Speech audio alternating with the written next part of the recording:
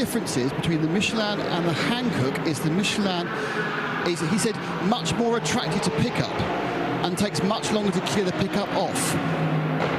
So, just so you know, people are going to be less inclined to go offline, because apparently you can take 3 laps to get the pickup off the cars, which wasn't the situation with the Hankook tyres in previous years. Yeah, insight, well done. That's compound. You think, in general, a Michelin road tyre is renowned for its actually softness, but durability at the same time.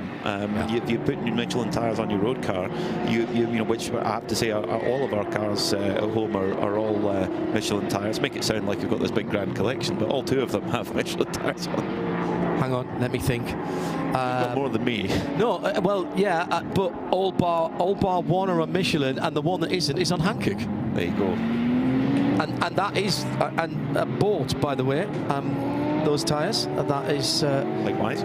Absolutely for the Hankooks was absolutely because of what they did in racing, and they actually won Summer Tyre of the Year at one stage. Couple of people asking what time it starts to get dark here. Well, actually, we've got under 5 hours of official daylight left now, believe it or not. The sunset tonight is 5:49 local time, and it's 21 minutes past 1. And then the sunrise tomorrow will be at 4 minutes past 7, so you can do the darkness on that. This race and the Rolex 24 Daytona vie for the longest amount of time between sunset and sunrise. It was dead even, I think, last year. Yeah, it's a lot to the minute. The difference here is, I mean, Daytona is lit quite significantly, but not as much as here at the Dubai Autodrome. Nick Damon's got an update for us on what's happened with the number 41. Come to you, Aston. Nick. Yeah, it's not good news at all. Actually, as you can see, no one's working on the car, and they've done the shaking hands and this isn't great. The cameras here, but you cut up yet, but they are not very happy about what's been going on. You know, if we could cut the camera up, and what you would see is a rear drive shaft and differential system that's already been taken apart. They had some drive shaft problems from the differential as well, and they've done it again. It's blown again, and I think that's it for them. I think this car may well be parked. I'm not sure. I'm not sure if Nicholas was in the car at the time. Did he start the car, Nicholas Baird? Just grab a quick word with him. Nicholas, were you in the car? Yeah, I was in the car, but we didn't take the start because we had a small issue yesterday evening during the night practice.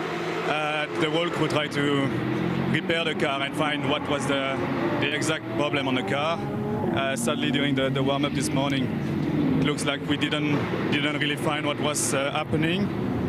And now, before the race starts, we just also had the same issue on the outlap to go on the grid. So we spent, I think, now more than 1 hour trying to find out and repair. And that was, let's say, our last hope. I mean, that's racing, we know.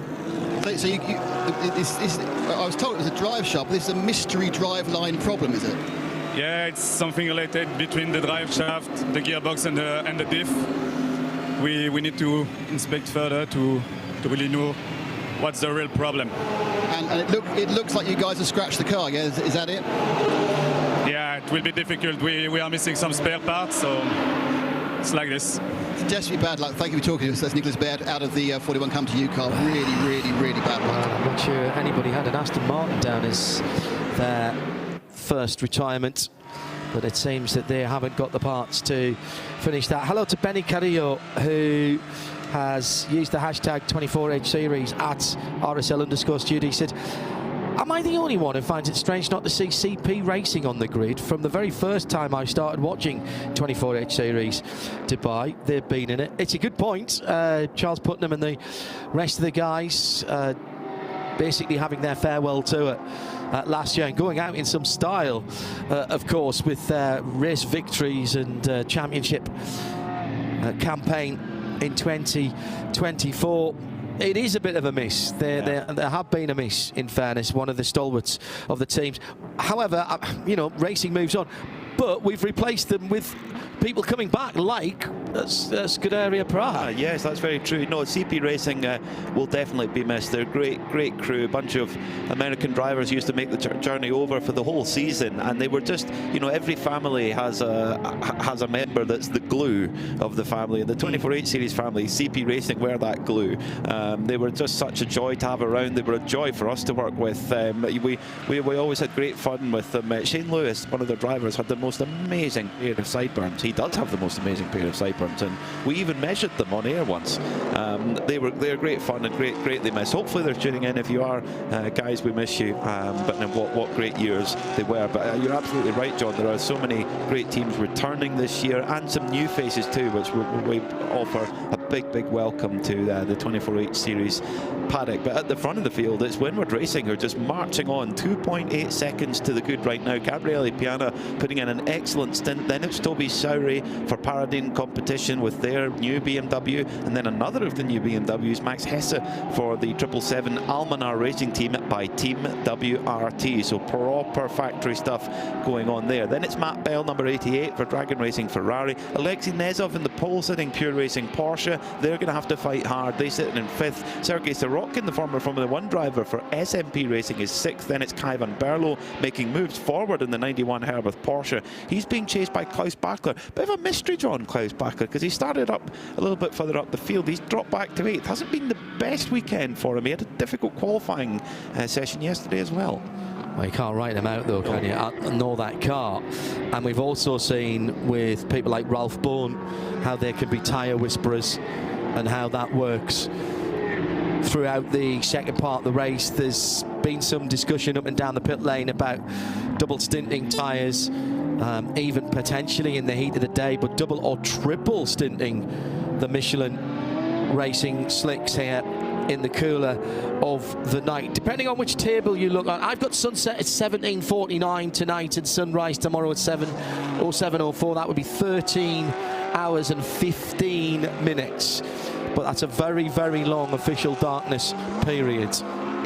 And it's not a dimmer switch here, it's a light switch. Oh, it goes from daylight to off. Problem for the number 127. This is the SRS Sorg. Is this the car that started last? It did. It's running in the TCE class. It's a GT4 Club Sport machine for SRS. And they'd moved up to second place in that TCX class and moved up a couple of positions at least for Yutaka Seki, who started that race. They've just had a little stall or something, and spin there. They've just it was a spin, was it? Yeah, yes, yeah, it was a spin. I saw spin. the recovery. Didn't see the Yutaka. He's won his. He's been with SRS Team Sorg Rennsport in the past. He won his class last year at the Nürburgring 24, and he's won his class twice at the Nürburgring 24. So knows how to get the job done in 24-hour races. So they've got ahead of the Asbest Racing Leon Cup car, and they're trying to chase. They've been trying to chase down Christian Ladurner in the Asbest Seat. No, that's the other way around. Yes. Right. So the pole sitting car from TCE was the Cupra, the full TCR car. That's down in 3rd in the TCE class now. The Leon Cup car, which I think is a 2017 version of that car, wasn't the original version.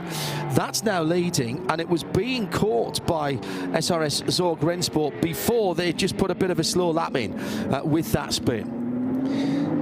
So that's going to be a battle. Porsche against the Cupra and the Seat right through in TCE. 3 cars having a good old battle, but there's a great battle going on between 2 Porsches. This is the battle over 7th position, Kai van Berlo and Klaus Bachler. Van Berlo in the multicoloured Herbert car. Herbert coming out with another great livery. They had a black and gold sort of late 70s Lotus throwback last year. Now they've got this real multicoloured effort. It looks fantastic.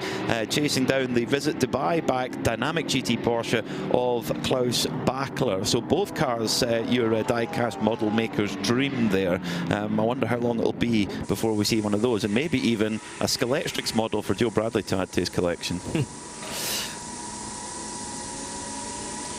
So that's your battle over 7th position, those 2 Porsches. It's difficult judge too much about the pace of the Porsches after that late balance of performance change. The pure racing car does appear to have its pace blunted a little bit with that extra 20 kilos. Of course, all the Porsches carry it. It's not down to one specific team, it's down to the car itself, and they're being chased by the McLaren of Benji Gota, who's made a great start to the race, moving up the field. He's up to 9th, and the McLaren was one of the cars that was given a little bit of extra boost pressure overnight. Hello to James in Waite Park, Minnesota. Have no clue what early hours or late hours it is with you. I can't do that arithmetic. 5 in the morning? Yeah, it's going to be quite early on, isn't it? It's 9:30 GMT at the moment. Minnesota, I think, is -5 to that, so could be 4 o'clock in the morning. James, thanks for joining us. Jesse asking, do we know how many are doing the Dubai Daytona double, or the Dubai Bathurst double, or the Daytona Bathurst double, or the Daytona Dubai Bathurst triple? Ryan DL's doing here and Daytona. I'll need to go through the other entry lists. But we've got Abu Dhabi next weekend as well, of course. 3 wide, a moment or two ago, going into turn number 7, and coming out at the front of that as everybody breathed in just a Benji Gota. little bit was Benji Gota. Flying, isn't he? He's a young Benji. Went past Kai van Berlo there in the Porsche. There's a big slide coming through one of the little switchback sections there. So the McLaren 720S of Optimum Motorsport, the British crew that run the Inception Racing team, you might have seen them at Le Mans, etc. Pulsators actually at Le Mans last year, but they're brilliant. They've got brilliant hospitality there. When you go into the back of their garage, they've got a coffee machine with the for those who have watched the Ted Lasso series, and Ted Lasso is all about positive thinking, and they've got the sticker above the coffee machine that just says, it's got a picture of Ted Lasso giving the double thumbs up, and then it just says believe underneath. So when you're in the middle of the night at 3 in the morning trying to fight back, that's for a little reminder for the team to keep on fighting. And boy oh boy are they fighting at the moment, as Benji Gota's up to 8th place and does not show any signs of slowing down at all. Team CMR Ginetta being spotted by Calibra 95, going slightly slower than it did yesterday, only 2 seconds quicker than the GT4s. Yesterday in quali it was 7 seconds quicker, lost almost 20 seconds at the start.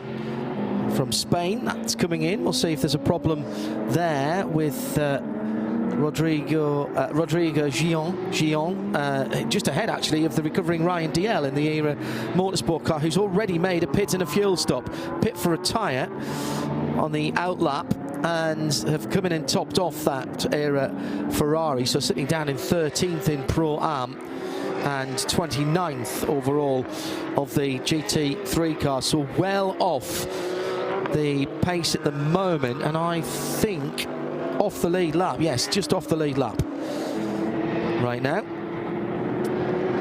with Winward Racing's Gabriele Piana just holding it, what appears to be just holding his pace at the moment, lapping 2:01.1 last time around. So Toby Sowry took a couple of tenths away from him, but around about 1.5 seconds, that gap between first and second, Pete. That's the closest it's been for a little while, so Toby Sowry is really good, and this is something that the BMW factory have worked really hard on with this new BMW M4 GT3 Evo. On the outside it doesn't look a great deal different, but a lot of the changes are underneath the surface. It's got new front and rear anti-roll bars, it's got a much finer and easier to adjust differential. The whole target with it is to reduce the tyre wear and to reduce the brake wear. It's actually got slightly larger rear brakes as well, so as we get deeper into the stint, the longevity of the tyre is so important, and that appears to be working for BMW. Devi Awema from Sportscar 365 is on site. Believe it or not, though, we've been here for a few days. I haven't managed to bump into Davey yet. They posted over 20 stories on Sportscar 365 yesterday between Jamie Price, Davey Awema and John de Geese. Incredible stuff from as far afield as here, Japan, and back in the US. he says that Zachary Robichon is doing the triple. So here, Daytona 24 and Bathurst 12. If you know of any more, please let us know at RSL Studio, and the hashtag is 24H series. I almost don't want to say this, Peter, but we've settled nicely into a run of laps with leaders coming through the field. My tracker has everybody spread out around the 5.3 kilometre track. So this is very much at odds with what we saw at the start of the race, which frankly was bewildering. There was so much going on at the start of the race. A brilliant start to the 2025 season.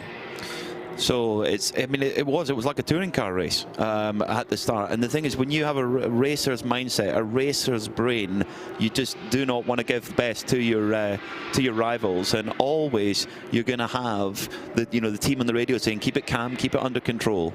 Toby Sowery in the bright red BMW started from the outside of the 4th row and didn't actually get a blistering start. He was up into, well, no, he was still 8th at the first corner, but he managed to pick his way through. It was the side-by-side action at the front of the field between the Winward Gabriele Piana car and the Pure Racing pole sitter, and Piana just about to squeeze through turn 2, but then he was on the wrong side at 3 and 4, and I thought he was going to lose that there, but he hung it out. So by the time he got to 5, he really attacked that curb on the left-hander, and 6 and 7 he was in the lead. But where and how did Toby Sowery get through? He just absolutely carved his way through. Now he's going to make a move for the lead now. He does. So Sowery to the front. He's run down Gabriele Piano, who's maybe gone a little bit too hard too early, taking a little bit of life out of the tyre possibly without setting that lap record early on. But Toby Sowery, for Paradin competition, goes to the front of the field in that brand new BMW M4 GT3 Evo. I would imagine the folks at Paul Miller Racing and Turner Motorsport, who are expecting delivery of those cars for Daytona, they're probably getting a little bit of a wry smile at the moment, thinking we have got a good car on our hands. Again, it looks pretty similar on the outside, but underneath they've made some improvements, and Toby Sowery is doing an amazing job. To the front of the field he goes, ahead of former winner here, Gabriele Piana, and of course Max Hesse has gone onto the scene as well. He's right there in 3rd behind Piana. I think it's very interesting the way Toby Sowery's gone about this, because he didn't make the big jump off the start line. He was still in 8th at the first corner, still in 8th as he came through turn 9, and then he just started picking people off as they were having their scraps. It wasn't the side-by-side that was going on at the front of the field that eventually netted Gabriele Piana in the number 16 Winward Racing AMG the lead. But the top 3 now absolutely together as they ride the left-hand side curbs coming down to the final corner. Ahead of them, a whole gaggle of 992 Cup cars. They cross underneath our feet right now and head towards the first corner. Grandstands full of excited fans, and we've had even more this year thanks to a Tamil movie star. There is a big Kumar fan club here, I think it's fair to say. And whether they know about his racing exploits or not, I'm not sure. So the top 3, well, they do now. Also, by the way, I should say that Dubai 92 have been running ads, and I think Dubai 92 are doing a live broadcast from here as well today. I was listening to them in the new Porsche Macan. Thank you to Porsche Middle East. Is it the electric one? Yeah. What do you think? You'll have to wait to my real-world road test. Testing the infrastructure as well as the car. I wonder if it's going to be as good as the Bentayga. Wow. It gets quite a good review. It just did it really. Yeah. I rolled onto my back there. This is wonderful. Battle at turn 10 for the lead, and picking their way through traffic. Sowery. That new BMW looks exceptionally planted. exception. Has Hesse gone Hesse's through? got through. Yeah, Hesse's through to second in the Almanar Racing by Team WRT car. Hesse, he was on the headlight flash there. I think it's got a new headlight flash system as well.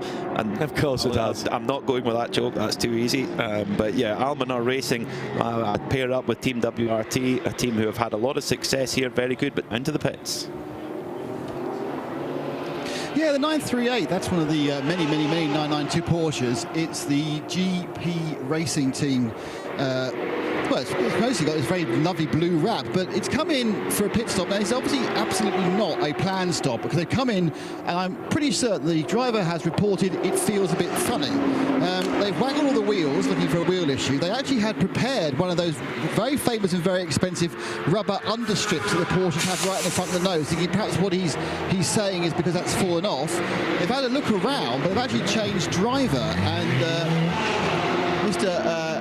Permanent has got out and somebody else has got in, but they've and they found nothing. So Gabriel Permanent got out and they found absolutely nothing. So that's very, very strange. I don't know how good Gabriel's English is. I'm always prepared to give it a go, see what's happening. He's just been chatting to his team for a second. Gabriel, English? He can tell me very good English, he doesn't speak English.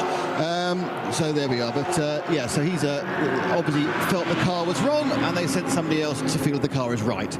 Quick thing, by the way, the other piece of information I got from my tyre man conversation was the tyres begin to go, not so much go off, but drop off after being 15 and 16 laps, and then they don't feel bad, they just get slower. And I suppose the longer how you've treated them those first 15, 16 laps will depend on what the drop off is. Qu'est-ce que c'est le problème, Gabriel?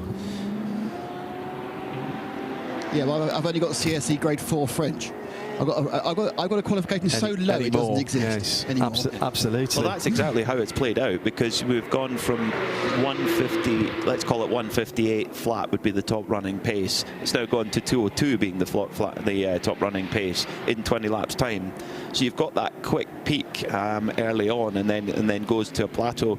And then I wonder how long it's going to stay at that pace. And this might come into the conversation of how do you go for that double stint or not, or do you just keep throwing new tyres at it, which you can do. There is no limit here. Yeah. Yeah, that is a very, very good point. Hello to Stephen de Rijk. Happy New Year, great to hear you again, he says. Missing Nico Verdonk, but he is there coaching the two Porsches 929 and 930 in the 992 Cup class, and says give him all of our best, particularly from my son Senna. Good name.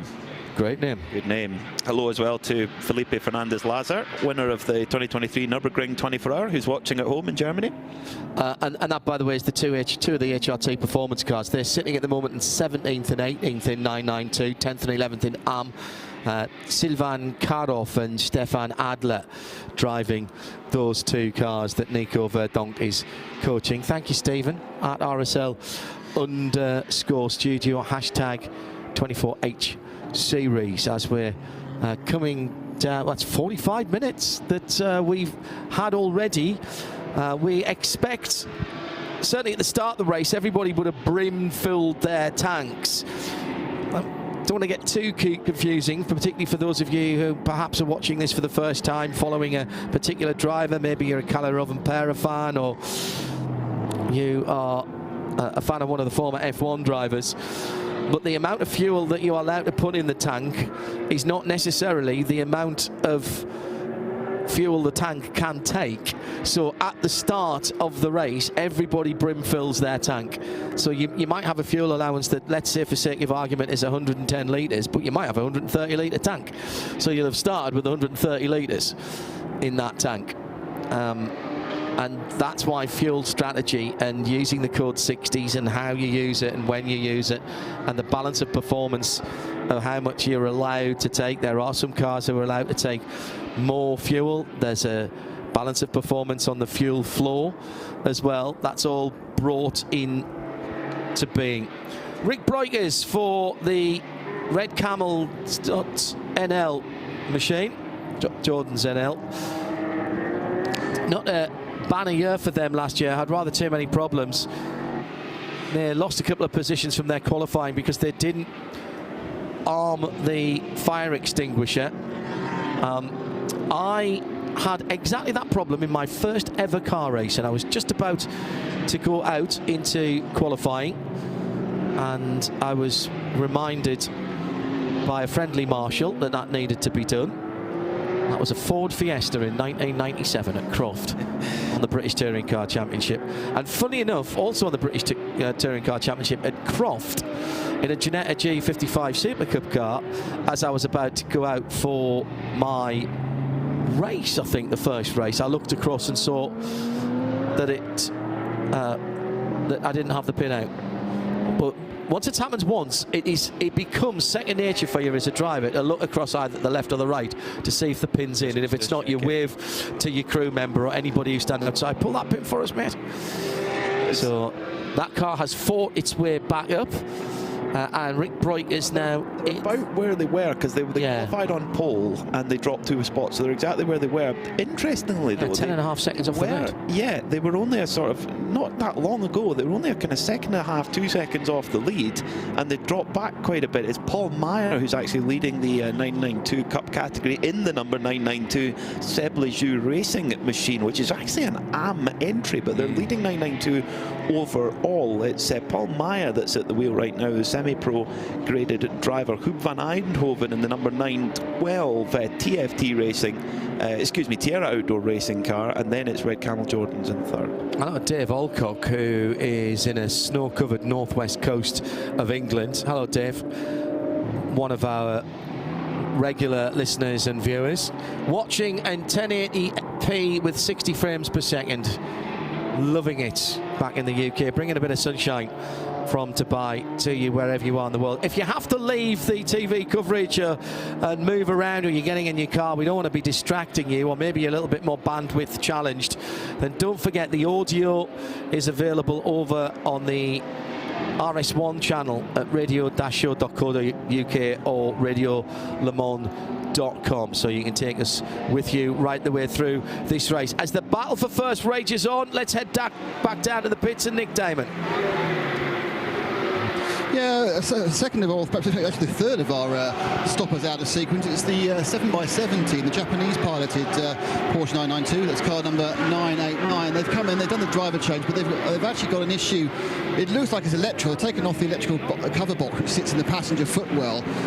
They are having a real poke about with the electrics. And maybe it's simply trying to see if there's a fuse gone or not, but they've taken the front right wheel off to have a bit of a chance to see what's going on. There's a man with a screwdriver trying to screw down the edge of what I suppose in a normal car we calls the fuse box connector. So they just obviously aren't getting power through they want to go. Bonnet goes down. I think they've got a successful element to it. I'll tell you what, the one thing I would say, there's a huge amount of lead screwed into that car. I assume that's being a 992 car, that's nothing to do with the change of bop we saw for the GT3s. Oh no, they were very confident. Now they stopped again. Just trying to undo. They also got an issue with the bonnet not closing properly either. That is the front cover. Obviously, there's no engine under there.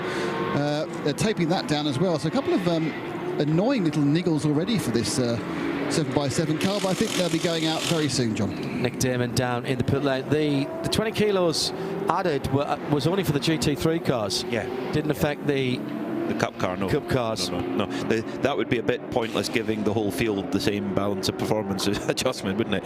Because of course the 992 field, they've all in 992 Cup cars. And I'll say it now, 992 Paul Meyer is in 29th position. Those cars go an exceedingly long way on a tank of petrol. They do. It's often when the GT3s take their first stop, you'll see the 992s forged to the front of the field, which at the moment is led by Toby Sowry. He's doing just such a good job, isn't he? He has raced in IndyCar in the past. He did a limited program with Dale Coyne last year. He's won races in Indy Lights, now known as Indy NXT. But right now, he's matching pace toe for toe with a BMW contracted factory driver in Max Hesse, who's been through their junior program, won several races at the Nürburgring Langstrecken Series. Moved to the Nürburgring, didn't he? Yeah, moved there. Yeah, he won. Him and his teammates, along with Dan Harper, who's in this race as well. They won the 50th sorry, start that again. BMW's 50th win in the NLS. There we go, we got there in the end. Problem though for the number 30 car collection Porsche seems to be going a little bit slow and is actually about to drop a lap down. That car is running not where it should be right now. It's running quite a bit down the order. Car number 30 for car. It's running down in 33rd position. This is Matej Knets, 12th in the Pro-Am, 28th GT3, has dropped off the lead lap already. So is that a second lap he's about to lose? Oh, no, it will be. Yeah, car collection, they've not really had the luck. They were, well, actually yesterday in qualifying they did have some luck because they just missed being involved in the huge accident we saw on the back straight. Which has cost us an entry. It has, yeah. The Tresor Audi. Attempto, yeah, the car completely destroyed and no backup available at late notice. I believe we will see them in Abu Dhabi next weekend, though. They'll be scrambling to do that. Literally, as I drove the Macan in this morning into the back of the paddock, they were picking up the remnants of the car from Parc Fermé, which included a sizable pile of just scrap bits of wheel, metal, broken bodywork, and the car was sitting somewhat forlornly on dolly jacks because that's the only way they could move it. And there's a lot of work. The rear subframe was ripped off, the rear crash structure was ripped off. There was a scrutineer inside the car taking pictures of the roll cage in there to check the integrity, I think. Meantime, the lead goes on, and as they come down towards turn number 9 and through onto the long back straight, Toby Sowery has a half a second on Max Hesse. 991 BMW from 777 Almanar Racing BMW. Then is 3 seconds back to Winwood and Gabriele Piana, the early pace setter. End of the back straight all the way down from 170-ish miles an hour. First or second gear, depending on how you have the car set up, starting to climb the hill through the kink at 11, up through 12, and into the hairpin there. And just as you come out at 12, there's just a little rise. Very easy to get the back end of the car loose there. Then it's downhill again through the left-handed kink at 30, and that's absolutely flat out. Won't even go to the apex there. They'll stay to the right-hand side for the bowl, turn 14. There's about 27 different ways you can go around that corner. You can hook the inside blue and white curbs, you can go wide and then cut back, or you can go shallow and drift wide. It really doesn't seem to make a lot of difference unless you've got somebody right up your tailpipes, and then you tend to want to make them go around the outside. You'll stay slightly tighter. It's not necessarily the fastest way around the circuit. Another lap completed, the 26th. 201.729 by the leader, 201.788 from second place, as they've got a little bit of clear track now as they go through turn 2. Next car that they will go by is Tommy Gröberg in the SRS team Sorg Rennsport Porsche number 427, 5th in GT4. Bit of a battle going on further back as well between the Mercedes of SMP Sergei Sirotkin and Klaus Bachler in the dynamic Porsche for 6th and 7th position. Ajith Kumar Racing by BKR, the 901. This is the caramel wafer coloured car, as Peter Mackay pointed out earlier on. Shows you how my mind works. Yes, I see what you mean though. Yeah. Grey Duns or originally, or Tunnocks more recently. It's Mathieu Detré behind the wheel of that 901. Asymmetric liveried red, white and orangey yellow there. Just needs a little bit of metallic silver on it to read. They have to for Mugello. They need to do that. Get a bit of metallic silver to replace the white. The car's being run by Bas Kooten Racing, who are a total stalwart of this paddock, and they're looking to kind of bounce back. They were absolutely robbed at Barcelona. They were in place to win the GT4 category, and they had some sort of bizarre fuel issue late on in the race, which cost them the race. It was really painful to watch. I can't imagine what it was like for that crew. But Bas Kooten, he's won lots, he's lost lots. He knows exactly what it's like. And that crew, they're running that car and running it well. And this is, of course, the battle for 7th position in the overall and in GT3. Yeah, Sergei Sorokin sitting in 6th at the moment in the SMP Racing Mercedes. It's been run by Haupt Racing Team. The dynamic GT car, the white and blue Visit Dubai-backed machine, is driven by Klaus Bachler, reigning world champion in the World Endurance Championship in GT3 LM. I do love the Dubai skyline picked out in blue on the side of that car. Dubai Tourist Authority have supported our traditional 8 o'clock local time firework display tonight, which sort of brings in the new year of motor racing, if you like. And it's been extended a little bit this year to take account of the 20th running of the Michelin 24 Hours at Dubai, our first of 2 rounds this season of the 24H Series Middle East Trophy. Abu Dhabi next week with a huge grid. I don't think there's been more than about 30 cars down there, 32, 33 cars down there in any series in the past. There'll be over 50, we hope, next weekend. Meantime, the 2 BMWs have changed position as Max Hesse now has a 3/4 of a second lead in the red and white and black. Honestly, there is a bit of red on that car, so I can say it's red, white and black. FA Cup weekend back in the UK, 3rd round today, so a lot of people here I know will be watching the results coming in later on today. You know how in the late 90s there was a Lister Storm that ran in a certain football club from the northeast of England, white and black, and then there was what became the Sunderland McLaren. The West McLaren? Yeah, the West McLaren, which was the Sunderland car. Is that what we've got here? We've got a white and black one at the front, the Almanar racing car, and then we've got a red one. There's red on it as well. Exactly. There's definitely plenty of red on the Paradine car, so is this the Northeast Derby that's playing out between these 2 BMWs? Could be.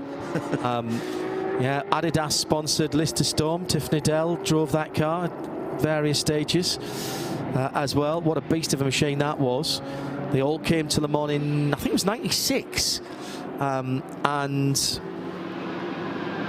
Freddie Spencer, son of Freddie Hall, son of Sir John Hall, who was the owner of the club at the time.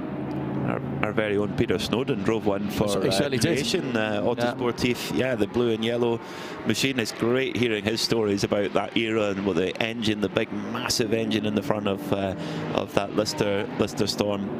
So 2 BMWs marching away at the front of the field. It's always an unknown with a new car what it's going to be like, but BMW is certainly looking very strong. Nick Damon down in the pit lane. Nick, what have you got for us? Well, I was about to say, here comes the Rosso LMGT of Graf Racing, the 797 car, coming in for its first pit stop, but actually it stopped at the penalty box. It's got a penalty.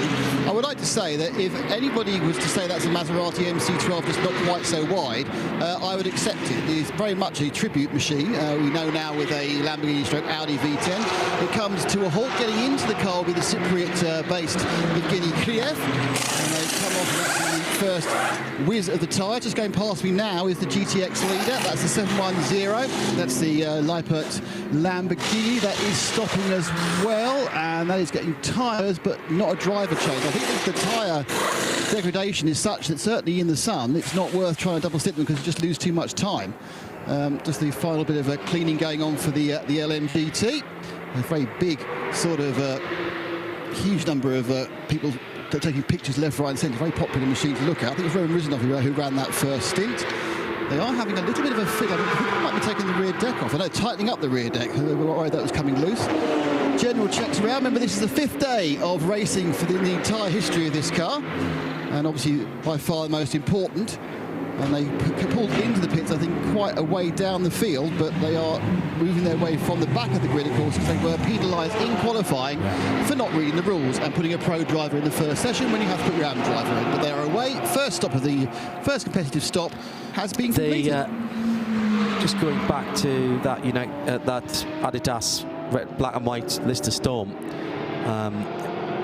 Was Freddie Shepherd, who was Sir John Hall was the owner of the club. Freddie Shepherd was the chairman at the time, and their 2 sons were at Le Mans. And Joe Bradley and I being staunch Sunderland supporters.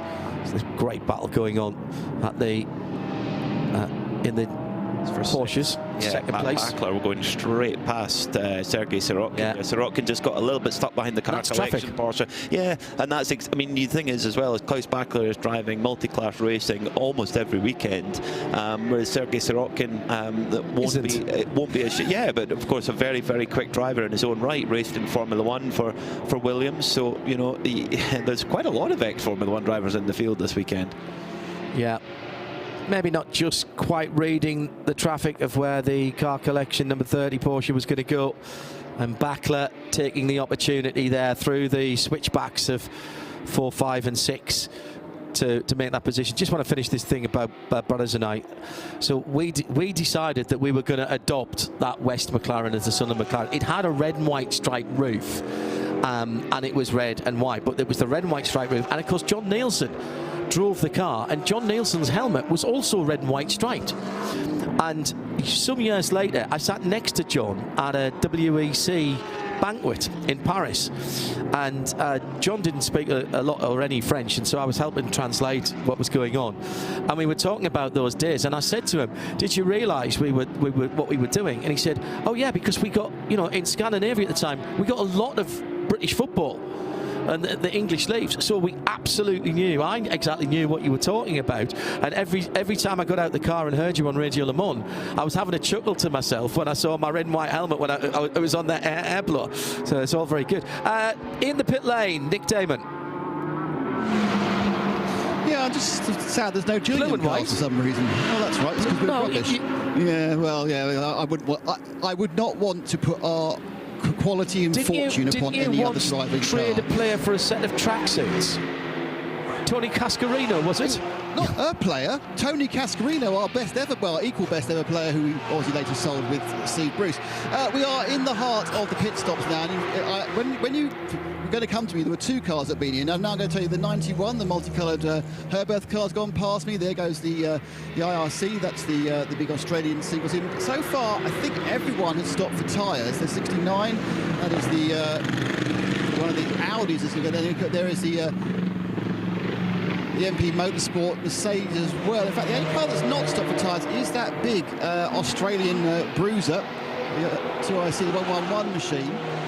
But apart from that, we had just a minute ago, we had the Bentley came in. That was the 31 Parker Racing machine. That did a full service and driver change. And we had the faster, the GTX Ginetta also came in. All of these so far have been absolutely trouble-free. These are not checking for problems or all these are an issue. They're all just running to time. But the interesting thing is, I think, is that people are just not wanting to double stint those tyres at the moment in these temperatures. No, it doesn't appear that way. The IRC, it might be, because it's quite a light car, the IRC. It does have a big engine, but it's because it's a tube frame, it's only 1,100 kilos, so it might be that they feel they can get those tyres to work a little bit more.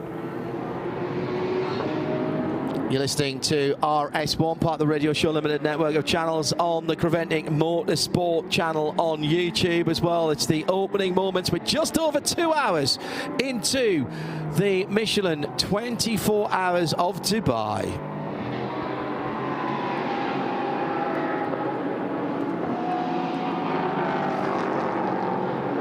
Peter Mackay and John Hindhaugh in the booth. Already we have our replacements rubbing themselves down with warm halibut oil and going through their pre-race warm-up exercises. The voice of the Dubai Autodrome, as he always has been since we've been coming here, Phil Anson, and RSL's voice of the WEC, Johnny Palmer. Now into the pit lane. This is the car collection number 30 coming into the pit lane. This is the Porsche. That car reported as stationary on the circuit. Looks like there's some sort of electrical issue, because it stopped on the entry to the pit lane as well, but Nick Damon is beside with it now. Yeah, no, so you've taken the words out of my mouth. I was watching it come in and it just stopped, just really sort of before you have the blend line into the penalty box. Stopped there for a while. Didn't do the normal flashing lights. I've done Control Alt Delete, and then just got going again and trundled down and passed, which was a bit odd. We've had the SMP Mercedes number 7 with Sergei Sirotkin's come in for service as well. We're about to pick up another one of the So this is the second come to you car, Aston Martin, coming in as well. Obviously that's the car that's still running. I'm sure the teammates are enviously looking at its differential and drive shaft, thinking if only that was us. From 22nd place, that car, and they are also doing a full service, number 40, full service driver and tyres. So, yeah, I'm still outside that ARC car. No one yet seems to want to double stint these things. Thank you, Nick. It's Car Collection, a strong outfit, and yeah, just their Dubai 24-hour has not started off well at all. The Rossa LM GT making its race debut in the GTX class, a class which really can catch all, a class that's at the moment had been led by the Lamborghini Huracan Super Trofeo of Brendan Leach for Lippert Motorsport, who have competed in all but 3 of every running of the Dubai 24 hours. They are truly a stalwart. But yeah, the GTX class, you can put lots of different things into it. We've seen KTM crossbows, we've seen lots of different GT2 cars, Lamborghini Super Trofeo. You could put a Ferrari Challenge car in it, for example. Even 911 Racing, they bring a sort of adapted version of a 911 Cup car with a Manthey Racing kit on it. So you can kind of put lots of different things into that GTX class. So this new Rossa LM looking to go up against them. They've got ambitions to build a full homologated GT3 car, a GT3 version of that car, but also a GT2 and a road version. I've actually seen a road version testing out in the snow. Slightly better weather conditions here in Dubai. Ethan Gialdini has just put the fastest lap of the Team CMR's Ginetta in last time around, the number 795, 2 minutes 2.5. That car perhaps going a little slower than it had done earlier in the week, as pointed out by one of our correspondents earlier on at RSL_studio, using the hashtag 24H series, please. Good to have your company wherever you are, watching or listening around the world, as the Rossa is into the bowl. And Nick Damon could give us just a wee bit more in the pit lane. What you got, Nicholas? Yeah, we had the 88 in from 4th place, Dragon Racing with Matt Bell. That was tyres, he stayed on board. We also had the Manamuri motors by EB Motors, that has Patrick Niederhauser. He stayed on board as well, but yeah, got a free set of boots before going down to the fuel. Right in front of me at the moment is the 470. That's the WS Competition BMW. That's the GT4 version. Here comes Max Hess from the lead, just going past me now in the 777. And then behind him, from 3rd place, is the Winward Racing. So 1st and 3rd are in the pits together, trundling down. 2nd place, the red one, not there. So 33 laps they've done as they come in. We also have the 24, that's the Visit Dubai Porsche 911 as well. So 3 of the top 5 or 6 have all come in. Just wondering whether I might have missed the other. I don't think I missed the other. I don't know. Did I miss the other BMW? Yeah, it's on that one. I'll tell you that because the red car just left the pits, and I've been looking at a couple of other things go. Yeah, so we are right in the heart of the changeover situation now. Interestingly, it's I'm looking ahead of me, and do a tyre change of that GT4 car. I think that's taking an age, and of course you realise they have to do 20 wheel nuts, not 4 on those things, because it's still I think, with nuts rather than with the centre. Good opportunity now to explain what is going on in the pit lane. People perhaps who aren't au fait with this championship will see people wandering around in shorts and be wondering, what, do we not care about safety here? That's not the case at all. No, we've gone back to the 70s, that's what happened. No, what it basically is, for those of you who don't know about how the 24-hour series works, is that the fueling is done in a separate fuel station, and the people in the fuel station, they are fully fireproofed up. Now, it can be, depending on the circuit, pit in or pit out. Here at Dubai, it's at pit out, so the cars will run all the way down to the end of the pit lane, past the 2 Dragon pits, which are the last 2 on pit out. They'll then make a sharp right-hand turn, travelling at 15 miles an hour, they then curve back on themselves. I think there's 10 what look like standard supermarket fuel pumps, but they are actually smart pumps. They've added quite a bit of technology to them over the last few years. They will then receive the correct amount of fuel, which they preset, so the correct amount of fuel for your maximum refill, which may be 95 litres or 100 litres or what it may be, or of course in code 60 it'll be less, and they will then go back on their way again. If they do get the fuel number wrong, they will be penalised if they go over the fuel number, because they know exactly what's going in. And coming towards me, and Toby Sowry, who's had put in a fantastic first session with the the red and gold Paradigm BMW machine. He's an extra lap from the first two. There is going to be a driver change on that one. It's a bit right down the far end of the pit lane, so I can't tell you exactly who's getting in. But of course, being the Pro and the Pro-Am team, you are going to be careful with it. I just say that actually. Yeah, they are doing it. The guy I thought it was actually waiting for the car in the previous pit. But there is a still driver change going on as we have a couple of cars coming towards me now, which I believe one of which looks like the Optima Motorsport. It is the Optima Motorsport McLaren with Benji Goater on board, and that comes to a top. We have the Team Motor Park Mercedes that came in from fifth because that was that's out of sequence. It won't be fifth when everyone's finished their run. We have on the front of the car, we have both the positions where it came to the pits. It says 004, for example, Optimum, and the first three left of the driver. They are going to run through, and we have another Aston Martin, and are about to run away. It looks like a pretty standard. So just for the Optimum, they're having a little bit of a look around the rear right as well. It's not quite as straightforward as the others, so they are perhaps worried about something on that car. They've now got less worried about it. They convince themselves it's okay, and that back left tyre has gone back on again.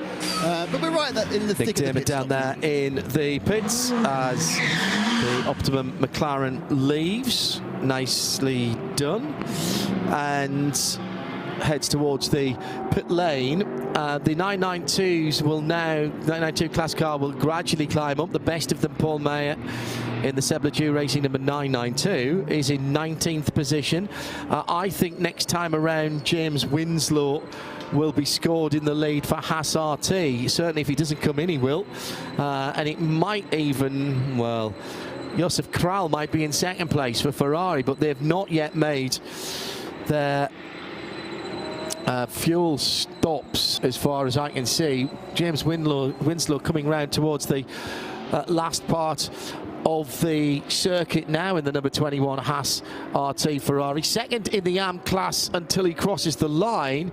Paradigm Competition is the leader, but that car stationary in the BMW, and there goes into the pit lane, but scored as the leader, so he's got into the pits just underneath our feet is the timing line, and the Haas RT then scored as the leader at the end of 35 laps. So that's another manufacturer who have led a lap. There goes Kalle Rovanperä.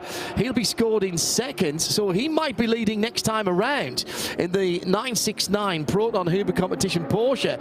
He's the best of the Pro-Am class at the moment. So that, now there's a headline coming in 5.3 kilometers time, Peter. Rovanperä leads in Dubai is what we're going to have. Yeah, absolutely. Who would have thought being a WRC driver would make you really good at fuel saving? Very good. Yeah, very good. He hasn't got to worry about hybrid here. Well, they won't have to this year either, in fact. No comment. Kalle Rovanperä, yeah, great to have him here. I mean, he impressed so much last year, dovetailing his WRC commitments. He did a limited season in WRC last year and raced in Carrera Cup Benelux with the Red Ant team, who aren't here with us in Dubai this year, but a real stalwart of the 24H series as well. He won actually some races in the Carrera Cup Benelux straight away, and he's now stepping up to the full GT3R and has his sights set on some more GT3 racing. Well, as we're talking about newcomers to GT3 into this form of racing, and we've got a new member of our team back in our London production studios. Hello to Pete, who is pushing the buttons for us there, and also to all of the team in Cologne, audio engineers, sound engineers, directors, vision engineers, graphics. Hello to the full team there, Ulf, Natasha, Florian, all the rest of you, hi Flo, and all the rest of the team. Good to have your company. And of course we got Flip here as well. So big team making this happen for you in sound and vision. Tim Gray up in London as well for us this Saturday morning in the UK. Well, coming round, Peter, to what? 2:15, so 2¼ hours, or sorry, 1¼ hours, should I say, since the start of the race. A couple of hours since we've been on air. Your initial impressions of what we've seen, the pace of the various cars at the front of the field. And while you're doing that, I'll swap over with Johnny Palmer. It's been very interesting. I think the BMW factory will be delighted with their new GT3 Evo, the BMW M4 GT3 Evo, both in the hands of Paradigm Competition and Almanor Racing by WRT. Very, very strong so far. The pace looks ominous. If they can avoid mistakes, if they can avoid issues, they're in a really strong position. I would think that Pure Racing with their Porsche, they might be a little bit disappointed. They, shall we say, showed their hand in qualifying. They showed what they could do pace-wise.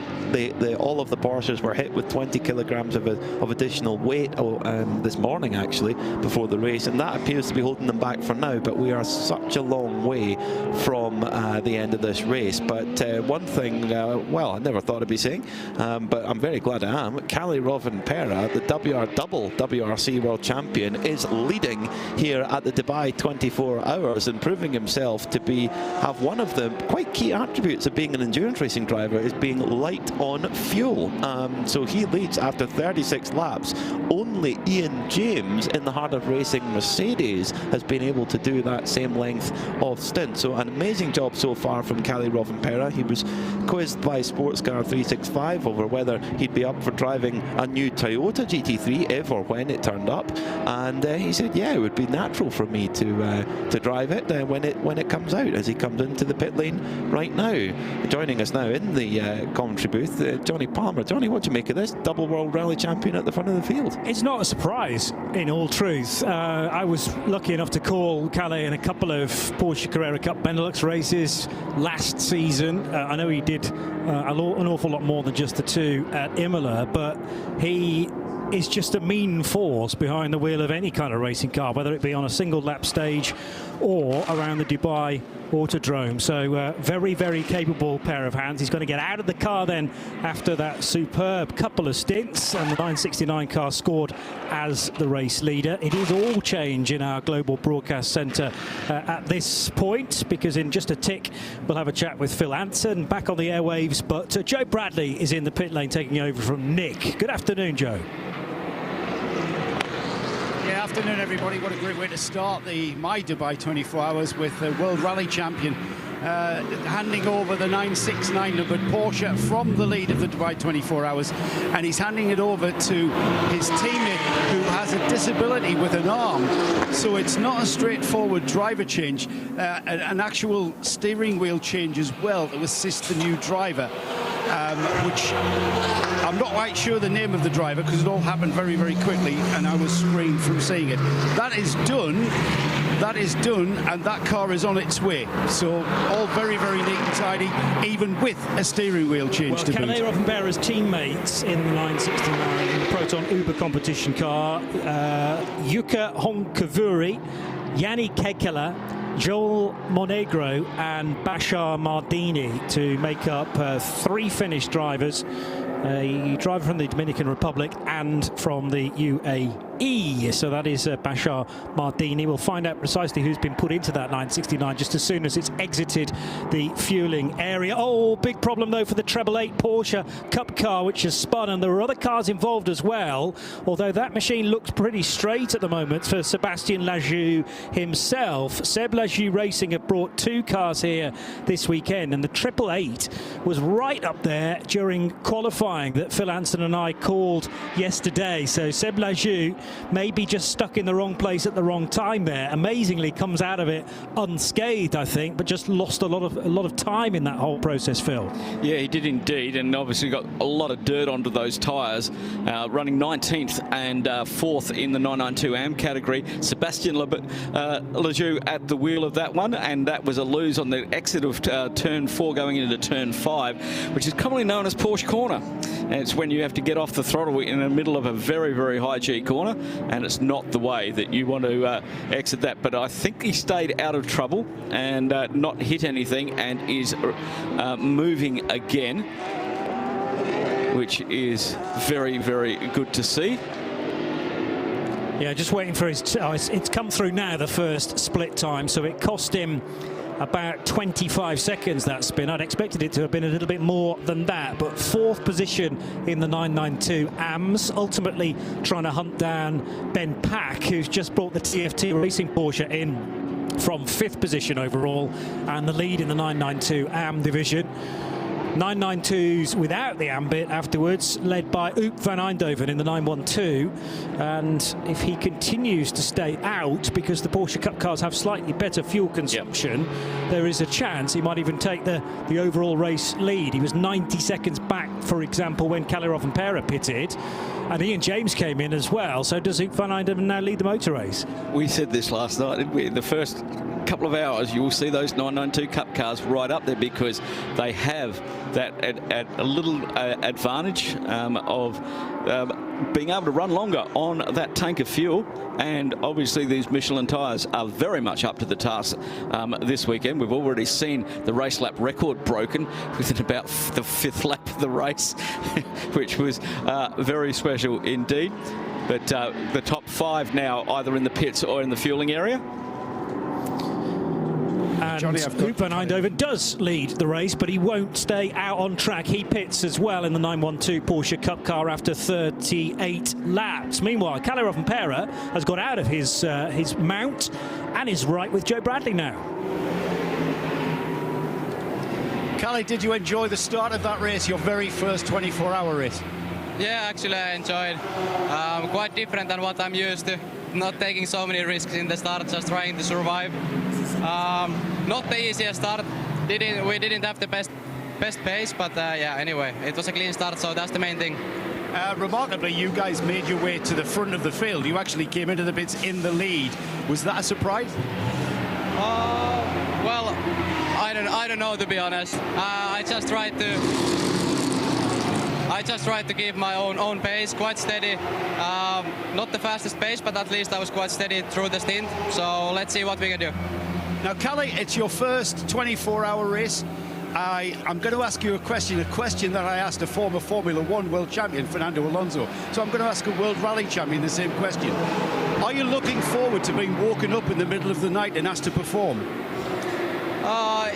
Yeah, basically, I think that's the important part of the race. So I think, yeah, it's going to be first experience for me in the night and all those things. So yeah, I think that's when all the action is happening, most of it. So yeah, we need to stay awake well. Yes, waking up in the middle of the night, unable to see because you've just been asleep. Have you already worked out what your tactic is going to be with regards to you and how you're going to prepare yourself? Yeah, I think we have quite clear plan what we should do and how we should drive. So I think I will do a bit of the night driving. So yeah, let's hope I wake up. Yeah, please.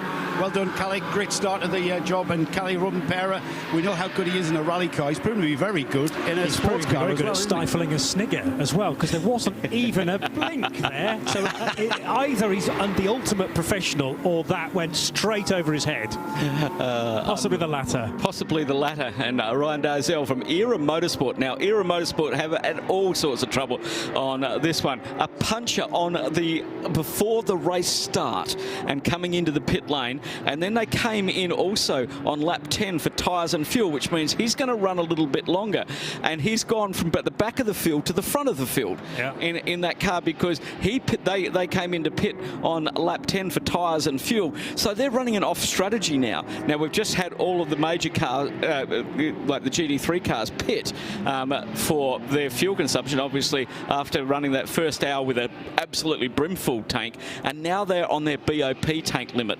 So we're going to see a little bit of things change. Also, drivers double stinting, they can only do a maximum of 2 hours, okay? And then they have to have at least a 50% of their drive time break before jumping back in the car. So what we're going to see is probably some positional changes, because we've got different drivers now in the cars. Is there ever going to be a scenario with these new, the most latest regulations, where you can get to the full amount your tank will allow?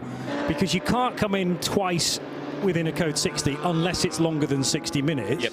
So at any point can you, and under a code 60, you're only given 25% of your fuel, with the exception of some of the other AM Advantage cars and a couple of junior cars. I just want to, is anybody going to get a brimful on their tank other than the start of the race? That might. Well, I don't think so, because the limit is done for BOP purposes and they do it with fuel flow and capacity, and then your team lineup also dictates what you get. So if you're running full GT3, you -5 off the BOP. If you're running GT3M, you're plus 15. Yeah. Okay, so you get that, and also the GT3s get a 30 kilo weight ballast as well.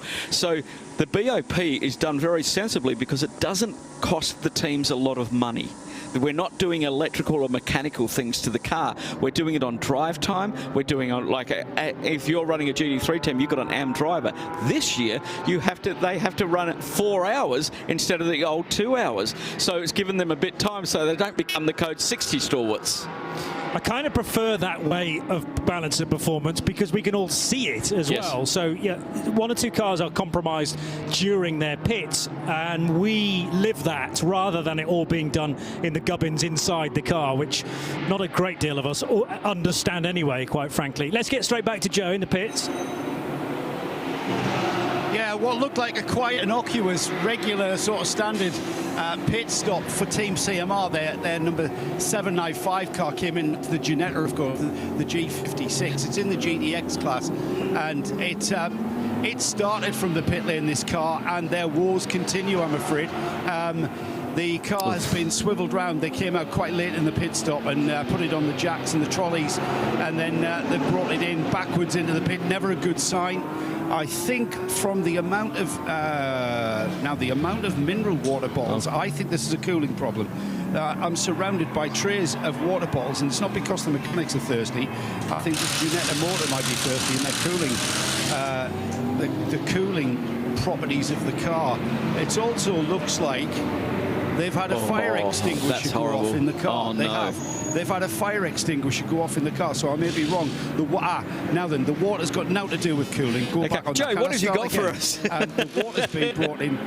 Yeah, the water that I'm surrounded by has got nothing to do with cooling whatsoever. It's got to do with cleaning, yes. The extinguishant from the car. Now, having been here and got the T-shirt for having to clean a car that has happened to, it is not pleasant. You can never get into all the nooks and crannies. I'm telling you now, the electrics are covered, all the wiring looms, all the connectors inside. I'm overlooking the shoulder of the mechanic in the passenger door of the Ginetta now, and it is absolutely covered in fire extinguishing dust that will get everywhere. So they're taking the opportunity while they're doing this. Now, why that extinguisher's gone off, I don't know. I've had a driver pull on the fire extinguisher instead of the ignition before we pulled out the pits, but like I say, it's never pleasant whenever it's gone off. So that might have caused consternation. I'll try and get the inside from the driver who's just got out and see if that blew up in his face. Did it happen before when they were in the pits? Because it can be activated from the outside as well. So it's inside and outside. So and they're push buttons these days, not the old pull handle. So No, the outside. It still is the pull handle. The outside has to be a mechanical operation. Yeah, because you can't. But the push button one in the inside so is the definitely fumbling fingers. Thank you, Joe. Yeah, leave it. The one on the outside, I can tell you, the cable hasn't been pulled, so it's gone off. It might have gone off Thank itself. you very much. I'll look into it. Joe Bradley down in the pit lane, as we only have 22 hours, 32 minutes and 15 seconds to go in this, the 20th edition of the Michelin 24 Hours of Dubai. And that first hour just flew by, Johnny. It just absolutely flew by. We had the BMW team leading that since lap 20 until they came in and did their pit stops. And what I think we're going to see now is with driver changes, we're going to have a little bit of change, but Biana's staying at the wheel, so he's going to run his full 2 hours. So he also has the now race lap record. So yeah, it's going to get interesting through the class as well, but we've got 2 Pro-Ams leading the GT3 category. And as we said, balance of performance evens this whole thing out. Terrific to watch Rob Huff, who's not on the same lap as Thomas Preining in the all-white pure racing car, but Preining really struggling to get by the big Bentley. I don't think Rob was doing anything wrong, but it's a lot of car to try and drive around. Preining got in front, and then Rob Huff's sheer straight-line speed nearly zipped the Bentley back in front again. He has now pulled off the Lapri, though, on the Continental, as we can head to Joe in the pits. Now, we talked about the fire extinguisher going off in the 795. I've got the driver, Ethan Gildani. Ethan, that fire extinguisher went off in your face, pretty much. Yeah, it was very, very, very hot. At the exit of the turn, there is a big flame on the right, and go to my face, and yeah, burning on me. Oh, so the car was on fire. That's why you pulled the extinguisher. Oh, right, I got that round the wrong way. So you actually have had a fire on the car. It was on my last lap, and I go to the pit, and the mechanic takes the extender, and right. Okay, so the extinguisher was off the mechanic. The mechanic fired the extinguisher to put the fire out. Right. Yeah, exactly. Yeah. Okay, but you're all right. Yes, you're fine. Yeah, all right, but a little bit burn on my face, but it's okay. Okay, you still look pretty. Don't worry. Yeah, thank you. Thanks, Ethan. Thanks, Ethan. That's guys, why these guys wear fireproof overalls and balaclavas and helmets and the like. He is getting, and as I say that, he's getting some drops in his eyes, so he's obviously been what affected. a frightening moment. Oh, definitely. Quite no. I mean, it's all very well talking about it now to Joe, but in that exact moment, he didn't know the resolution of it, and well, did quite the right thing to pull the fire extinguisher. It's made a mess of the inside of the car, clearly, but far better that we keep our drivers as safe as possible. And one of Joe's favourite phrases is that you have soap operas happening behind every single garage door. Exactly. That was a little bit more than a soap opera. Indeed, unfortunate for the 795, the Team CMR Ginetta GT-X are running this 6.2 litre LS3. Sounds amazing, that car. We first saw that one in Kuwait last year, and what a beast that was. We just had a spin behind this Porsche in the bowl, just trying to pick up that car. It was going around again. It looks like it's one of the Caymans that's just coming back onto the circuit. Just have a quick look at that. I just caught that out of the rear end of that camera shot as he's now making his way down towards turn 16. And we have a replay here. Yeah, just lost the rear end of it. Coming in under brakes. It's a good spot, Phil. I'm now on my feet to just see whether we can pick it out going through. 487 possibly, which has rotated and rejoined. That may be the SRS Team Sorg Rennsport 427. Or 27, yes. Yep. Yeah, got one of the. I got two of the digits. Got 2 out of 3, man. You're good. That's a pretty good hit rate considering my previous form. Ryan DL, fresh out of a car as well. Now talking to Joe. Ryan, you've already got a textbook of stories to tell us. I mean, that, early pit stop put you right on the back foot. Yeah, as soon as we left the grid, we had a puncture.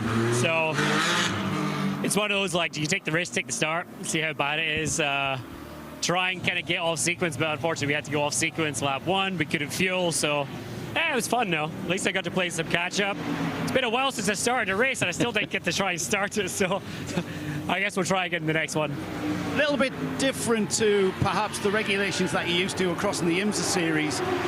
No full course cautions. We're now under code. We've got to work those tactics through the code 60s. I think it makes the job harder. What's your thoughts? Yeah, it does. We knew that coming into it. I mean, we had a big discussion at the end of last year as to where we go race with Dwight and a Ferrari, and it was between this, obviously, and European Le Mans, but we felt like for seat time, this was the place to be. We knew the limitations with the FCYs, but it is what it is. We're clearly pretty quick. Ferrari seemed like it's pretty good on a long run, so we're going to use this as a learning experience. It's obviously not part of the European Championship for us, so this was definitely the, put us into the deep end, see if we can swim.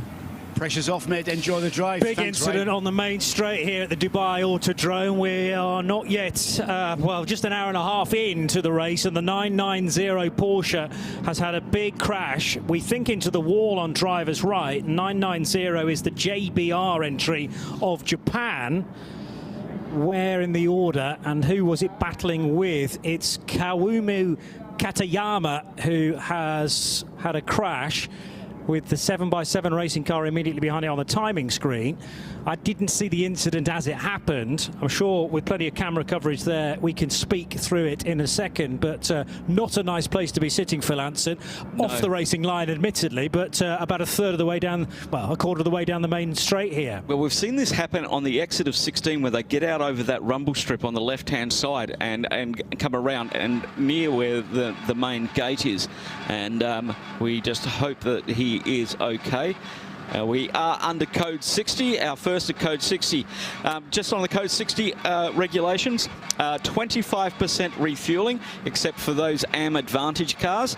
We have one car, which is the TCX, the Team Sport Grand Sport, that can take a full load under that. No penalties to be served, and you have a 2-hour moratorium on your penalties. So if it happens, your 2-hour expires during the Code 60, you don't have to do an extra pit stop. You just have to do that at your next scheduled service. So Code 60, a lot of regulations, no penalties, 25% from the majority of the field. They can top up their tank.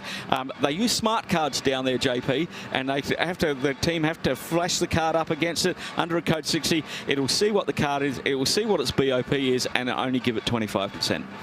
And the amazing thing for me these days is that if the track goes Code 60 after you've started the refueling, there is then a point where it goes, oh, well, the fuel allocation has still not been reached, but we're Code 60, so all you can get in addition is the 25%. But not, and it still won't allow over your 100% of BOP. So if you're at 80% of your allocation and we go Code 60, it'll only give you the further 20%. It doesn't give you an extra 5 in that scenario. If you've not seen Creventic/24H series racing before, you'll probably be wondering what on earth a Code 60 is. Well, it is a way of neutralising the track almost instantly, slightly less instantly than we used to have, because there is now a countdown into this phase from the race director, or at least somebody from race control. However, once we get to the proper Code 60 kicking in, everybody must circulate at 60 kilometers per hour. That's the 60 in the name. And it's a bit like a virtual safety car in Formula One, therefore, only we won't end it with a proper safety car. There is no safety car procedure in Creventic racing, just this 60 kilometers per hour speed limit.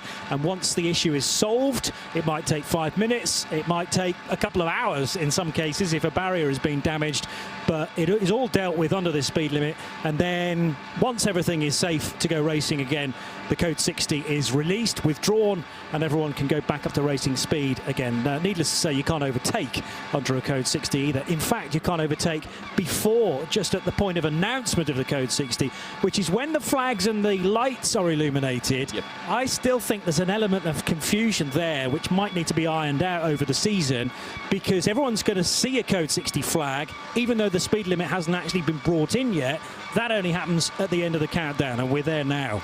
Exactly. So I think it's time to give the drivers to stop them jumping on the brakes, because they'll get picked up at the next microsector, and that's where the Code 60 comes out. You're flat out down the back straight, you hit that microsector under Code 60, you're going to get done for speeding under Code 60.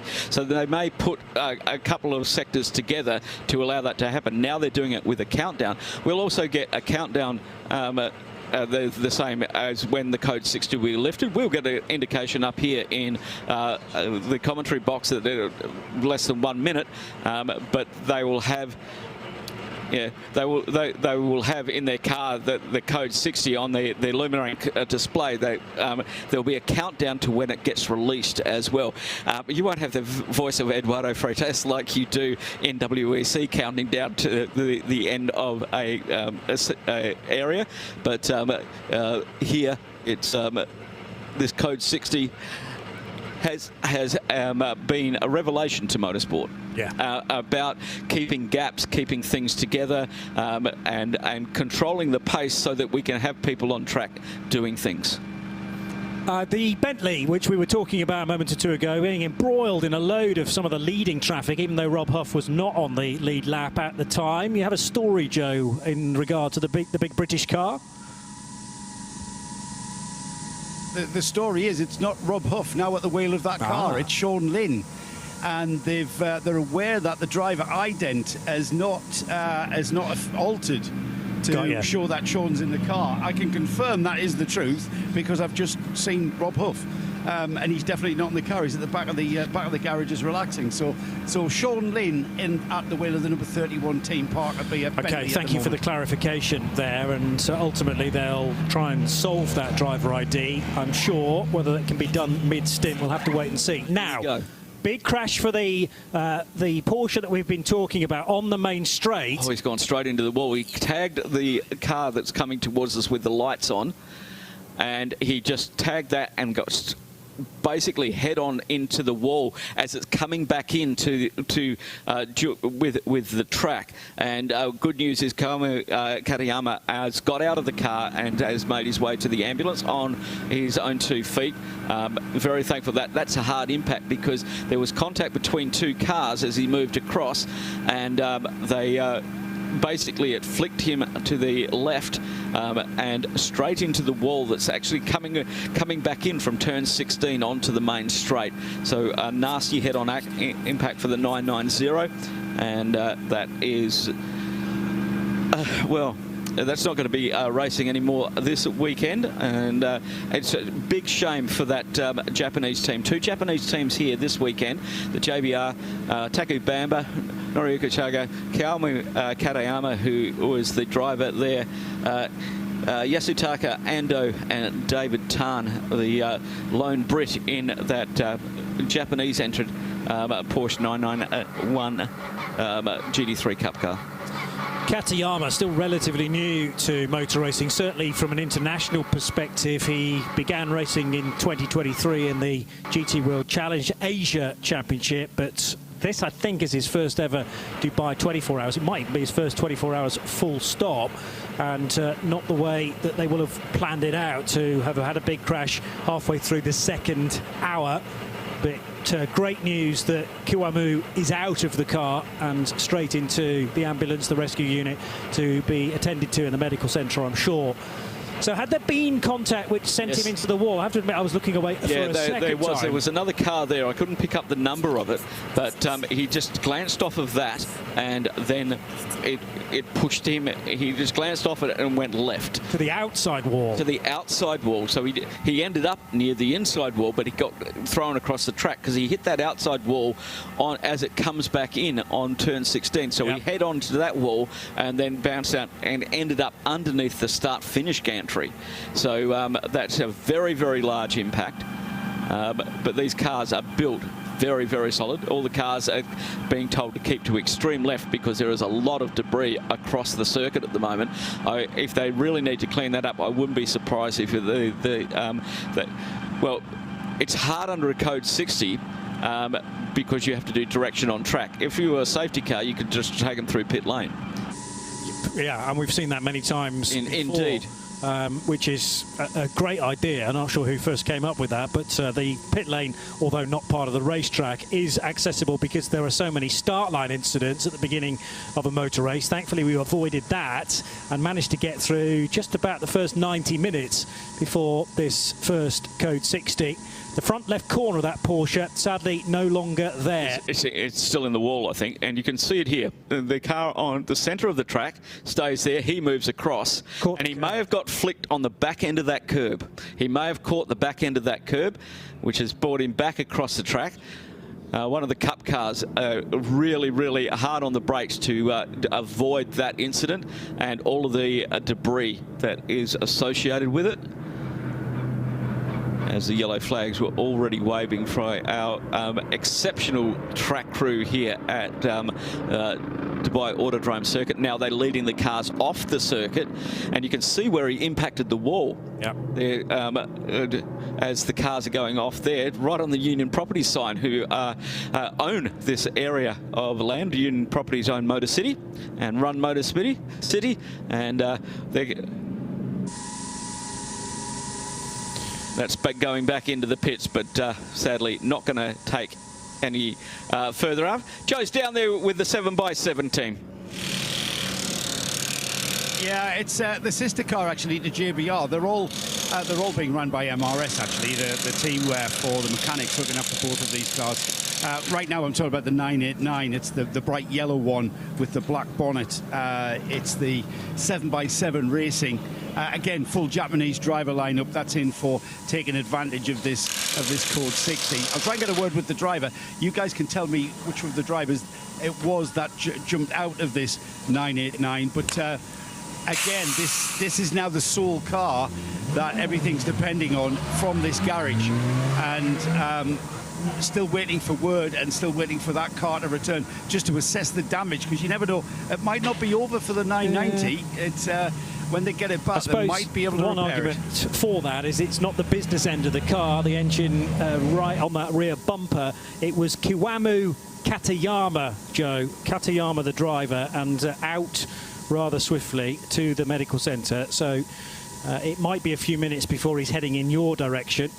I think that's a bit too much of a hopeful wish for Joe Bradley to see that 990 car back in the race. I don't think it's a wonderful thing. I think once he gets a look at it, he may. It's almost a replica of a different end of what we saw for the Audi yesterday. There could be structural damage, which makes it here for Joe. That's going back into Parc Fermé, just behind the technical bays, as they're making their way in there now. But good work from our team here at the Autodrome. Thank you to all of our Orange Army all around the circuit this weekend. They've got a lot of hours to put in, and they've been putting them in all week since Monday, since they've been having a track. The track was open to race, put your race car on it, and for all of these teams. Only the official stuff started on Thursday, but this was all happening all week for the teams to get used to the Michelin tyres. And a lot of cars got a lot of track time. So I think part of the reason for that, for our really good start, is that people have got a handle on these tyres now. Yes, and they take a little bit more unlocking, shall we say, to get the real pace. Some of the AM drivers are happy to sit at their delta time, but then the pros really want us to know how to switch them on, how long it takes to do so. Rick Breukers was the real star for me, in that he was able to do that in a single out lap, do an incredible time. I think the best time across all three sectors in the 992 qualifying sessions, a 2:01, the only driver to get into the 2:01s, and then he parked it. So, you know, when he did an in-lap first, he did an in-lap and parked it and handed it over, and it was almost as if those tyres hadn't even been used by Rick. Yeah.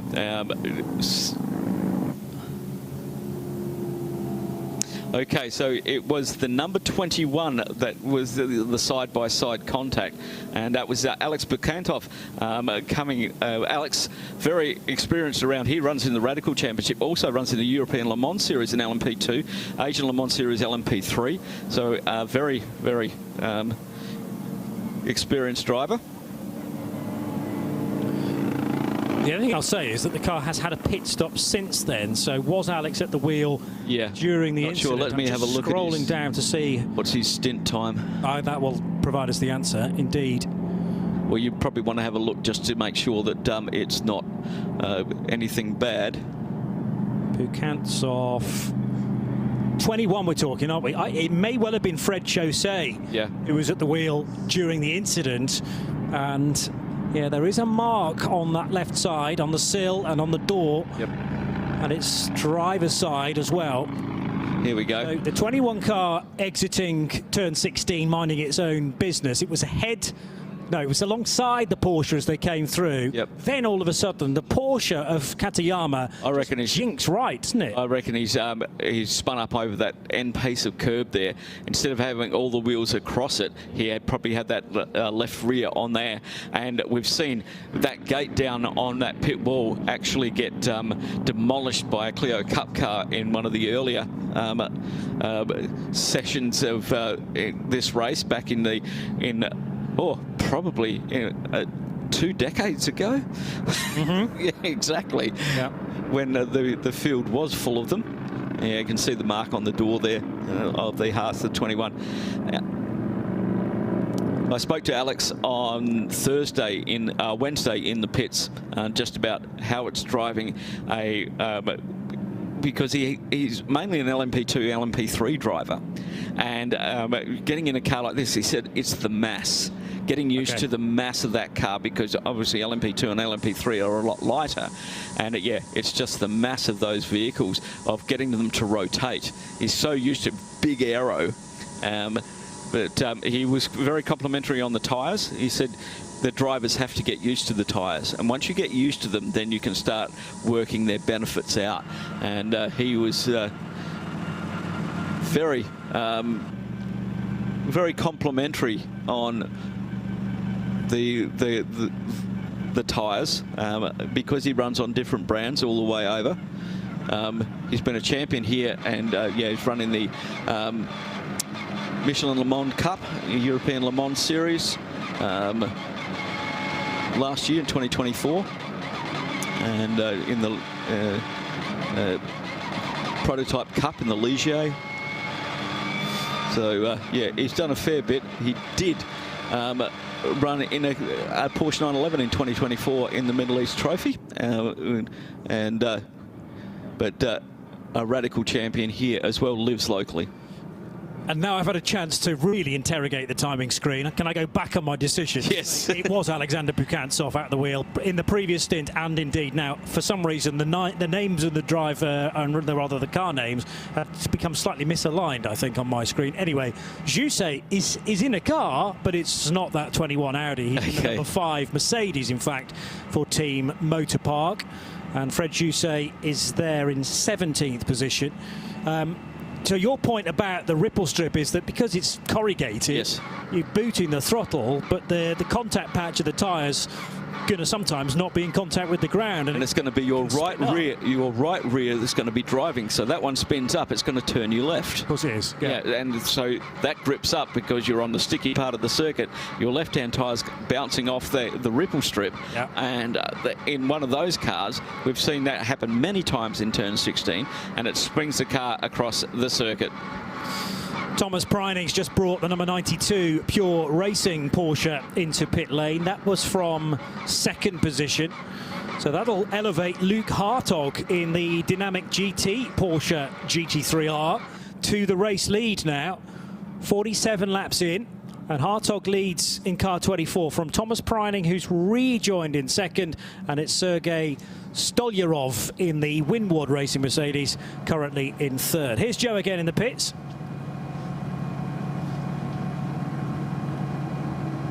And Sean Lynn identification showing on the windscreen of the car, so they clearly have sorted out the driver ident there, but no tyres.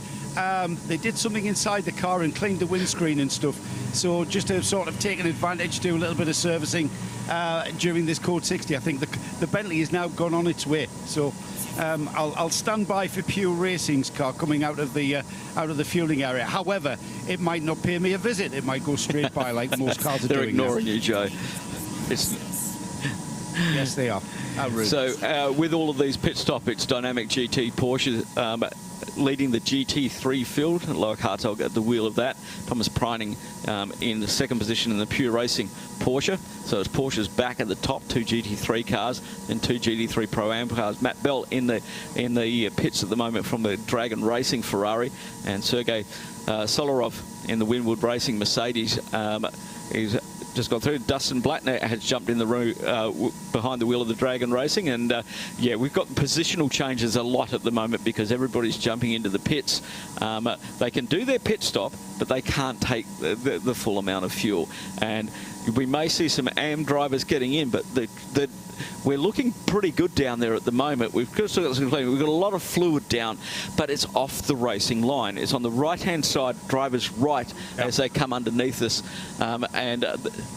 so they're putting the drivers through to soak up a bit of the quick dry that's gone down. And now they're working on the other side of the track, which is the racing line. So they're getting that all cleaned up now, but with a bit more, but yeah, they're getting on with it. It's an Audi. So the 21 Haas RT Audi has been getting plenty of attention because of it being involved with that start line incident. Not at fault, I would say, as far as Alexander Bukantsov is concerned, but a little bit assaulted by the wayward Porsche. Another driver in that 21 Audi is James Winslow. Now with Joe. Yeah, you guys know what I used to do for a living. If only my work was as easy as this. I'm walking past the Haas RT pit. James come out, he says, "It was me, Gov. I'll tell you all about it. I was a cop for 30 years, James. That's what I'm on about." So, mate, what's your confession? I saw the incident. Alex has jumped in. Obviously, this is caused a code 60. There's so many track limit warnings and stuff around this circuit that you can see the Porsche and everybody at turn 16 is trying not to break the track limit. So they're getting very close to the track limit, and then they hustle in the car, trying to keep to the right of the white line, and then once they've just made the track limit, the car surges to the right, and that's what's happened. Alex has given him enough room, but as the car has over-surged to the right-hand side, it's just clipped him, and it's caused the other guys to end his race, which is unfortunate. What you're doing is talking about checking momentum, isn't it? And sometimes you've got to let the car breathe and just take the penalty, I suppose, rather than that can result in it. And do you think that's down to inexperience? I think there's so much lap time. Being too harsh, of course. There's so much lap time around here from being right on the very edge of the track limit at every single corner. Like, there's 16 turns, and all 16 turns there's a 10th in being right on that cusp of the track limit. So I think from the driver overtaking, you have to give them extra room. You have to be, you have to expect them to do this surging and make an error. I obviously started the race, and I learned that pretty quickly. You have to give the lap traffic extra room because, there's a lot of errors happening out there. Give us an idea, James. Where on the track are you kind of gaining time by hammering and using all of those track limits? Because I think you're talking about hammering the curbs, aren't you, most of the places? Yeah, I mean, it's all on the exit of 16. You can obviously finish the lap and gain a 10th if you just slightly break the track limit. I mean, if you go extreme, you can find 3 or 4 tenths, but then you pick up more sand, so you lose that time at the following corner. But as the 24 hours goes on, the track gets swept up. People do break track limits, and those track limits start to grip up. If you broke track limits on the whole track by a centimetre, you could probably find 4 or 5 tenths. Just to give our viewers and listeners an idea, if they haven't raced, it's not like driving to the shops where if you are aiming for the curb, you can just pull it off to the right a bit, can't you? You've made that commitment by putting the throttle kind of at the apex of the corner, so you know that's what you're talking about here. Exactly right. You've already released the brake, you've already rolled the speed in. What happened there at that last corner is the guys got back to gas fractionally too early. The car's pushed on, understeered, pushing out over the white line. He's kind of realised he's releasing the gas, and now the car is coming back towards the circuit, and it's just hard to judge and get it right, yeah. So did you say that your car had made contact with the spinning car? It was our 21. I've just jumped out. I did the opening stint. Alex Bukantsov, my driver's just jumped in, and it was our car that touched. They touched the car that's caused this code 60, yeah. What was the damage, if any? The cameraman was very kind to us, so thank you for that. He filmed our door very closely. There's very light damage on our car to the door. We're just hoping the door will open and close for the next 23.5 hours. It looks very light damage. I see my crew putting their helmets on, so I'm hoping it's no more serious than that. We talk about, Jim, all right, what's the tactic? Staying out of trouble. You can't write that one, though, can you? 100%, we say it every year, don't we, before every race, even a sprint. But yeah, you are driving at that 99.9% for 23.5 hours, and how many we have, 70 cars here, and there's 3, 4 or 5 drivers in each car, so that's a lot of human beings trying not to make errors, so they're going to come. Normally by tomorrow, when I always think the danger zone's over once it's got light tomorrow morning, the same at Le Mans 24. You feel like you've got over a major hurdle when the sun's come up the next day. Everything calms down. The people who might make mistakes generally have already, maybe. And it's a bit more of a calmer, cleaner race. We just got to survive until it gets light tomorrow morning. Here's a one for you as well. As the race progresses, do you kind of get to know the personality, let's say, of the cars that are out there? And can you actually recognise which driver's in that car, giving it that personality? Exactly that, yeah. You start to trust the car. and then you realise it's one of the other drivers in there, and that you shouldn't trust him. So yeah, then you speak to the engineer and you say, who exactly is in that car in front? So, but yeah, you have obviously the top level pros. Everyone knows each other, and we know that we can generally trust each other, but there's some names on there that we don't know, so you have to learn. And so your attitude towards passing or racing with is variable then? I think so. I think the same as like in Formula One. We know that some drivers just some drivers who win the championship every year are just not going to let you pass that at all cost. And some drivers are sensible, smart guys who have careers for 20 or 30 years in GT cars. Generally, if you've made the move, he's going to give you the position because he knows in 23 hours it probably doesn't matter at all. Yeah, sensible racing driver. That's oxymoron, that, mate. Thanks, James. Thanks for that. Great insight. James Winslow, everybody. Yeah, James Winslow explained it perfectly, actually, and I'll take back what I said. It was the release of the throttle which caused the car to shift back the other way. It's the Porsche momentum thing with it behind there. So it's taking the weight off the rear end, and if you've got any lock on at the wheel at all, it's going to pull the rear end the other way, which is what pushed the car across the track. And then from that impact, he's obviously steering away from the impact, which has pushed him straight into the wall. Yeah. Yeah, the initial change of direction was only very, very slight, but unfortunately it steered the Porsche towards James's Audi, driven by Alex Bukantsov, as he said, and then the bounce off that, the ricochet, has sent the Porsche directly into the scenery, and that's the bigger impact. So initial loss of traction, glance off the Audi, bang into the outside wall, and that sadly finished the race for Kuamu Katayama. As we go back to green now, almost bang on 2 hours into the race, 22 hours still to go. Might be useful once Katayama's released from the medical centre, just to get a kind of reverse perspective on precisely what happened there, and Kuamu will hopefully have a chat to Joe, or indeed if it's Nick at that point in pit road, just to find out precisely what happened in the seat of the 990 JBR car. But we are down to just one of those MRS run Japanese Porsches now, the 7x7 Racing crew, which is effectively the sister car.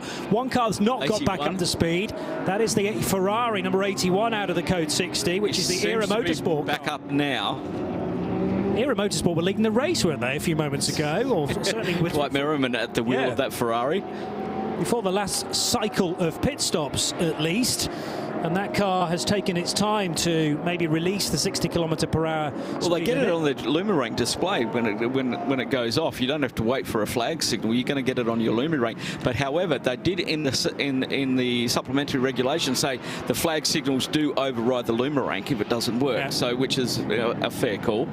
But also the car, the mechanism's got to obey as well. It might have just been a glitchy button, or actually, we're going back into Code 60. We've got another car stopped. I'm just trying to work out where that is. Oh, more than stopped. There's a Mercedes in the wall. Is that early on in the lap? Turns 1 and 2 in the background, possibly. So has it happened at 2 and 3? But that's one of the big AMGs which has steered left and hit the wall pretty heavily. We're in that phase of the race where almost the Dubai 24 Hours is deciding how many cars it wants to have running in it. And whether that was a misunderstanding with a fellow competitor, or it was the fact that the tyres had cooled during the Code 60 and the grip wasn't necessarily there. Exactly. But it's turns 2 and 3, and we're trying to identify precisely which Mercedes it is. But one or two drivers taking advantage of this pit stop window. They won't be able to, well, mind you, we're into another Code 60, so you could take another 25% worth of fuel. Yep. We're hearing that it's the Team Motor Park car, which, now I'd already mentioned Frederic Jousset's name as being potentially involved in an incident, and I'd got the car wrong.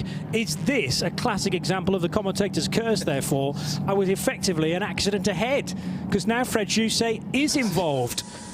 And he's going to come straight towards me now for the blame.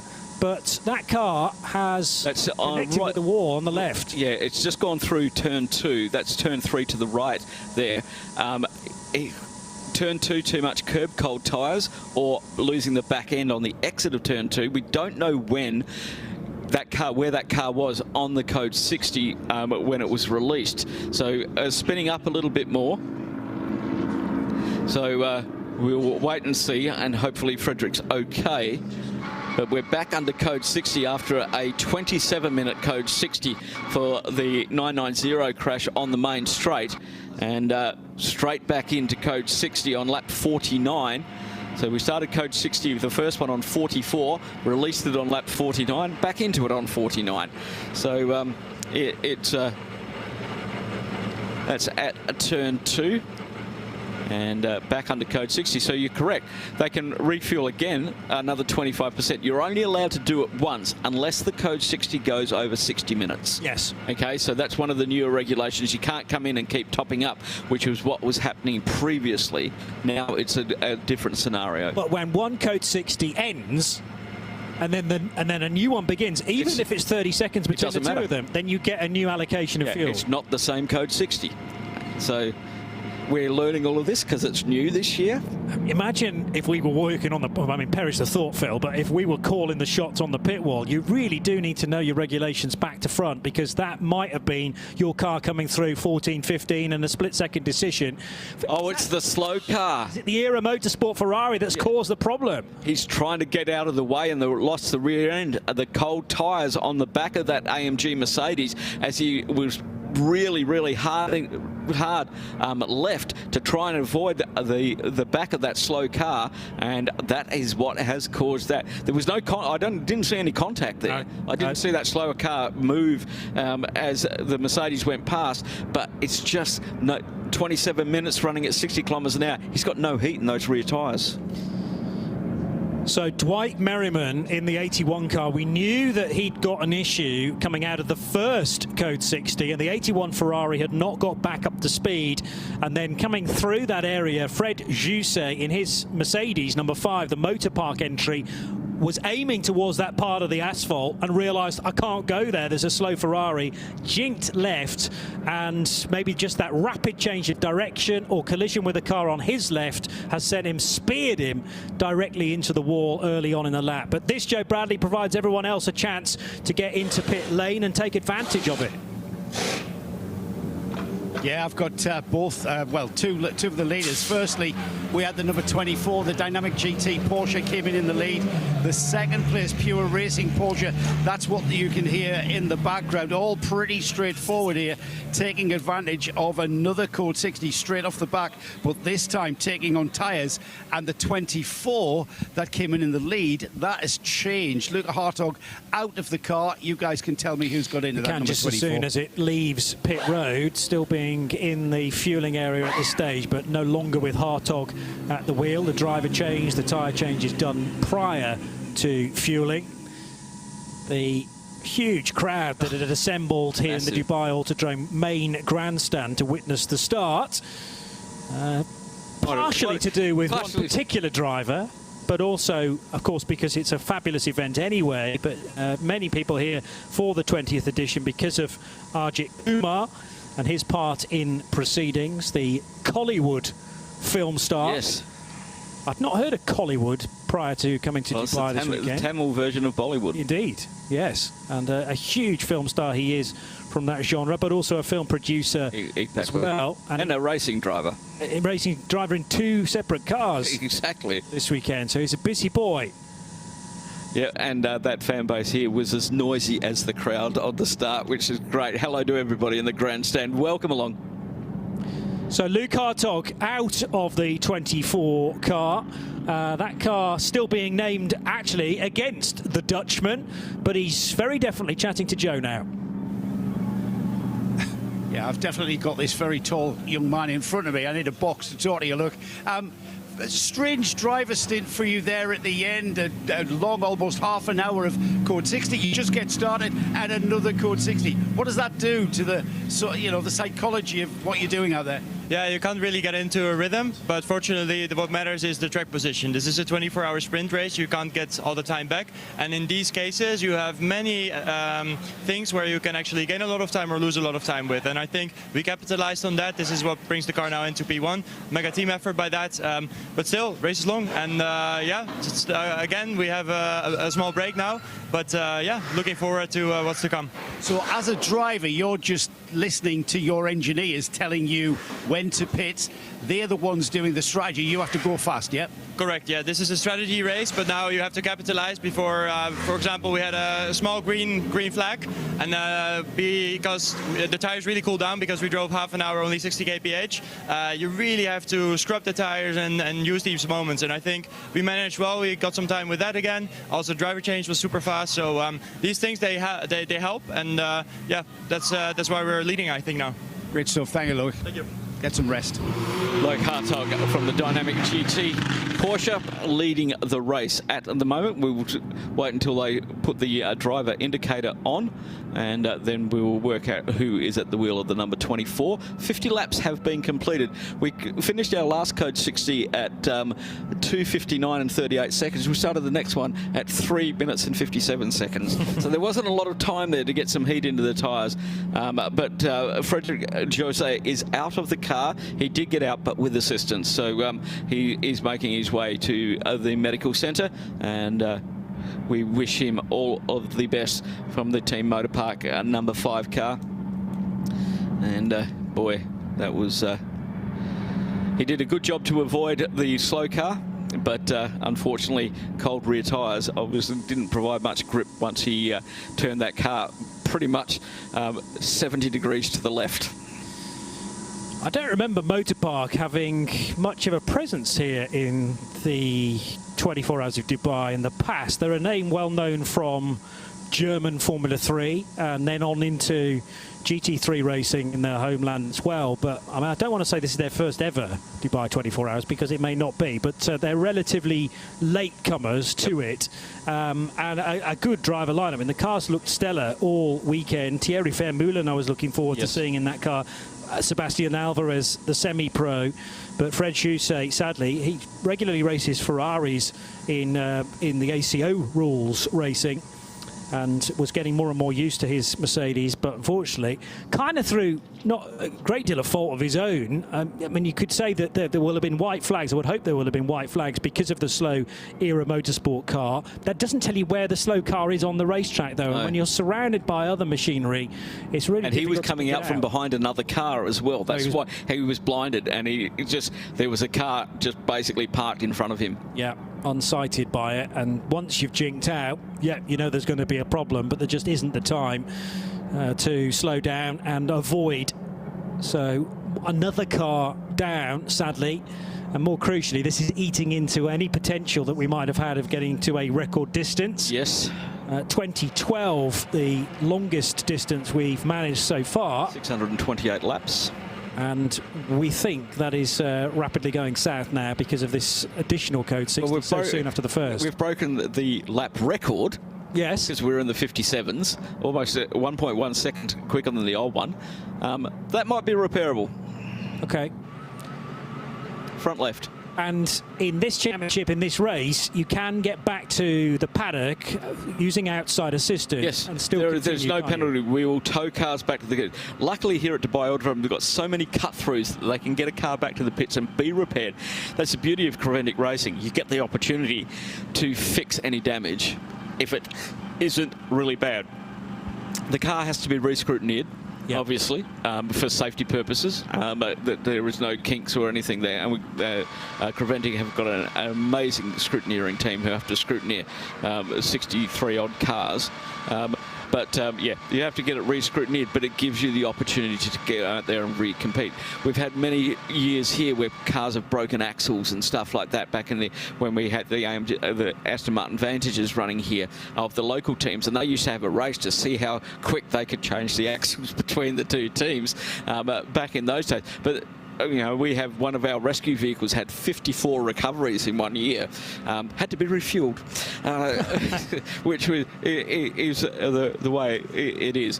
But just going on about how Creventic and the way they do this balance of performance, we can see it now. We've got a Pro-Am car leading.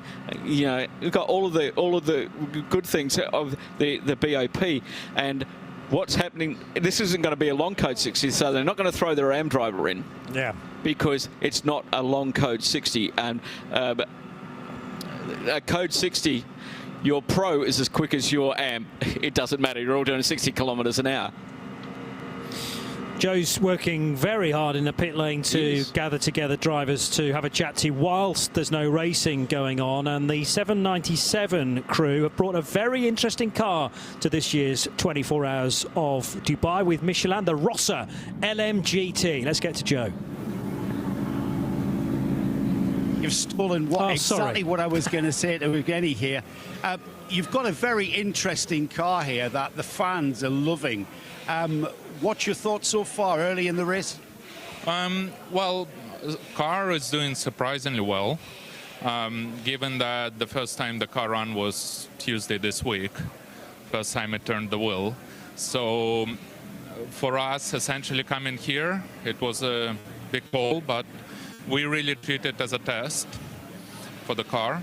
But so far, car has proven itself quite well, and I think we could be in a fight for a class podium, at least.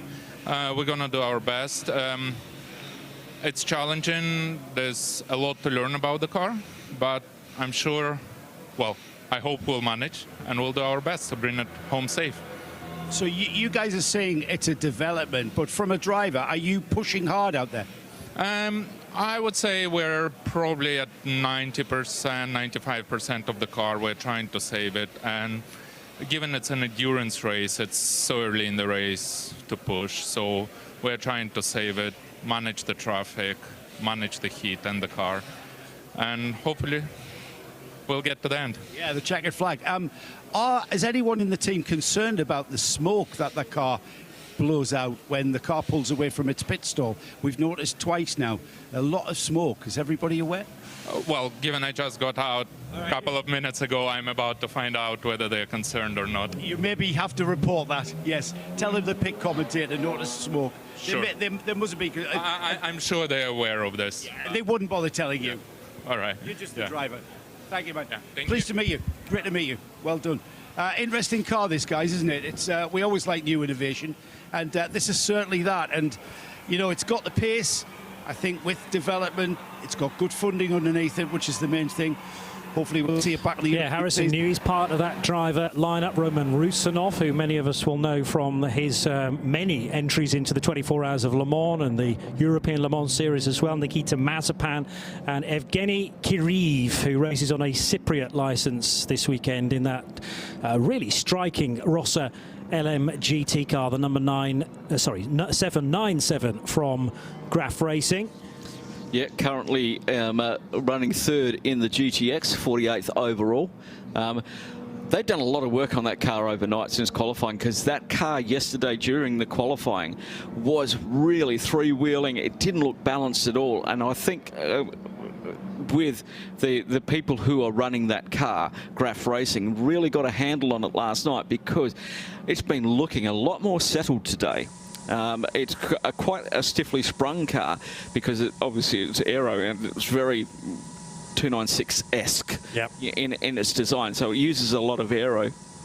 Yeah, so but they really, the Graf team did a great job last night, the engineers, working that car out a little bit better and maybe softening up the suspension from maybe a qualifying setup that they thought they could run with, because it was just locking wheels everywhere during qualifying yesterday. Do you want a bit of both when you're ideally setting up a racing car around the Dubai Autodrome? What kind of suspension settings? Well, the track over the years has got bumpier. You can see the turn 10 bumps now. And from 20 years of use, the track started in opened late in 2024. Obviously, we had the 25, and we had the first 06. We had the first race here. But that 20 years of evolution has now caused where the cars are on the brakes. We're built on sand here, so the underpinning is solid, but 20 years of hard braking going down into that corner, like any circuit, especially where you run trucks. We don't run trucks here, but you get the braking bumps, and you get the sand shifting as we're in we're in a zone where earthquakes do happen, and they happen up in the Hajar Mountains. So things do move around here. And so turn 12, there's a big bump there on turn 12. When I was racing in 2009, that wasn't there. The braking bumps down at turn 10 weren't there, and at turn 1. And remember, turn 1 downhill, so there's more weight going onto the bitumen there. So as this track has evolved, your suspension setting changes, because you don't want your rear wheels bouncing going down into turn 10 when you've got 30% of the brake bias allocated to. It's going to send you down into Arabian Ranches. Yeah. So I think everybody, as they come here over the years, has worked out that this circuit is changing, and they're having to adapt the cars to it. Like all of us, this circuit has developed some wrinkles over the years. Yes. I think it's fair to say. Hey, it's only fair comment. I'm including myself in this, and I'm including Joe Bradley as well. Who, nothing to do with wrinkles. You now have a Mercedes in front of you, which looks rather sorry for itself. Yeah, the number 5 Team Motor Park Mercedes, which is the causation of this Code 60, has made its way back to the pits, however, on the back of a flatbed. It's been wheeled into the garage with heavy frontal damage.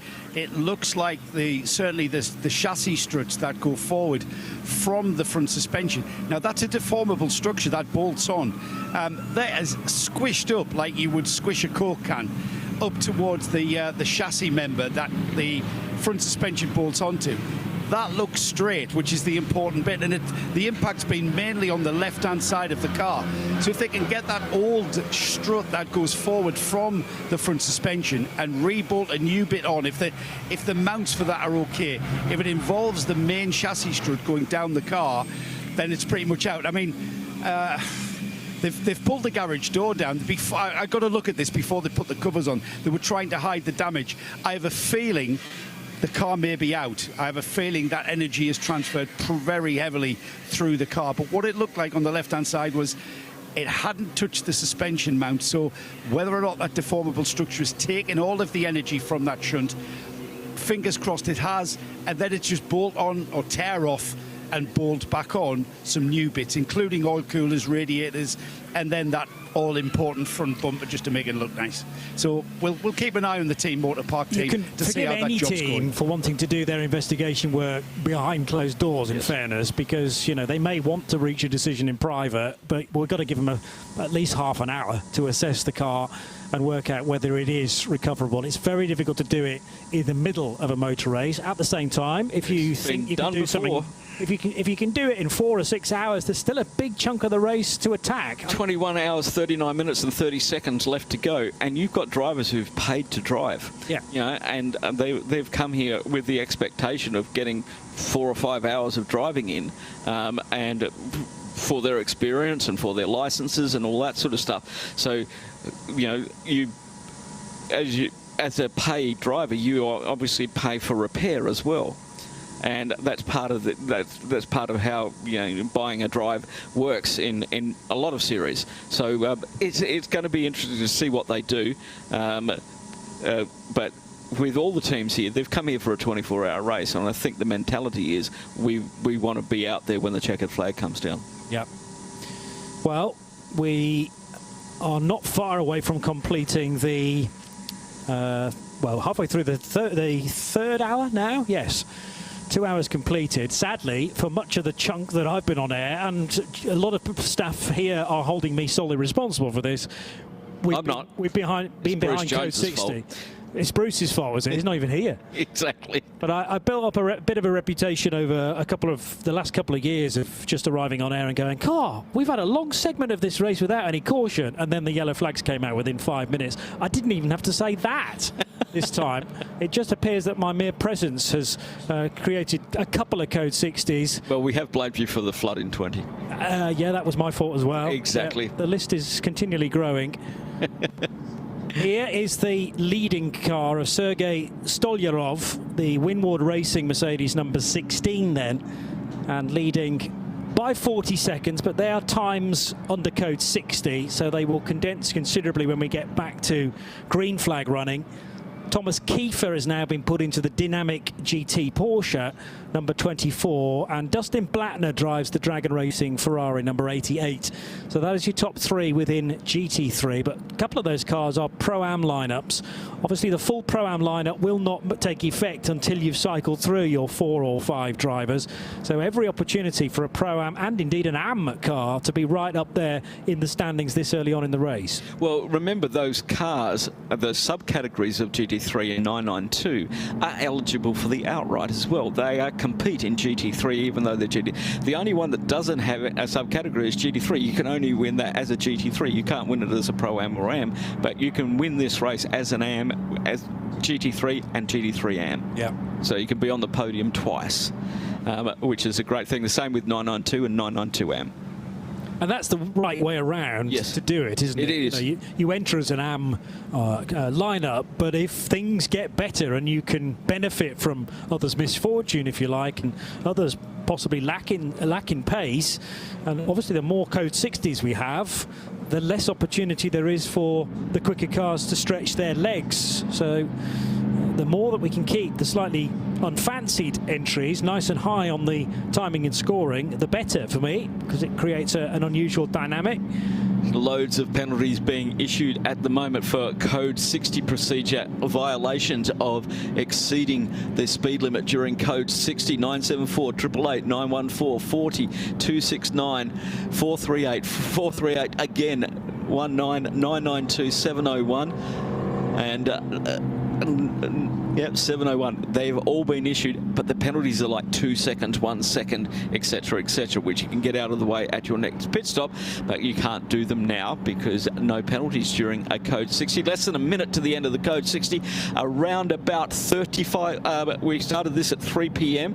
We are now at just on 3:24. So around about 24 minutes under Code 60 for this particular Code 60. We hope it's the last for this race. That would be good. I'm trying to undemonise you, Johnny. I mean, there's being optimistic, and then there's hoping that that's the last Code 60 of the race. I mean, I do as well, but the way things are going, obviously unfortunately, each of the Code 60s has denied us a car. Yes. Because the Porsche that Katayama was driving is not going to rejoin. Joe didn't sound particularly hopeful about the number 5 Motorpark Mercedes either, but with that the track becomes very slightly quieter and perhaps therefore less likely to generate the next Code 60. They have both happened because of cars tangling with one another. Yeah. The Motorpark car actually did a good avoiding action of the Era Motorsport Ferrari. Now, the next question is, has the Era Motorsport Ferrari got back up to speed? Because that was the difficulty for number 81 coming out of the first Code 60. Yep. It was whether the limiter could not be released, literally could not be released, or the signs had not been seen. But, I mean, Dwight Merriman was at such a slow speed for the bulk of the lap. That can only be in a car problem, I would have thought. Yeah, trying to get the limiter off. Yeah. Good point. Cars weaving down the start-finish straight, trying to get heat into these Michelin tyres. As we have completed 54 racing laps now by our race leader, Sergei Stolarov. Winwood Racing 8 seconds to the better of Thomas Kiefer in the dynamic Porsche.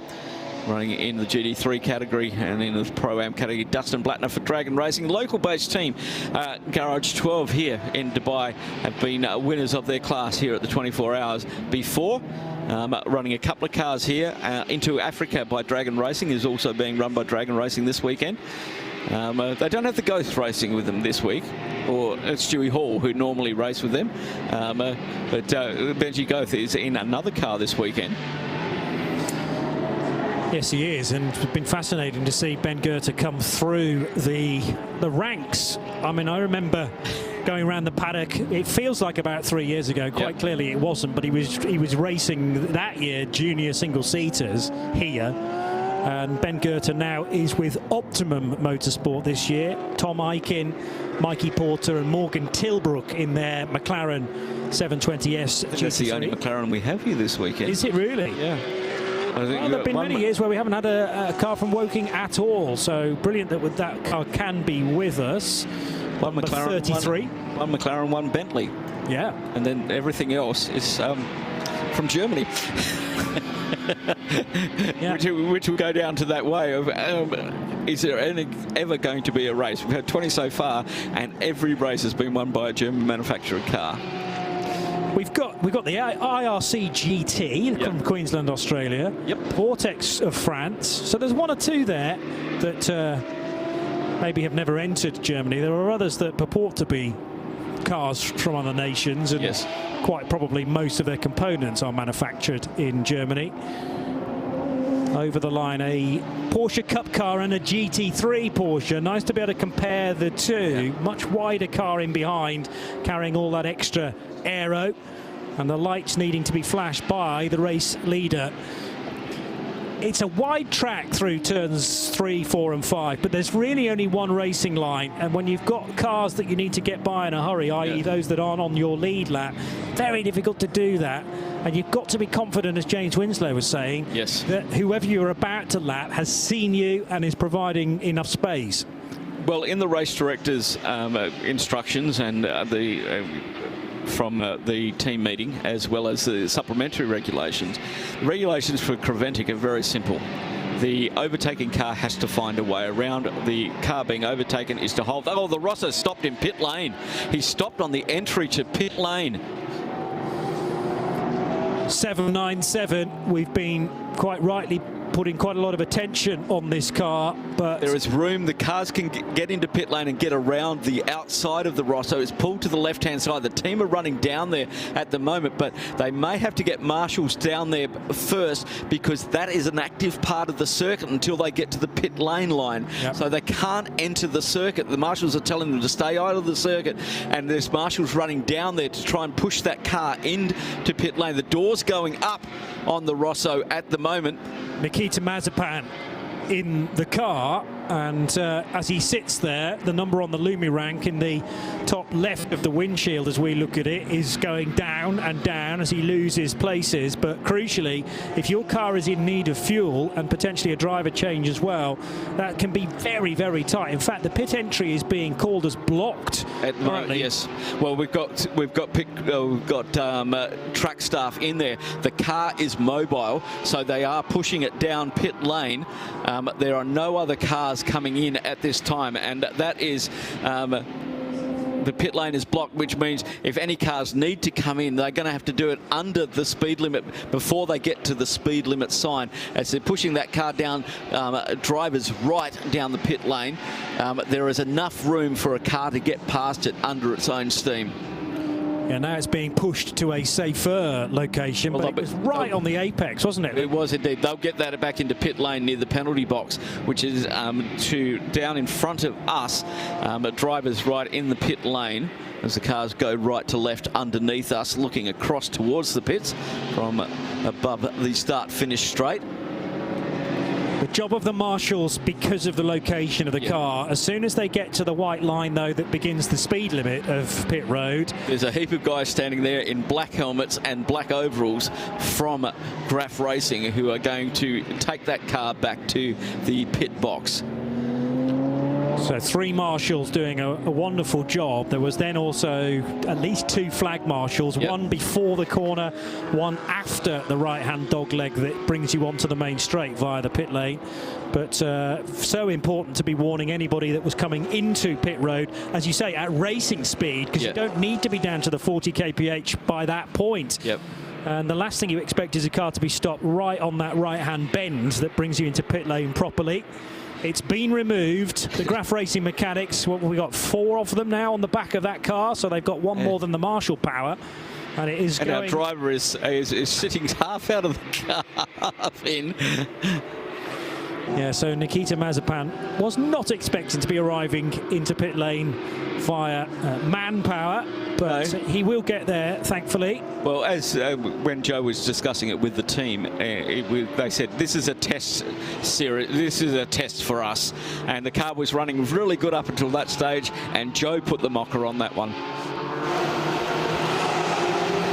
Well, I did mention the fact that it was spewing out oil smoke every time it pulled away from its pit garage. I don't know whether I was a harbinger of doom. The car now being pushed to the very back of the garage. That's purely because it's sharing with the Huber Motorsport Porsche team. Let's see if I can get in. Hopefully my mic string will stretch this far. It's backwards in there, and there's a lot of activity around the... this is a mid-engine car, of course. There's a lot of activity around the middle to the rear of the car, which is where the important bit is housed, of course. Nikita Mazepin went straight into a conference with Roman Rusinov, probably, reporting, how it manifested for him. Sometimes for a driver, they can tell you very little. It's basically, it can be as basic as the engine stopped working and the dashboard little is what I'm expecting. But I'll stretch the wire a bit more and could get back to you if I find anything. Some good pace out there on the track at the moment. Freddie Tomlinson's just set the 495's best lap of the race. 495 being a car from the GT4 category. And that is the Team C MR Ginetta G56, and Cameron McLeod doing a good lap in car 901 as well, which is the Ajith Kumar Racing Porsche, but with the Australian at the wheel in the 992 division. The IRC is just getting in the way of Thomas Kiefer, who was right up behind Sergei Solarov in the Wimbledon Racing, leading the race. But they were only 0.6 of a second apart last time they came over the line. But a couple of cars got in between that battle, and it looks like Sergei may have just got that one out. Wait till they come across the line. It's Dustin Blattner who's got up there. He's 1.4 seconds behind in there. And this is the battle for GT3 overall and GT3 Pro-Am. Yeah. As Dustin's on the flashes down into turn 1. Yeah, both Pro-Am cars, but showing no let-up in pace compared to their fellow GT3, well, Pros and Ams. Well, they both got, Thomas Kiefer, Dustin Blattner got past Thomas Kiefer, who is a GT3 Pro. Yeah. So, Sergei's going to have to be careful. He almost did track limits there at turn 5, just cutting that corner off a bit. But Dustin Blattner right on the rear bumper of him now. Car number 88. So Blattner here last year with Car Collection Motorsport. He's done a Spa 24 hours in the meantime, though, as well. So no stranger to a 24-hour race, the German. Yeah, he won the Golf 12 hours this year or last year as well in December, and he won both of those races down there, the 2 6 hours, and then Fanatec GT World Challenge in November. So he had a very, very busy 2024. A very, very quick driver. So he's proving with that gap whittling down nicely, it stands at just a little more than a second. I think he might have got him. Oh, really? Already? I think he might have got him. Okay. And just wait till we come into the next. Yes, you're right. He has indeed. Yellow door mirrors on the Ferrari and is ahead of the Mercedes. Change for the lead. I was still paying close attention to the order that they finished at the end of the previous lap, but that is all old news now. And who's that all over the back of the now second place Mercedes? That'll be Thomas Kiefer in his dynamic GT Porsche with the lights frantically flashing. Oh, he's going to go up the inside 16. I think the Winwood car has an issue. I think that has an issue. It shouldn't have been that easy for both of them to do that. So in the 16 Mercedes, Stolyarov is of what grading? Stolyarov's one of the two AMs in that car. So you've got Rinat Salyukov, the other, Gabriele Piana, who started the race, Victor Scheitar, who I don't think's done any laps in that Mercedes to date. But yes, the Dragon Racing Ferrari and now the dynamic GT Porsche have made short, sharp work of that Windward Mercedes. No, there was another Porsche. There was a 269 that got past him. So okay. It wasn't. Kiefer's still in third.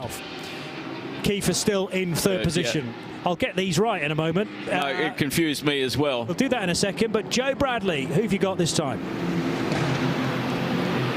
Well, we saw the 797 being pushed in, the Rosser car being pushed in by the mechanics. Never a good sign. Nikita Mazepin, you were at the wheel of the car. What happened exactly? well, I haven't been in the car for long. I went out, it was code 60, and then we started pushing. And unfortunately, we discovered on data an issue with an exhaust, which we were monitoring for a bit. But out of the last corner, I lost all the power, and I realized the car is not going to make another lap, so I had to pull inside the box. And as soon as I pulled inside the box, the gearbox said goodbye to me, and the car stopped, so I had to push it in myself. And the race is long, and I think we're going to change the engine and get back out. However, our competitors are getting an advantage now. That is the spirit of endurance racing, though, isn't it? I mean, we came into this race, you were telling me, this is a development on the Rosser car. This is all part of development, I suppose. We would like to develop with a trophy in our hand, but let's see where it goes. We have a day to go, so we have our hopes up. Yeah, they call this character building, Nikita. You've been around motorsport so long. I think you have enough character, would you say? I think that's one thing I've got for sure. Yeah, absolutely. Well, fingers crossed, good luck to the team. What do you do now as a driver while the team repair the car? How do you keep that mental approach? Well, I was a third driver in, so I haven't really had any laps done. So I think I've got to keep my helmet ready. And if it's going to be looking like we're going back out, I have to be the one in. Great stuff. That must be hard, though, because you don't know when you're going to get back in. So what do you do? How do you do that? You just do it with a cold head like you would start the race normally, because, you know, in this race, if you try and be very quick like qualifying, it doesn't go very good. So do what I have to do, and the car hopefully goes together with me. Yeah, brilliant. This car and you guys have become a fan favourite. Everybody interested in the car.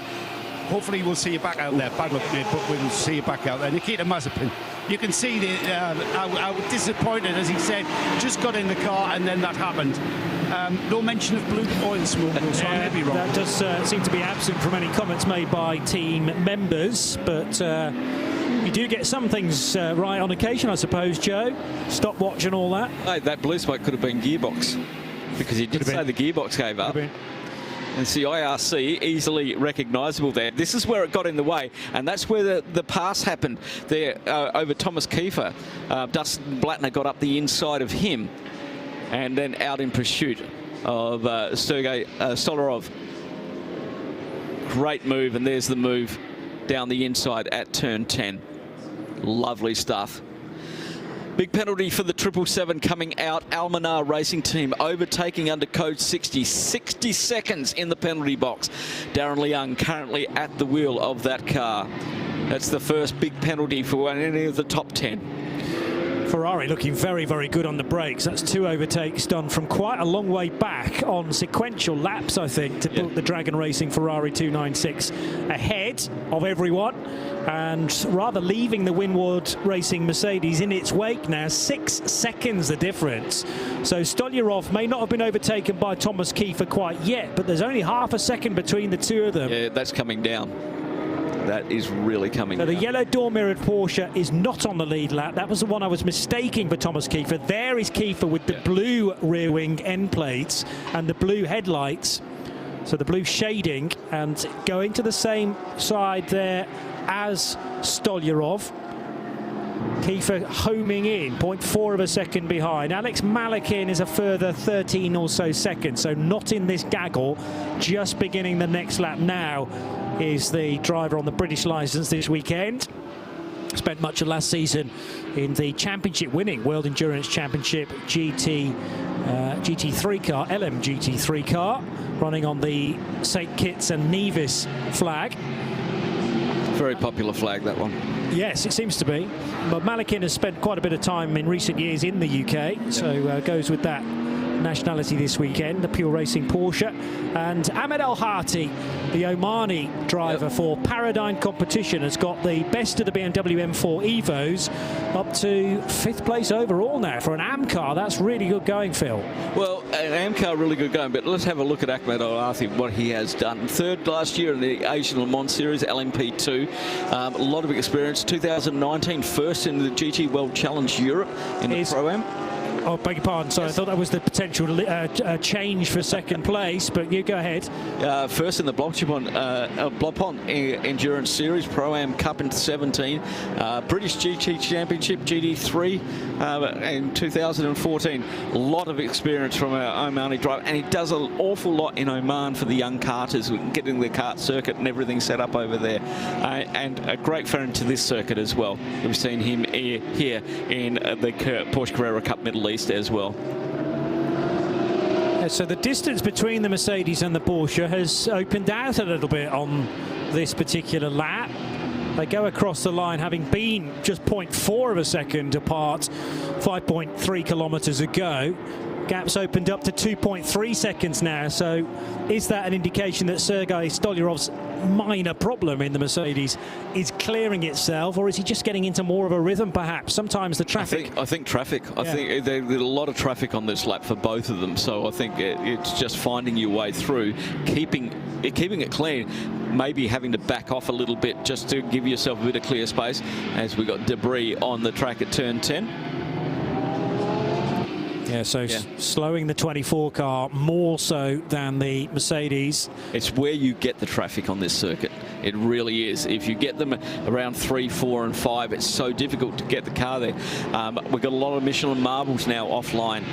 And normally when we have a very split field of slower cars, and like TCX GT4, and split 50-50 with the GT3s and 992s, there's normally 2 racing lines around here because there is a constant side by side. We're not seeing that down there, and there's that debris on the exit of turn 2 looks like a guard, just the outer part of a guard has come off.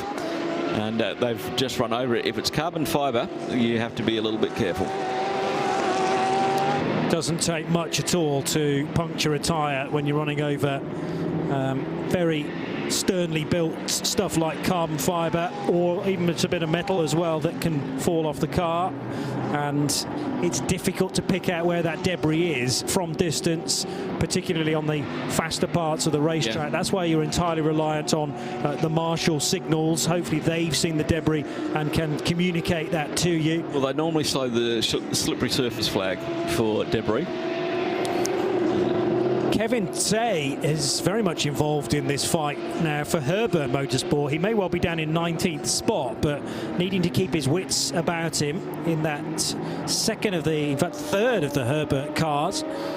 So Ralph Bone is the best placed of that family crew in the 91 car, running 7th, but 2 Herbert Motorsport cars further down for Florian Spengler in 969, and then the 80 car of Kevin Tse. There, though, is the Sergei Stolyarov Winward Mercedes, just finding its rhythm a little bit more now. Ahead of Tse, which is not an immediate worry because Kevin's a lap or so down.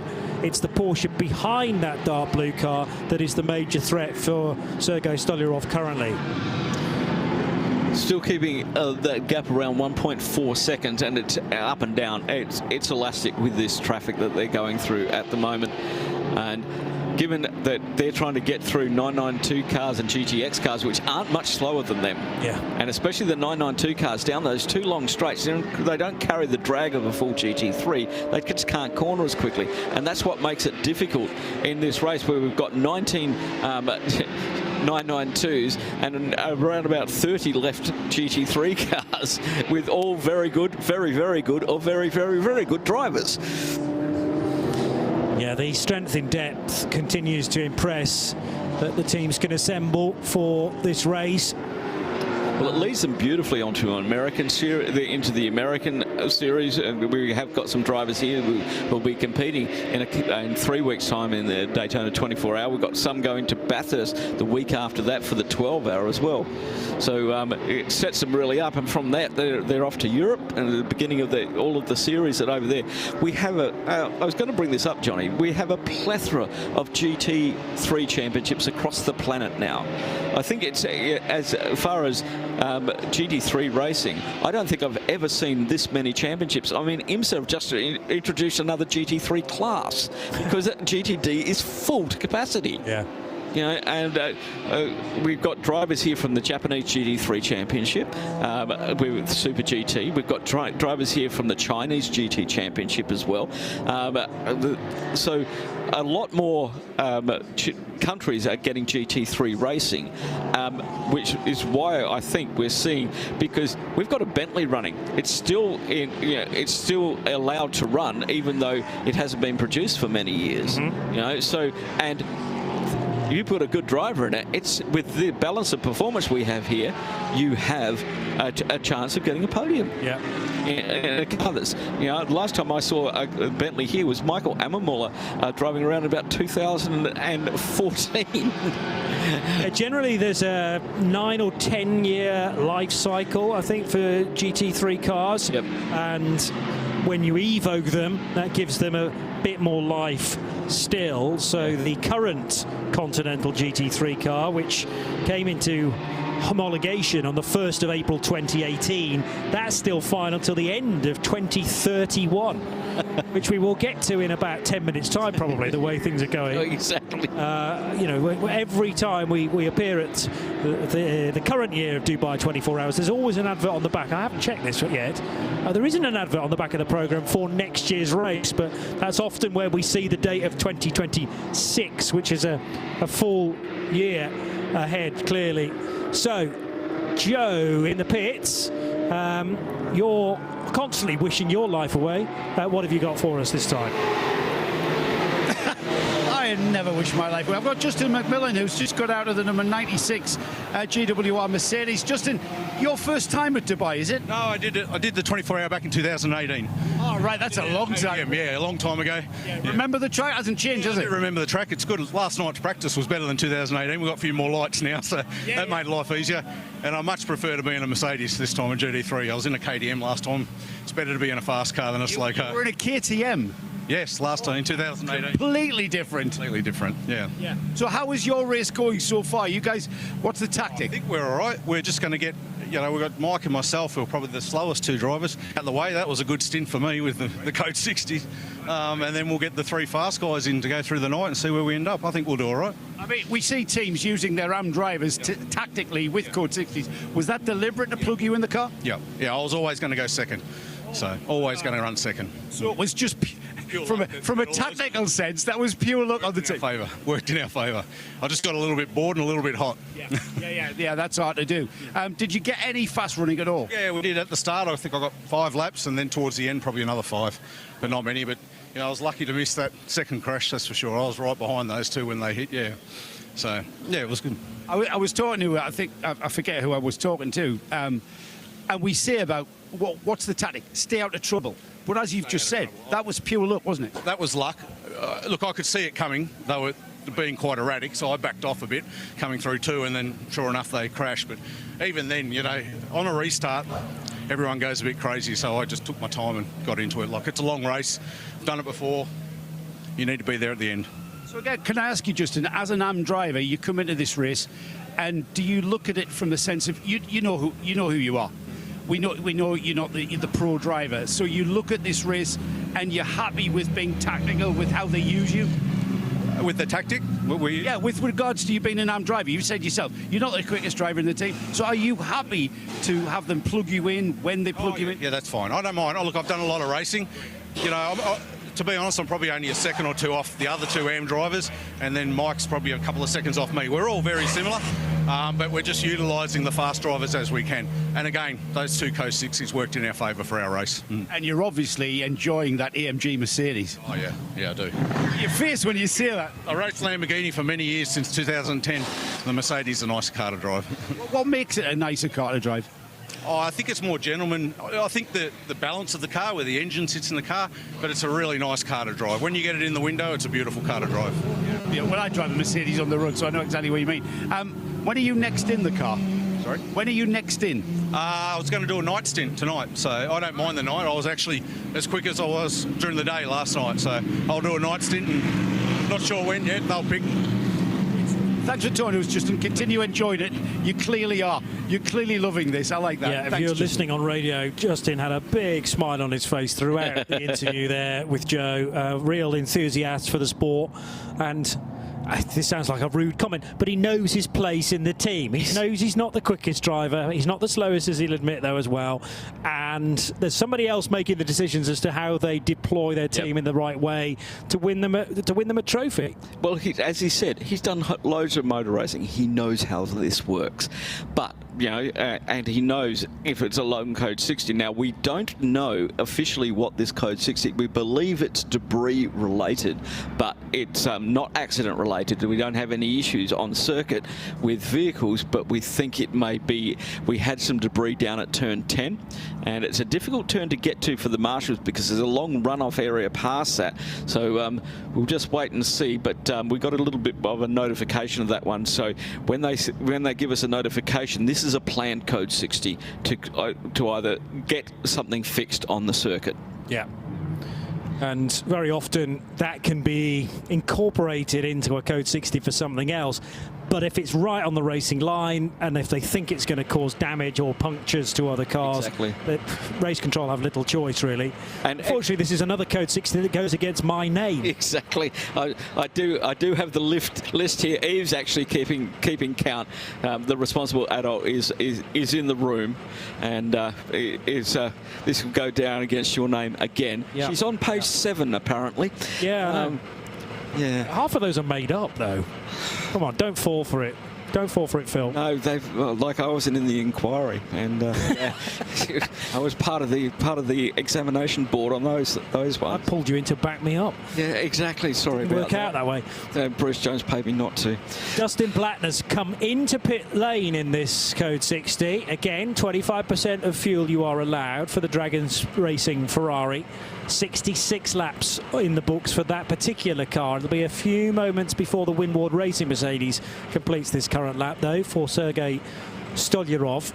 And he does indeed come in as well in the number 16 car. I'm still trying to work out in my mind whether he had a problem or whether that was just a dip in pace because of traffic. But he opened the gap back out again to Thomas Kiefer, and that's slightly more comfortable now for the Winward Racing Mercedes in second. Yeah, and so they can do a full driver change under code 60. They do the tyre change. It's just the fuel load that they are limited on as a part of the code 60. No penalties can be served under code 60 as well, which is a change from previous years. So you just used to double the time when they did it. They don't do that anymore.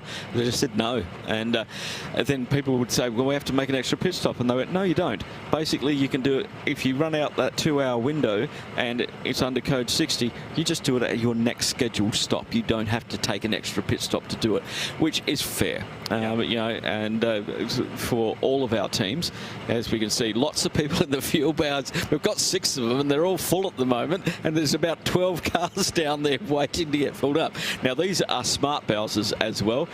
All the team refuelers are down there. They refuel down there in their full fireproof overalls, but it's gun type fueling like you do at your normal service station.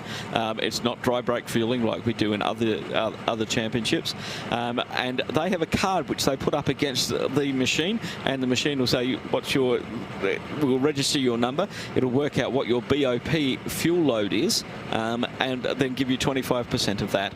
And then possibly if you started this one, and because anybody smart would have seen it on there that code 60 start in 20 seconds. Get into the fuel bay now. Get into the fuel bay and get started before it goes code 60, because then you can get a bit more, and then as soon as it hits 60, it's only going to give you your 25% balance on the back end of that.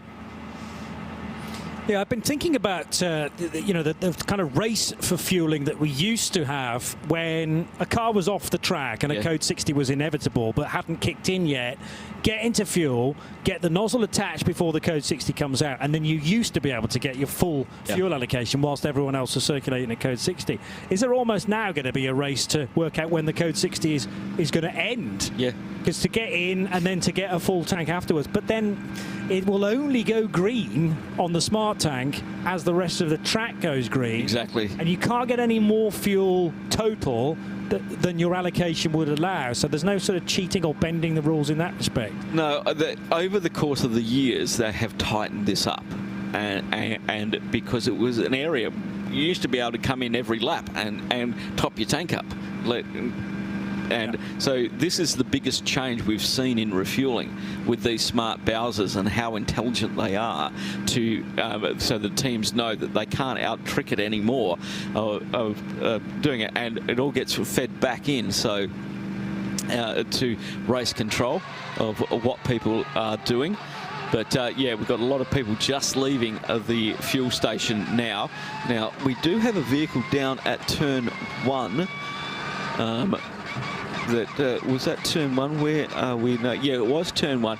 It looks like we're doing some debris cleaning all around the circuit at the moment. We did have some debris down at turn 2 where the marker boards got taken out by that previous code 60, and I think this is with 20 just on 21 hours to go.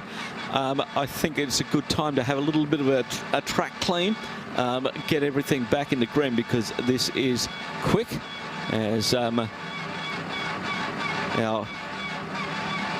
Optimum Motorsport McLaren, the 720S GT3 Evo, one of the quieter cars out there, as I've been standing outside of here and listening to the car. The McLaren is really quite quiet compared to the Bentley, which actually shakes the grandstand. So that's when you stand in front of our little booth here in the open air at the top of the grandstand. I mean, the car noise has always boomed back and forth off the garage buildings and also the main tribune here, but is the McLaren more of a whistler? Yeah, it is. It is. It's a much quieter sound compared to, say, the AMG GT3, the Vortex. Yes. The Vortex makes a lovely noise with its LS3 engine in it. You'd expect a Vortex to go kind of...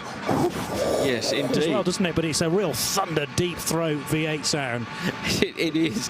Against its name. Oh, yes, and it looks spectacular these days in the Vortex 2.0. We're going to see 2 of them next weekend down at the Yas 6 Hour, the Michelin 6 Hours of Abu Dhabi, and that's happening on Sunday, qualifying on Saturday. Over 50 cars entered already, and pretty much 8/10 of or 4/5, if you like, of the 992 grid are going down there, because for the Middle East Trophy, which is race 1 of, and race 2 next weekend, in order to be eligible for that, you have to compete in both races.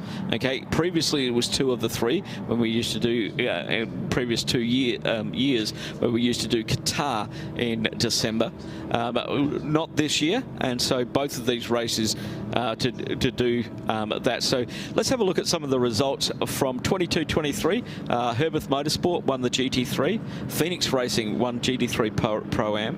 GT3 Am was run by our friends in the 85 CP Racing.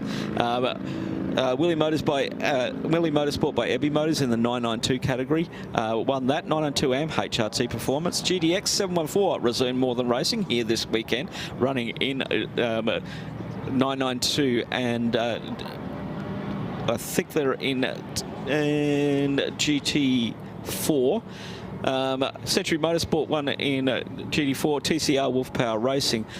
Last year, Manamari by Abbey Motors won the GT3 class and won the championship. They're here this weekend. Century Motors run the Pro-Am. CP Racing once again. Not having Charles here and having the CP, I know John covered off on this in the first hour, not having the CP Racing team here is a real thing. It's exactly 4 o'clock in the afternoon here in the Dubai Autodrome, and we've had 3 hours of the 20th edition of the 24 Hours of Dubai right here on the Radio Show Limited network of channels. Dynamic GT have just called into the pit lane on the 67th lap, soon to become lap 68 for that race-leading crew, but we're at a phase where they're kind of cycling through 3 different runners at this stage. They're on very slightly different strategies as well. So Thomas Kiefer in the number 24 Dynamic car stays on board, and we'll head down towards the first corner once again with a full but 25% of its fuel allocation now on board. Ahead of Dustin Blattner's Ferrari, the Dragon Racing number 88. And then a whole slew of cars have just come into pits at the same time. Sergei Stolyarov's Mercedes for Winward Racing. Alex Malikin's Porsche, the Pure Racing number 92, along with Paradigm Competition and Simon Traves in his BMW number 991. The Treble 7 Al Faisal Al Zubair BMW driven Almanar Racing car, and then the 91 of Jake Pedersen has also come in as well. And if this Code 60 continues to being 60 minutes, then that's all the fuel that those cars can take. It doesn't stop them coming into pit lane for other reasons, tyres or a driver change, but that's the only amount of fuel you can take on board in any one Code 60. Yep, 12 minutes so far for this Code 60 as the rear tyres are cooling down as we're getting into the afternoon here. Just gone 4 o'clock locally here in Dubai. Shadows starting to creep over the track at turn 1 from the old race control tower. I can see I think there was a course vehicle out there as well, maybe race direction, and having a quick look around. It's not unusual to see them head off as they're making their way around the circuit. Some cleaning still going on, but don't have official results, but cars are getting pinged for Code 60 infringements exceeding the time as the penalties continue to rack up. Quite small margins. 912 has got a penalty for 60 seconds for overtaking under Code 60, and they're pretty hard on that this year. Sean Lynn's just brought the Bentley into the fueling area. Al Faisal Al Zubair I mentioned coming in. There's also been a driver change in the number 81 Ferrari from Era Motorsport, with Dwight Merriman stepping out and Kyle Tilley taking over. Was there any communication as the driver change was done about that sticky speed limiter potentially, which would not be, or did not seem to release at the right time for the 81 Ferrari? And consequently, as it continued to go around and shake that problem, the Motor Park Mercedes arrived on the scene, and there was nowhere to go for the 5 car, spearing left in avoidance for Fred Jousset, and sadly, we think out of the race for Mercedes number 5. Yeah, the guys in pit lane will keep a close eye on that garage to find out what's going on and that repair. We do know that the 990 probably won't start, but on that first accident under Code 60, caused our first Code 60 and the JDM car, and that will leaves us, I think, with around, we had two cars that didn't start the race. Come to You Racing didn't start the race, as well as the Tresor Attempto car from that first qualifying on the outlap of for Q1 yesterday, which I think will leave us with a field of 60 still running.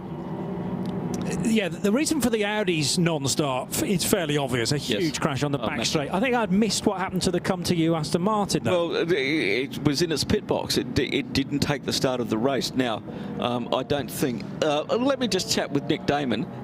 Does he know? Because he may have chatted. Shaking his head, but that might be a decoy. I don't know. Thomas Kiefer's dynamic GT car is heading back onto the race circuit, as I've mentioned. There's a little bit of fluctuation inside that top 10 for the Pure Racing Porsche, which is now up to 3rd position. Class leaders, one of the Seb Lajou racing cars had an early spin when Seb Lajou himself was at the wheel, but the sister car, the 992 of Loris Neuroy, doing very well to lead the 992 category, particularly considering that's an AM driver lineup. There are 19 992 entered cars this year. 12 of them have the AM lineup. You can have a pro within that, but the lion's share has to be AMs and one semi-pro, let's say. The best of the 992 cars is the Ajith Kumar Racing by BKR Porsche for Cameron McLeod. He's 24th, but leading in the 992 division. Yeah, some of those cars, the 928, 929 and 930, all HRT cars, they're running full AM driver lineups, which means they get AM advantage over the Code 60, which is their 50% fuel. Yeah, and that is massive. It's huge. I mean, it's called Am Advantage, and for a reason. Yeah, there is a reason that there is a balance in that case. But when normally 25% is the limit, to then have a further 25 every single Code 60 is a big foot up. Well, between that 1 minute between the first two Code 60s, allowed them to completely fill the car. Yes, of course. So that back-to-back Code 60s, but with a small interval in between, enables you to come in twice. 1 minute 10 seconds. Yes. Yeah, ideal scenario, and no wonder we had big smiles from certain AM drivers chatting to Joe a short time ago. We're back to green as the revs begin to rise again. 20 hours, 53 minutes and 18 seconds remain on the clock. So we've had a good distance at this, but sadly, ever since Phil and I took over at 2:15 this afternoon, my fault, Johnny, much of that has not been under green flag running, and we've gone from a great opportunity to smash the distance record that has stood since 2012 to that being a very, very slim possibility now, I'm afraid to say. Yeah, total time under Code 60 now over an hour and 8 minutes. So that really, really hurts that distance record. So well over half the time that we've been on shift. In fact, speaking of Aston Martins, the number 40 car has come into pit lane, and its first job is to park in the penalty box. Mathis Lismont in his Come To You racing car. So Come To You are still represented on the grid, but not with their the other car had an issue at the rear end, either differential or axle, that couldn't be repaired. That is why they went out, came back in, and never clocked a lap, because they were just out and back into the pits again. Yeah, when you're dealing with the end of the car where the drive is meant to appear and it doesn't, that can mean all manner of things. 2-second penalty was served by them, and that was for exceeding the speed limit during Code 60 before they came down to the box, car number 40. Lovely sounding car. Yeah. Although now turbocharged, of course, so I mean that goes towards the road engine as well on certain Astons with the Mercedes tie-in, but it's a little bit on from the old normally aspirated V12 that the old GT3 Astons used to have, but still sounds great, looks even better, and heads on down towards fueling now for that car to be serviced once again. Not mentioned a great deal about the Lamborghinis in this race, but JJ Song, in his Lippert Motorsport example, leads the GTX category. Leading from the get-go. Yeah, that car, a lot of different drivers go through, leading that one. He's got Grant Donaldson in the 111 racing. The IRC car is second in GTX. They're running 26th and 28th overall. So there's could be a good battle shaping up there for the GTX lead in the upcoming hours.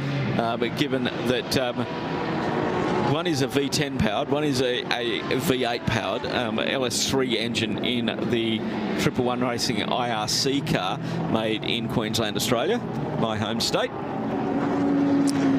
And this is a direct competition to the Mark cars, which we have seen many of at 24-hour racing, the Mazda 3, the Ford Focus and the GT in later years, and a great series for silhouette races back home in Australia.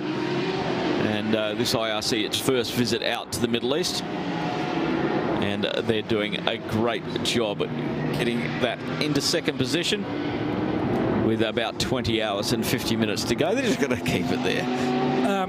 Mark cars, I always associate Norwell for Mark car. I've never been to Norwell, but Norwell.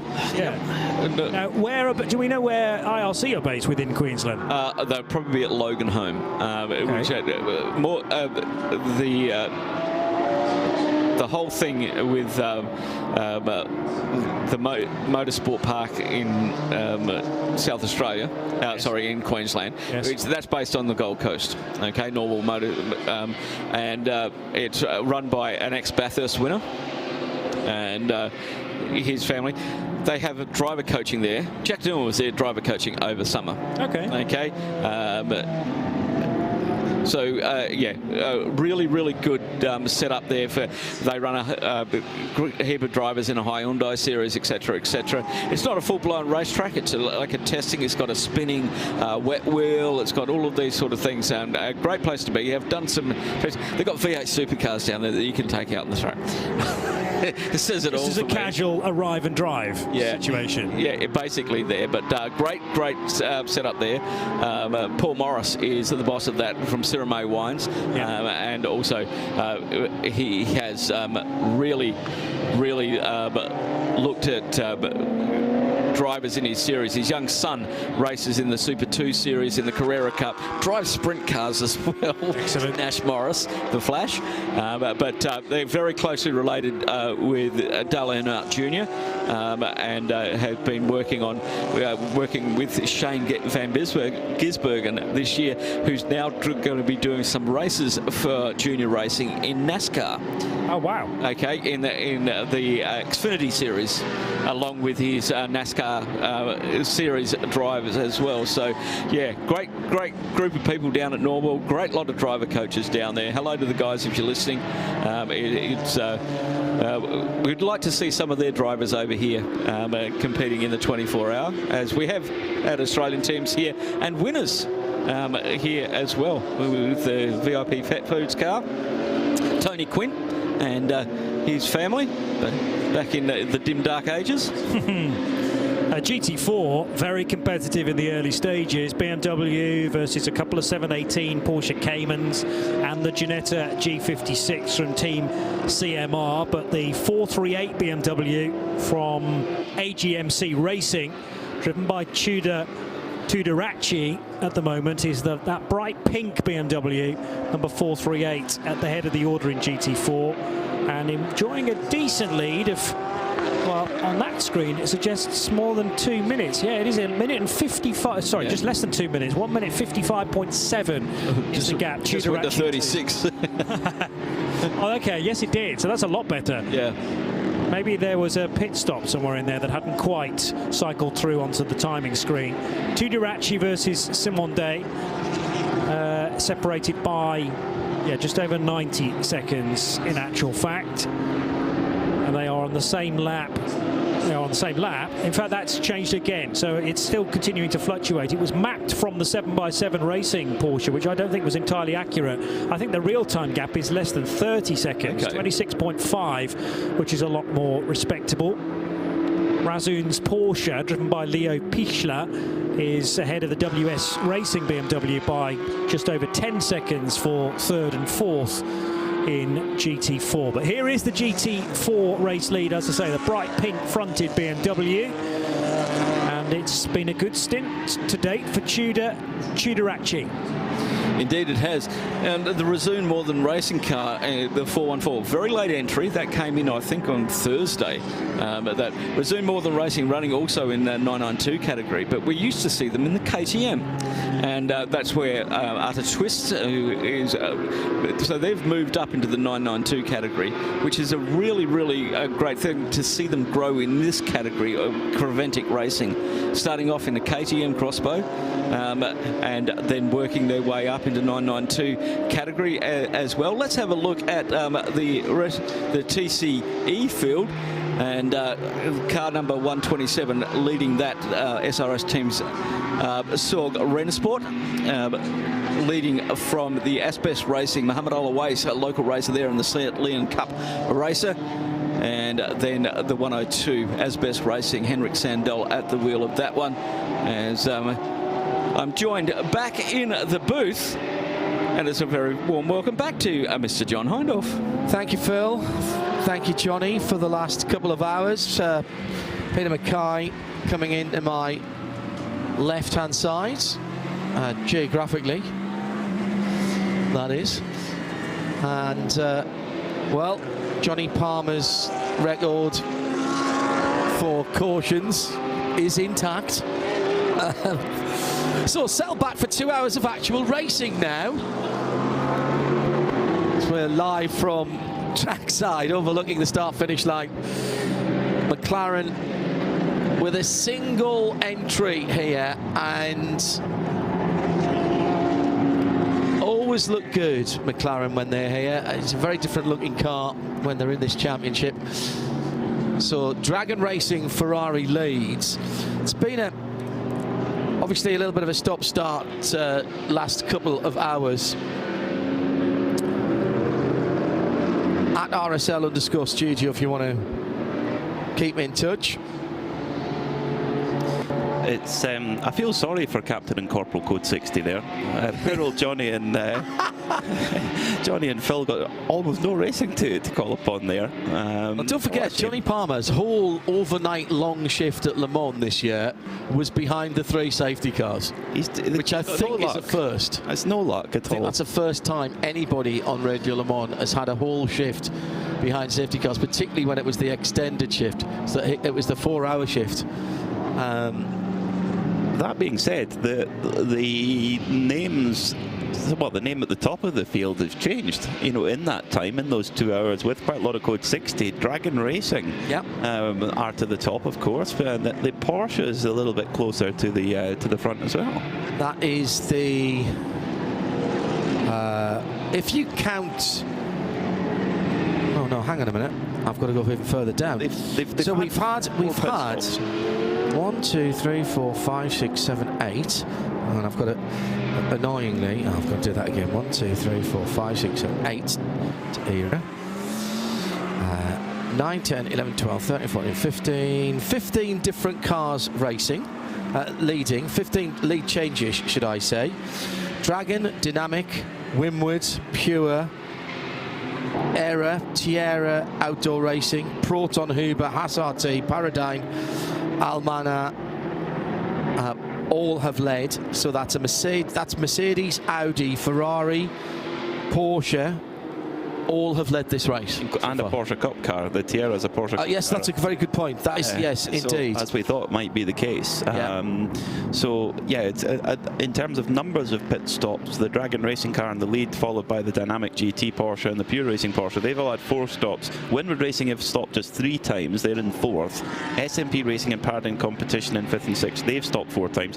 And the Almana Racing Team BMW, the former leading car, that has stopped 5 times. Now, the tyre age graphic on our screens is now up to date. We had a little bit of a steer early on in the race, but the Pure Racing car, its tyres only have 7 laps on, whereas Dragon Racing and Dynamic GT ahead, they have 27 and 23 laps respectively. So we should see the Pure Racing Porsche move forward a little bit going forward from now. So it's a Ferrari from 2 Porsches, from 2 Mercedes AMG, from 2 BMWs. They're almost like, it's like Noah's Ark for $1 million racing cars. And for fans of the Bentley, of which there are many who are in touch with us, the Bentley is currently running in 19th place at the moment, 6th in the Pro-Am class for a Team Parker Racing, a team which will be very familiar to particularly British Carrera Cup fans, but ran the Bentleys, I was going to say in period, we are still in period, of course. It is still a homologated car, but we now think of it almost as a historic. But it's running with, as I say, with Maxwell Lint, whose father Sean owns the car, and he has basically the perfect 2-car garage. He has the Bentley Continental GT3 and the Bentley Speed 8. Has several Bentley Speed 8s, including a car that never raced. He has got a DFL engined car, which was used as a test bed. And I've seen that car. Max raced that car at Spa Classic. To some effect, actually. It was very quick when it was going. Sean was running the other car, the more standard car. Looked after by Progressive, Howden Haynes, and the rest of the team down there, Dave as well, over at Brackley, right across the road from Ryan and James. That's Huntsmith's detailing, and James is JCG, excuse me, Porsche, who look after the burgeoning Hindhaugh fleet, of course. Burgeoning. We've just been discussing the It's going to be trimmed. of the Hindhaugh. It's going to be trimmed. Okay. think its actual overall weight may increase though, if with the 2 you're planning to get rid of and the 1 you're adding in, the actual fleet weight might go up. So our viewers and listeners will not know this, but our pit lane reporter is definitely wanting to put his 2 pence worth in on the hind-off fleet. Nick German, do you doubt my resolve to trim the fleet? Well, I wouldn't have to if you clear your garage out and give me some garage space.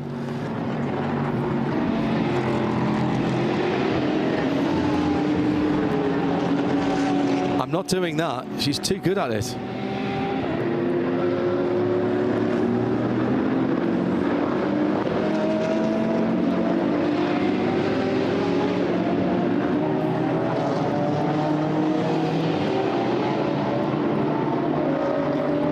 Whatever you do, don't let Nick park them though.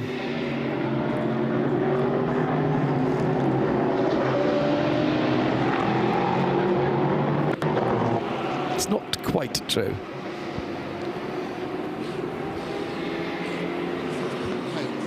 Since you've got the GTS, It'll be 3 years in April.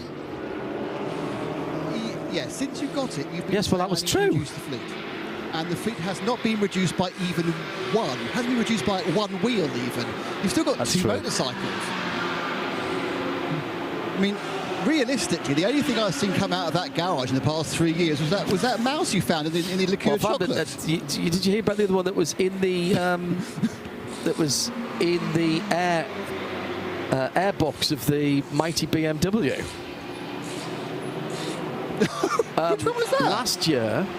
I think it was last year, maybe the year before, when it was the year before when I took it down to Wollaston BMW for its annual service and MOT. I rode it down there, dropped it off, picked up a lawn bike and rode back. And I got a phone call, everything all right? Yeah, everything's fine. We have had to replace the air filter on the front of your bike. Oh, right, why? Well, there was a mouse in there. I went, oh, really? Yes, it had eaten through some of the air intake. I said, oh, I'm really sorry. That must have been horrible for somebody to have to take it out as it was dead. He went, no, it wasn't dead. As soon as we opened it up, it scarpered across the floor and disappeared into the fields at the back.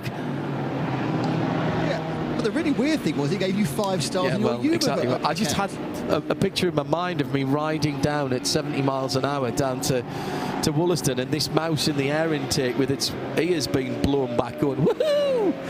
The Stuart Little in the BMW motorcycle pit stop there for the leader in GT4, Tudor Chigaraki for AGMC Racing by Simpson, bringing that BMW in. It's got some interesting sponsorship. It says we buy any phone. So I wonder, depending, I don't know what grade. I think my phone conditions maybe a 4 out of 5. It's got 64,000 miles on the clock. I've got a trim phone from the 1970s. A trim phone. Nick, go ahead. Unintentionally right. Sponsor in the field, and it's in the 111 Racing. No, it's absolutely. It's in the 111 Racing, the IRC GT car. And it answers the question. The sponsor answers the question, what do I need to drive this car? Because the sponsor is oh yes, I've seen that. That's very good. Yeah, very good. Nick Dermot down in the pit lane. Any car in any racetrack, really. But what better way to enjoy one's wealth? 33 laps, by the way. 33, 34, 35, 36 laps were the first stints at the start of the race. We've not really had a full stint since that opening hour of the race. So we'll see now as we've gone back to green, a couple of laps, 3 laps ago. Gap at the front of the field between the Dragon Ferrari, number 88, and the Dynamic GT, number 24 Porsche. That's the white and blue car with the Dubai skyline, the Visit Dubai supported car. Thomas Kiefer behind the wheel of that. Dustin Blattner has... he's only got about... Dustin Blattner's been in that car quite a long time. Yeah, as have most of the drivers at the front of the field, I think, and a lot under code 60 as well. As a driver change in the 414, Razun More Than Racing came in GT4. It's Ajith Kumar, and I think all of us in the team are absolutely blown away by the level of support here, both here at the track and watching and listening online. Incredible, absolutely incredible. He's a superstar. Concentrating on this car, he told Nick earlier on. He was getting in the zone, and he didn't go into the fueling there. Comes straight out. Now that's interesting. So when did that car last pit? 52nd in the race. It's taken 3 pit stops, which for a GT4 car after 3.5 hours of racing, that's not too bad. But it's hard we need to have a look at how many laps were done since the last time they were in fueling. Look, the point I was going to make about Dustin Blattner, he's got a maximum of 27 minutes left, because you can only do 2 hours of driving. Yeah, that's right, and you must take at least 1 hour of rest if you go up to that 2-hour mark. And we'll get into the maximum and minimum driving times. It really depends on what class you're running in, what balance of drivers you have. We have some who are full professional drivers, some who race, you know, the racing is not their occupation. They race for fun, for a hobby. They race to win, of course, but there's got a big balance of driver lineups there. So that depends on what your minimum driver time is, and indeed what your maximum is. So, for example, pure racing, they have, you know, Porsche factory superstar Thomas Preining in the car, but he can only drive, I think it's 12 hours is his maximum driver time, and they really wouldn't have, you know, during code 60 you don't want to be burning up that driver time under code 60, because I'm as fast as Thomas Preining under code 60. Yeah, me too. I know, amazing, isn't it? Yeah. But of course, once it goes green, there would be quite a gulf. So I think you've got to keep that in mind, and the teams, if they've got driver time that they need to burn up, code 60 is a good time to do it. Again, it very much depends, and it takes a good judgment to look at why it's under code 60 and how long that code 60 might ultimately be. We've had a couple of quite big cleanups. We had the JBR Porsche that went off, and it needed nice driving. It needed quite a lot of cleanup. Likewise, the Motorsport Mercedes. Now, Ajith also are taking it relatively steady. I think they might be coming back in to get fuel. I think that was maybe just a little. No. It's either he noticed or somebody told him on the radio he had 2 faster cars coming, and it was very smart. He just stayed off the racing line in turn 14, the bowl, and that means he got a nice clean run onto the start-finish straight in the GT4 car. This is the car that he's going to be concentrating on. Hearing that he probably won't get back in the other car, so we'll see more of him in this one. And that makes sense. It's probably a little more user-friendly. He's been out of racing for a little while. He had admitted that earlier on. He's raced in F2 before. Oh yeah. You know, that's a while ago, wasn't it? But it is a while ago. Yeah, he started racing in motorcycles actually. Did Ajith Kumar, and I don't know if that came across in our stream, but we could sort of just hear it behind our headphones. We're actually up in the grandstand, our commentary position. The grandstand is packed full of pretty much everyone here is for him, almost in that grandstand at least, and he's just driven past the grandstand. The crowd going absolutely crazy for Ajith. It's a huge star in the Tamil film industry, known as Kollywood. I think we've all been on a bit of a school day today, finding out more about that. It's remarkable. Over 30 years in that industry with over 60 films. Imagine the amount of lines you've got to learn. And there's a bit of singing that goes on in that as well. Exactly. Right up Nick Damon Street. Effis Jens says, with the interest Kalle Rovanperä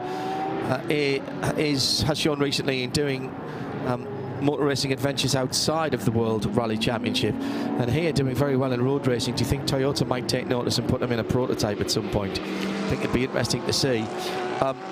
New GT3 car coming from the Toyota group shortly. They keep leaking pictures of it at their own track at Fuji and various others. It's an update for the Lexus. The Lexus GT3 car is the oldest car on the international GT3 circuit at the moment, and still very, very competitive. We'll see them for at least another year in IMSA before the yet-to-be-named replacement, the road car on which that replacement is based, is beginning to take shape as well. I think we might see Kalle Rovanperä have a little go in that at some stage. That would make sense. I have a strong suspicion, and I have nothing other than my gut telling me this. I think he wants to do the Nürburgring Nordschleife. I think he wants to do the N24. It would certainly, it's a very good point. That would certainly be the best synergy between what his day job is and, you know, coming out and circuit racing. But, you know, one race is in the Carrera Cup Benelux last year when he was on a part program in the WRC, racing in a Porsche GT3 this weekend. And he's a big Porsche fan. His day-to-day driver is a GT3 RS in Monaco, where he lives.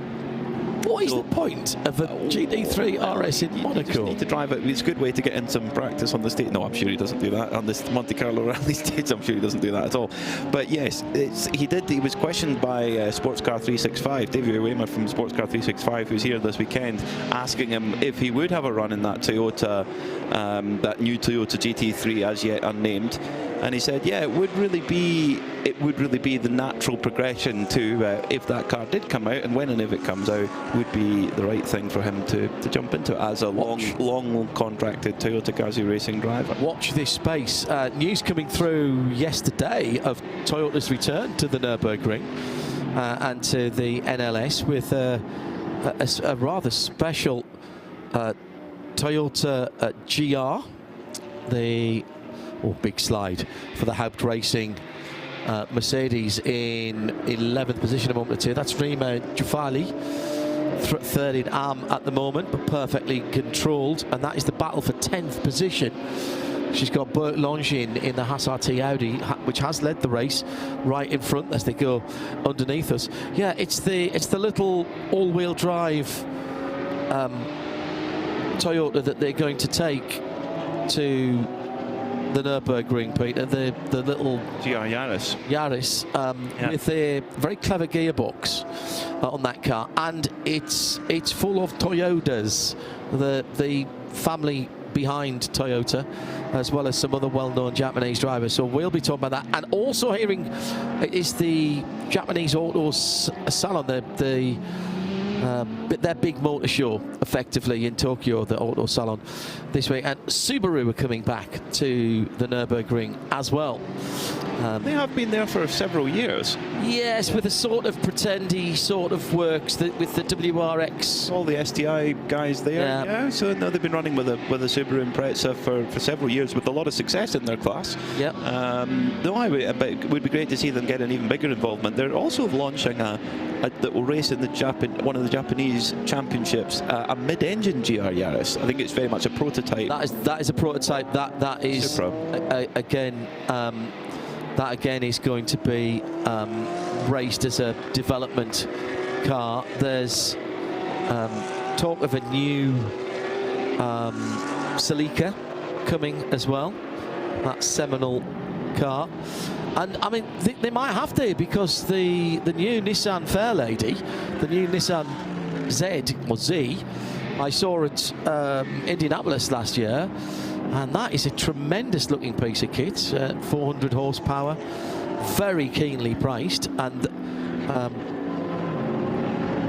there's talk of that coming into racing as well as a GT4 car. And indeed, senior officials of IMSA were having quite open meetings with the Nissan US guys about that car at that event.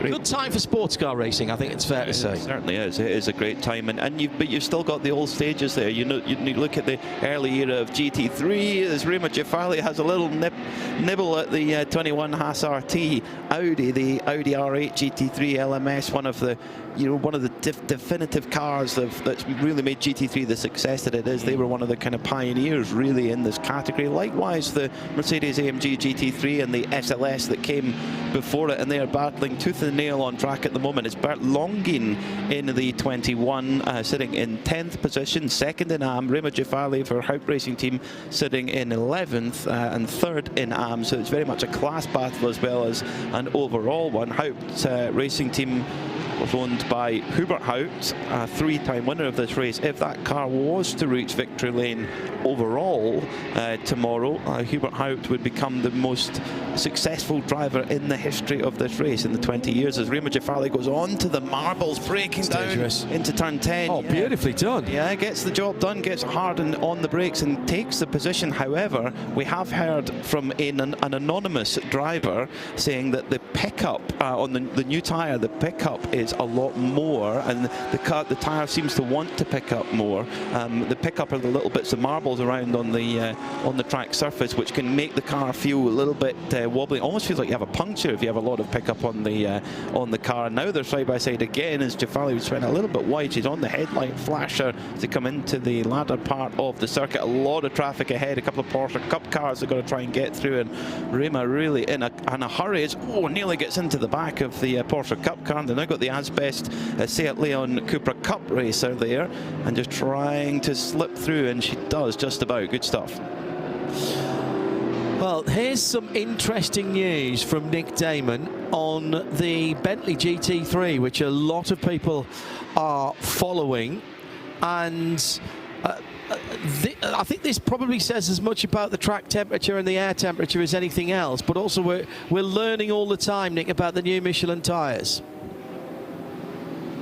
Hello, Nick. Yeah, sorry. It has trundled down the lane. The team came out. I thought, oh, good, I'll get to close up. We're going to pit stop. They just looked at it. And obviously, in case it had to put in the last moment, no, it just trundled straight down and just went for fuel, which we weren't seeing early on. Now, whilst the sun is out, we are getting towards the end of the daylight. I think we've got about another hour. Temperatures are beginning to drop. It's lovely, to be honest. And anyway, any of you who are listening back in Northern Europe, sorry, it's lovely. So I think that, as you say, people are now learning a bit more about the tyre and what's going on.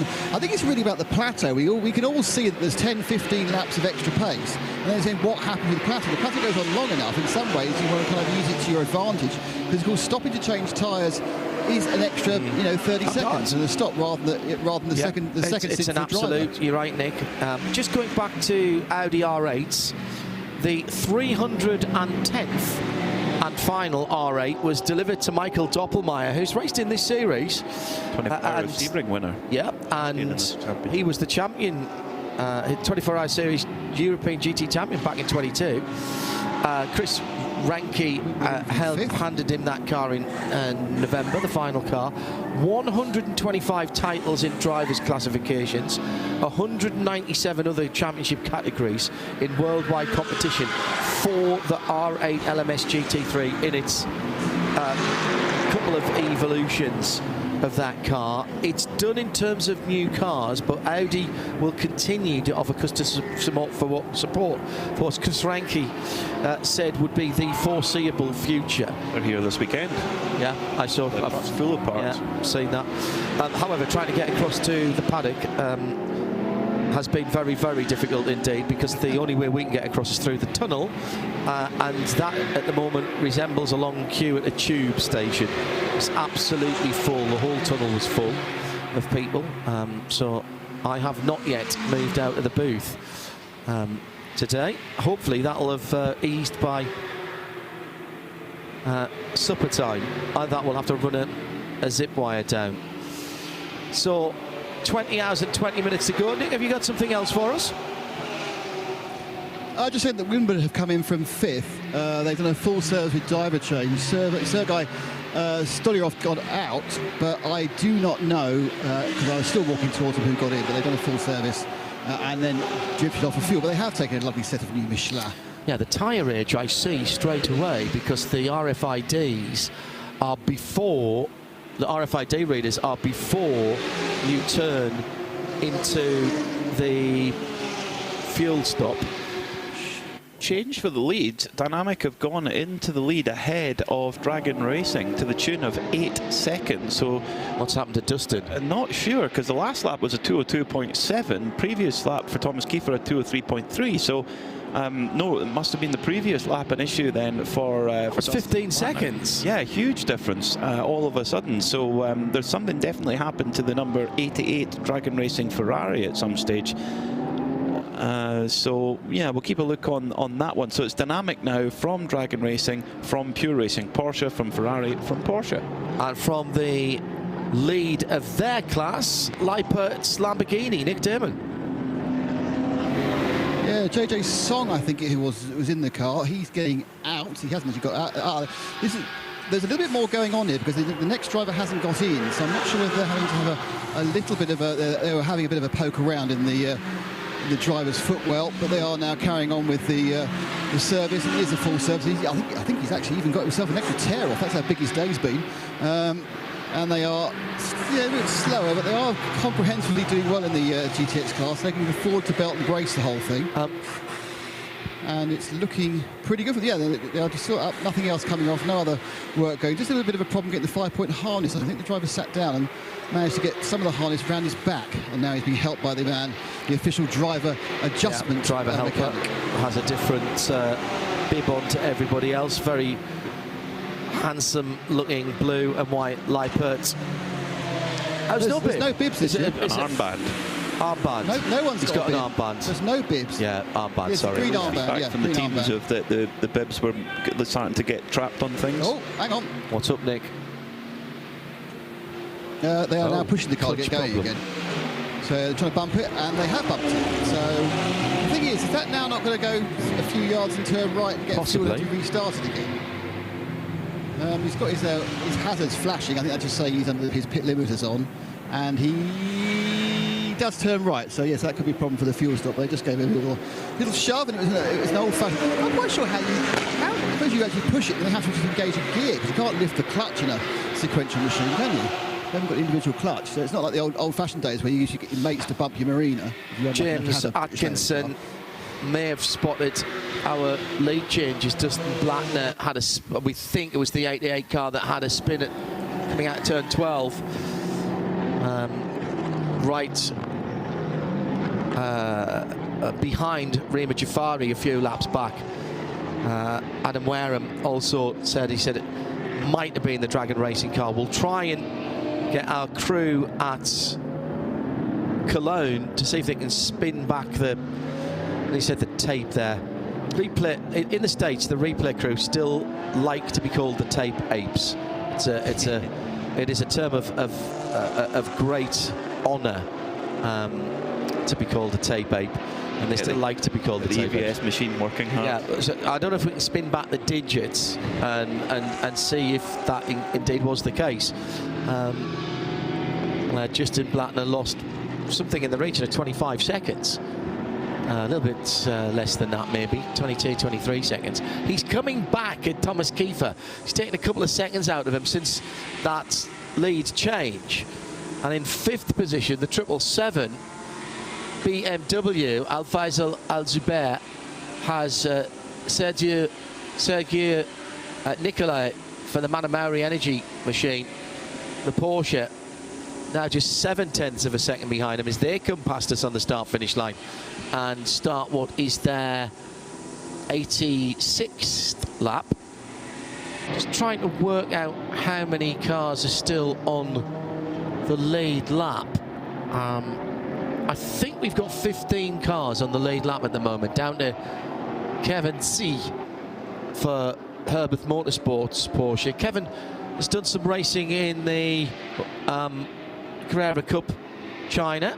Close call between two Porsches there, two GT Porsches as they were going through the S's down towards turn 7. Cup car, they are just getting a little bit minding their own business on the racing line, and the driver Sergio Nicolai in the number 1 Manamauri Energy car just getting a little bit tripping over there of the Cup car. Of course, the Ebby Motors team there that run that Manamauri Energy car, they won the Middle East Trophy last season. They'd be delighted to try and do that again, but you've got to have a good 8 days basically, because it's the 24-hour race here in Dubai, and then next weekend 6 hours in Abu Dhabi. Nick Damon down in the pits next. Who's come to join you?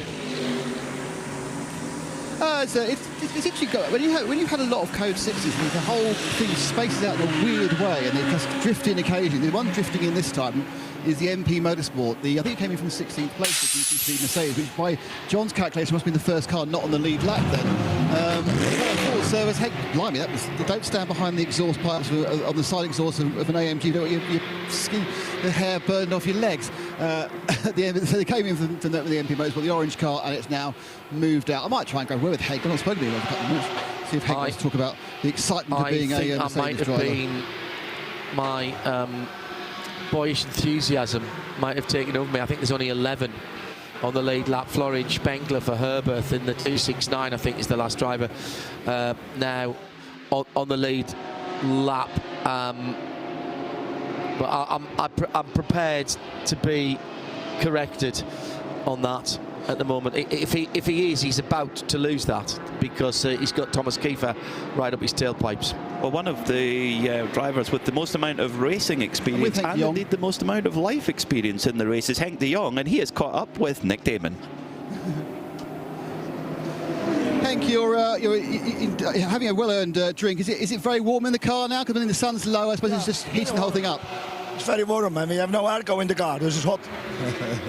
How's the MP machine going? Yeah, it's okay, but a lot of traffic. Yeah, normal, but a lot of traffic. That makes it difficult. You're kind of in the middle of the GT3, so you're being overtaken as well as overtaking. Are people being respectful, or is it a bit of a free-for-all? No, it's okay. The most people have respect for each other. Yeah, that's no problem. It's okay. Obviously, you're a 24-hour series veteran. How are you finding this first race on the Michelin tyres? Really? I think the Hankooks are better on the long term. In the beginning, the Michelin is okay, but for the long term, they go down very quick. Can you define very quick? It's like 10 laps, 15. How many laps before they begin to go down? How many laps before they begin to go down? 20 laps, and then they go down. So, yeah, you're currently running about 16th place. What is the aim for the team? Is it like a podium in the class, or is that too ambitious? No, normally, yes, we win, I think 3 times, 24 hours, but we shall see. So look, 20 more hours. Very good point.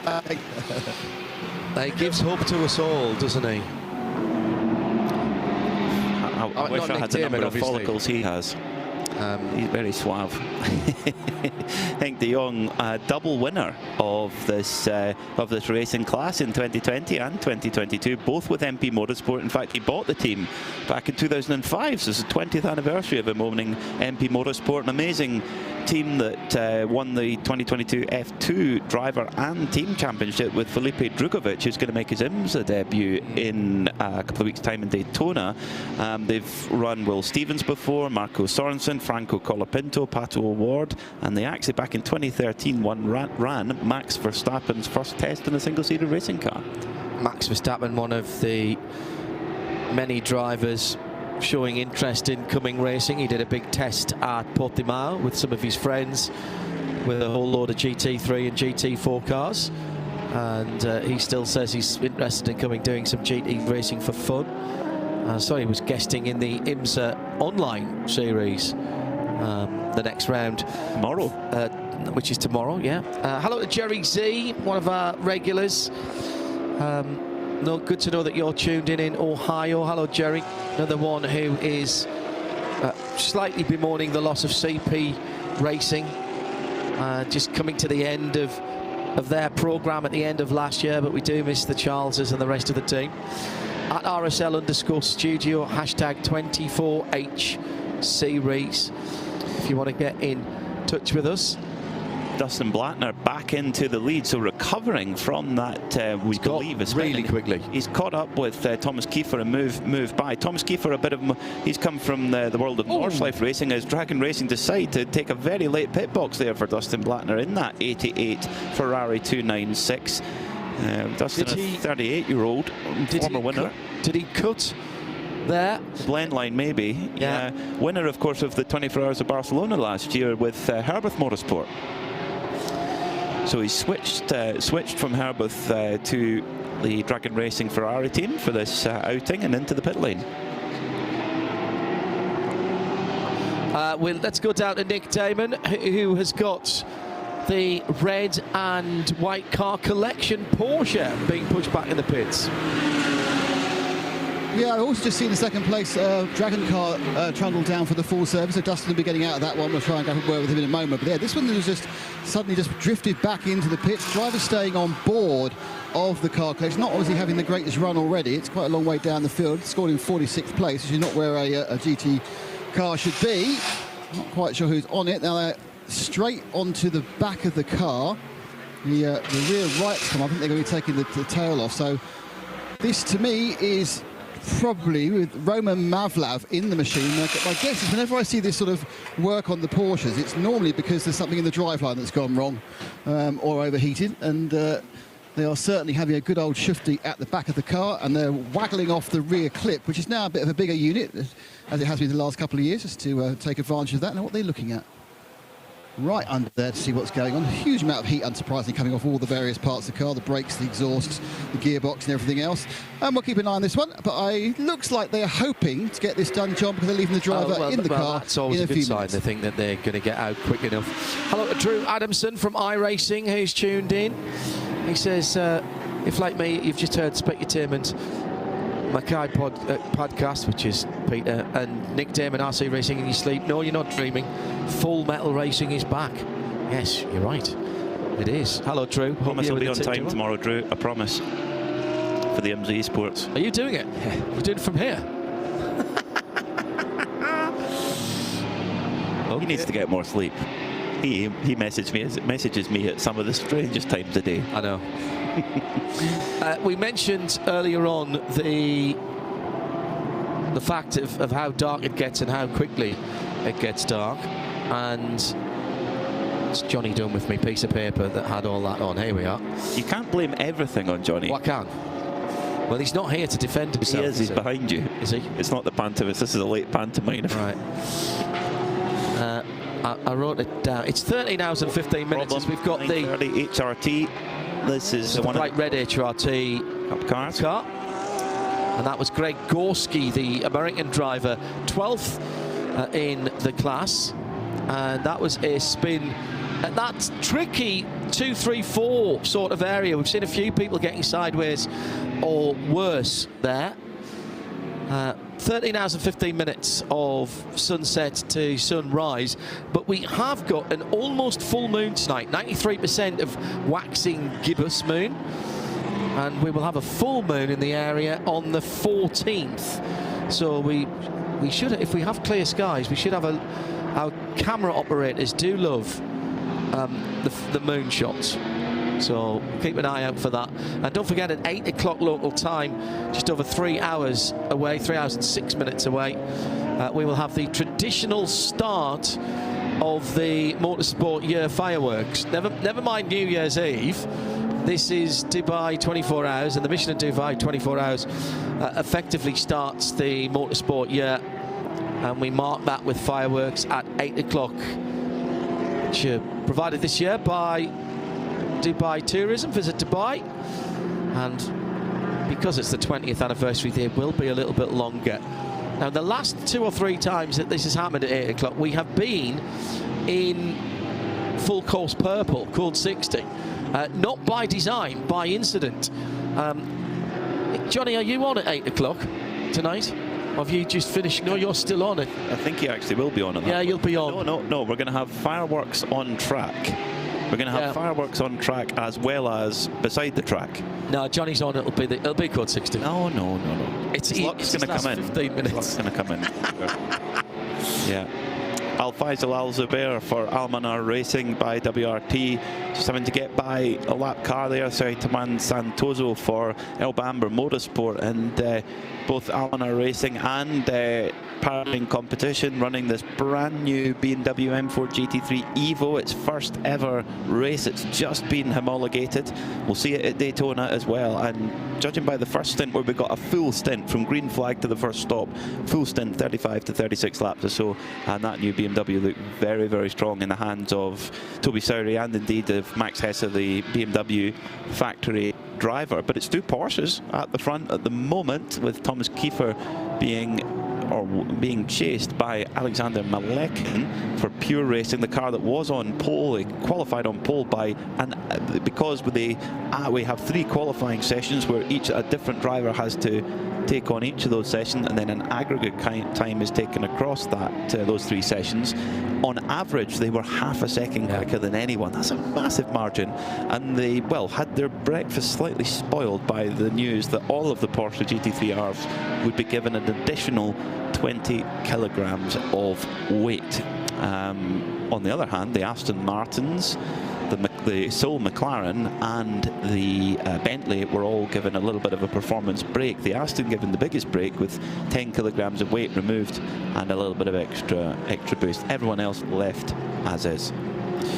27 out on the circuit. Anna Grisham in her GT3 debut for Heart of Racing.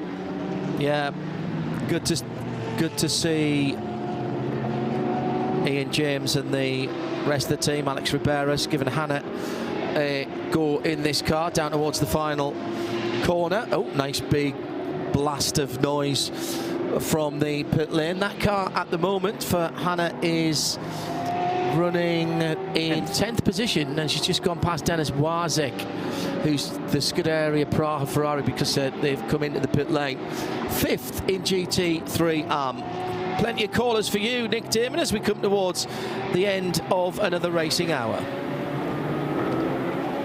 Yeah, it's got a bit busy. It's picked up. The most recent one, the audio you heard a few seconds ago, was the number 4 Haupt Racing team. Ruben Ciafali got out of the car. Getting into it was Roman Androlo. Nothing to report. We've also had a selection of we had one of the other Ferraris just trundle around a minute ago, and we just think we've got. I can see that we have the Scuderia Praha machine in the pits as well. So they're ticking along. We are getting to about best part of an hour since the last Code 60, so they even want to manage to get a couple of fill-ups, are running out, not running out of fuel, are going through their fuel load. So expect to see some of the leaders in soon.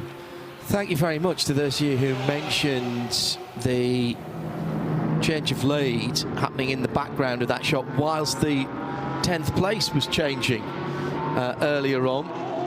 We were watching the 2 cars at the end of the back straight, and right in the background there was the spinning Ferrari of Dustin Blatter. Fought back and gained back that 15 seconds. He lost about 23 seconds. He has got back in the lead before he had to pit. Thank you to the brilliantly named Lanzarote Camel. That's Alan Brozza. Hello, Alan. Great screen grab ever. He is the god. He is the god of screen grabs. He should be working in an EVS position in a gallery, TV gallery, grabbing replays, because he's very, very good at that.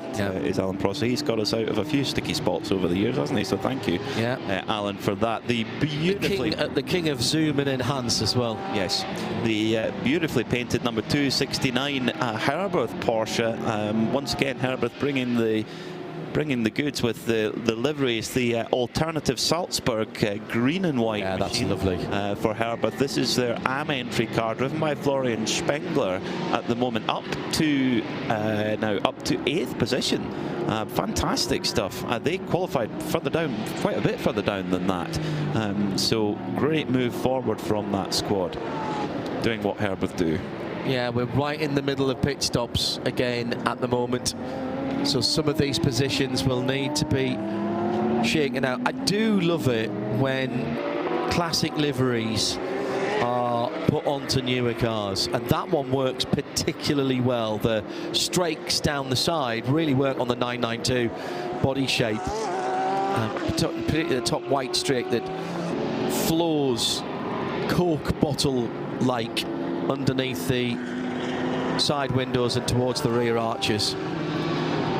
992 902.2 will 902.2 already out in the road cars. Sadly, for old dinosaurs like me, no manual version of either the GTS or the Carrera S has been available yet. Carrera T, we think, will get the manual version with the slightly less powerful engine. Carrera S now has the same power and actually the same engine as the 992.1 GTS. So that's the 480 PS car. That's a big hike of power for that car, still using the 2.9 twin turbo. The race cars here, of course, using the naturally aspirated, and the biggest they can go on that is 4.19 something. It's the 4.2, they call it the 4.2. There is no more to get from that engine capacity-wise. It's a direct descendant of the normally aspirated 4 litre you get in GT3 and GT3 turbo. Leader in the pits as we come to the hour. Yeah, it seems like he's just strolled in the Visit Dubai blue and white machine. It's a full service. Blocking my path to him was the Pure Racing team, who actually came in a bit after and left before. So Pure Racing, the 92, has gained a bit on the 24. There they go, all the way through, driver out. That was Kiefer, and I'm not quite sure who got in, but they have got through that next service as well. So the first two of the top two overall then in the pit lane. So the 777 Alfaz El Al Zubair driven Almanar Racing BMW will actually be the leader when it comes through. Then Sergei Nikolai in the Manamari Porsche, Paradigm BMW, Jake Pedersen in the Herbuth Porsche, the 91, then Haas RT, Florian Spengler, Hannah Grisham, that's Herbuth and Heart of Racing. Herbuth with their third car inside the top 10. Well, actually, that'll be the third car inside the top 8. Come to You Racing next up, and that is the number 40, Jamie Day driven Aston Martin. Sorry, Jamie. These are all GT3 cars. And beyond that, it's Proton Porsche number 969, Winward number 16 Mercedes, Ferrari Dragon Racing number 88, SMP for Mercedes, and then EBM's Aston Martin in 6th in Pro-Am as well. Best of the 992s. It's a decent little scrap going on here. It's 5 seconds between the 912 Tierra Outdoor Racing. That car has led the race overall early on. Luke Breuters from a problem early on in that car in qualifying. They got knocked back a couple of places, but look, Luke Breuters now in 2nd place, 6 seconds behind. And then it is Haupt Racing Mercedes, Optimum and Huber Motorsport for the top 20. Okay. Behind them, we've got Continental, HRT, and Mercedes. The most of these are still GT3 cars with a couple of 992 machines in. HRT, Julian Hansen has just pitted the Porsche number 928. Yeah, that's the leader in 992. Then it's Scuderia Praha, Miroslav Szajbo, and Seblaju Racing, and into Africa Ferrari, Hoffer, the Kumar Racing Porsche 901's got Fabien Defoe behind the wheel, 5th in 992, and making up the top 30, Seblaju Racing. Müller Motorsport having a quiet day, but still circulating the 918 for Ben Bernigal.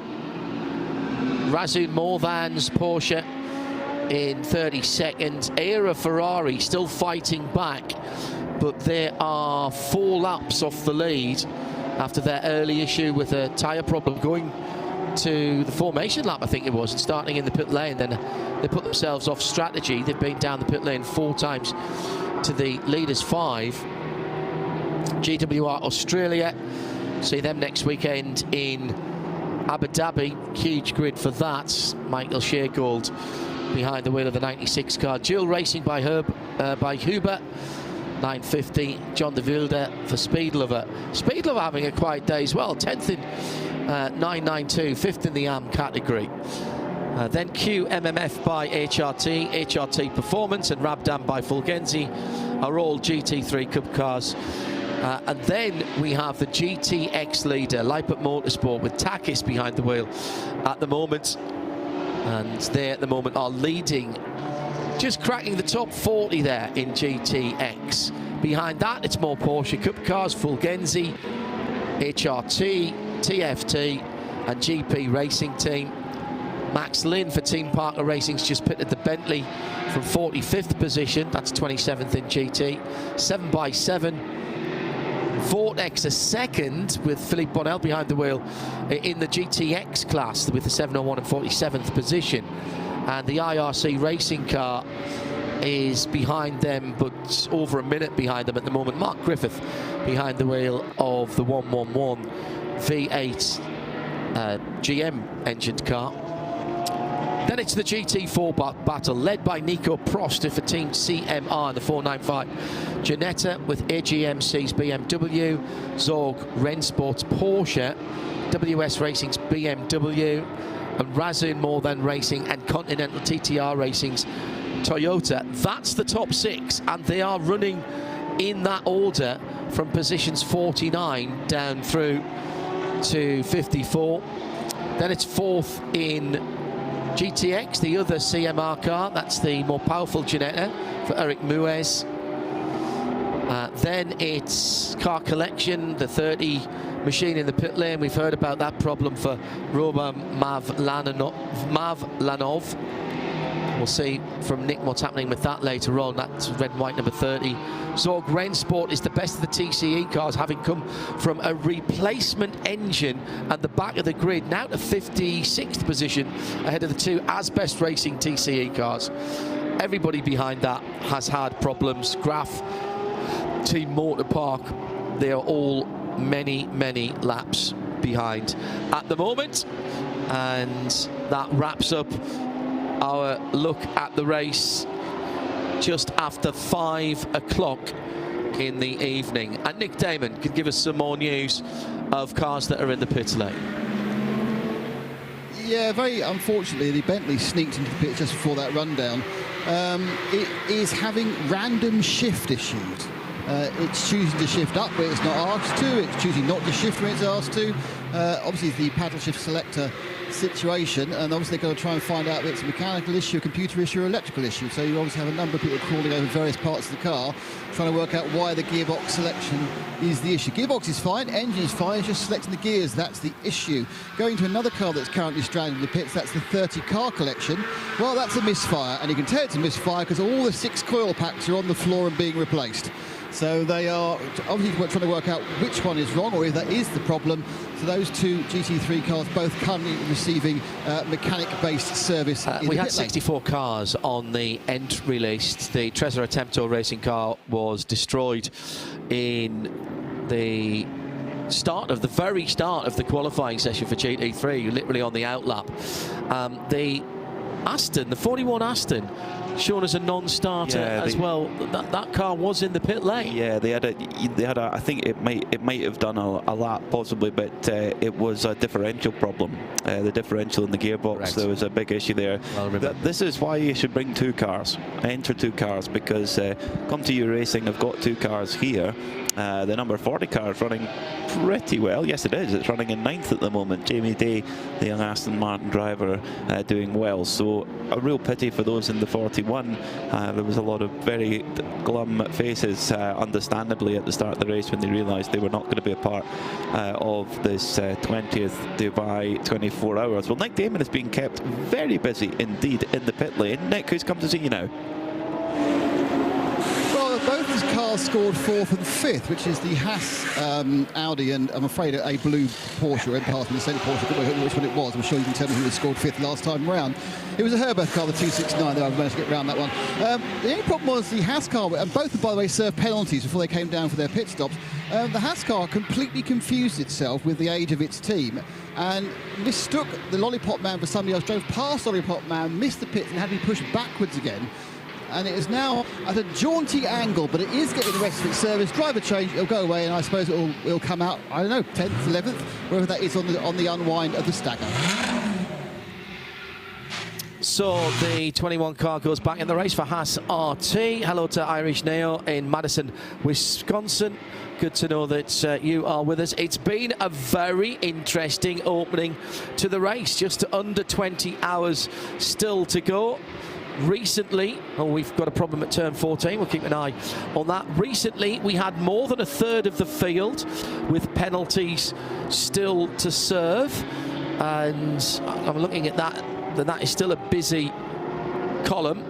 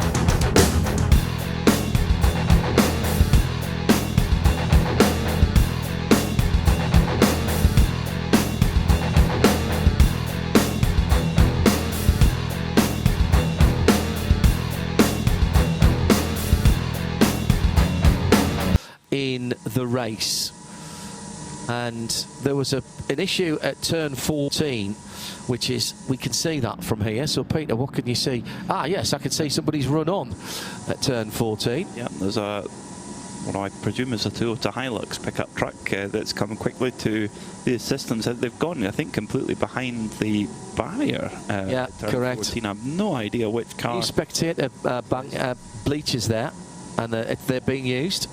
Yeah, they're going to get a close view of whichever car it is. It's very difficult to tell at this moment. So who will this play in favour of?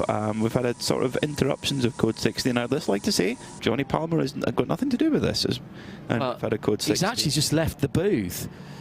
So was the cars getting completely side by side contact, and was that an Audi? Ferrari, I think. Yeah, it's a Scuderia Praha Ferrari 56. Right. So that is the Scuderia Praha Ferrari, which is the silver and yellow car, and I think that had some kind of side-by-side contact as 3 absolutely didn't go into 1. Now that car is moving again, but that would suggest that there'd been some debris laid down on the circuit. I'm looking at the rear diffuser on that car, and it looks to be intact. So I think it's all right as it stands right now. And it is relatively short code 60. Yeah. Whilst this is on, let's nip down to Nick Damon, who has a driver just out of the fight, and that is from the Heart of Racing by SPS BMW. Gray Newell's got into that car. He's back out into 5th position, so that was a very good piece of tactics there. That means that Hannah Grisham is able to talk to Nick. Hannah, so yeah. How did you find that stint? I mean, you picked the warmest one of the day. Yeah, it was definitely a little warm out there. This is my first GT3 race, and so that was my first actual stint in a GT3 car, and nonetheless at 24 hours of Dubai, so it was amazing. It's definitely a bit hectic out there, trying to kind of get in my rhythm, but I made a bit of a mistake and sped in the fueling station, so sorry to my team for that, but I had a lot of fun and really looking forward to the rest of the race. We're obviously very used to the Heart of Racing team. We see them in the US, we see them here, and even see them in Australia as well. Give us a bit of background on what your racing history is. Yeah, so I grew up karting and then went into Spec Miata, and then the Heart of Racing about 3 years ago put on a diversity scholarship to fund a female. And so they've been doing that for 2-3 years now, and I have a fellow teammate also named Hannah back in the US I race with. But yeah, it's a great team, a great group of people, and they also race for an amazing cause, which is the Seattle Children's Hospital. So really amazing team to be a part of. What have you found the biggest change to your career, your experience coming here for this GT3 24 hours? What would be the single biggest difference? I mean, first of all, there's a lot of out-of-class racing, which I'm not too used to in our normal season back in the US, but that, and then also kind of the difference in speed and downforce as well. I'm still getting to grips with that. And then also working more intensely with my teammates as well as in a longer endurance format has been a challenge for me, but I'm really loving it. And where are you looking for your racing career to go? Are you looking to be in the IMSA paddock or somewhere else? Yeah, I mean, I'd love that. I'd love to race Le Mans, love to race at Daytona. So I would drive anything and anywhere, so just happy to be here. We're happy you're here. Thanks, Hannah. Thank you. Yeah, she's certainly catching the eye across in the US. Oh, little problem for the Vortex a moment or two ago. This is the number 701, the all-carbon Vortex 2.0. That car was off the track going through the S's down into turn 5 and 6. And that was a very short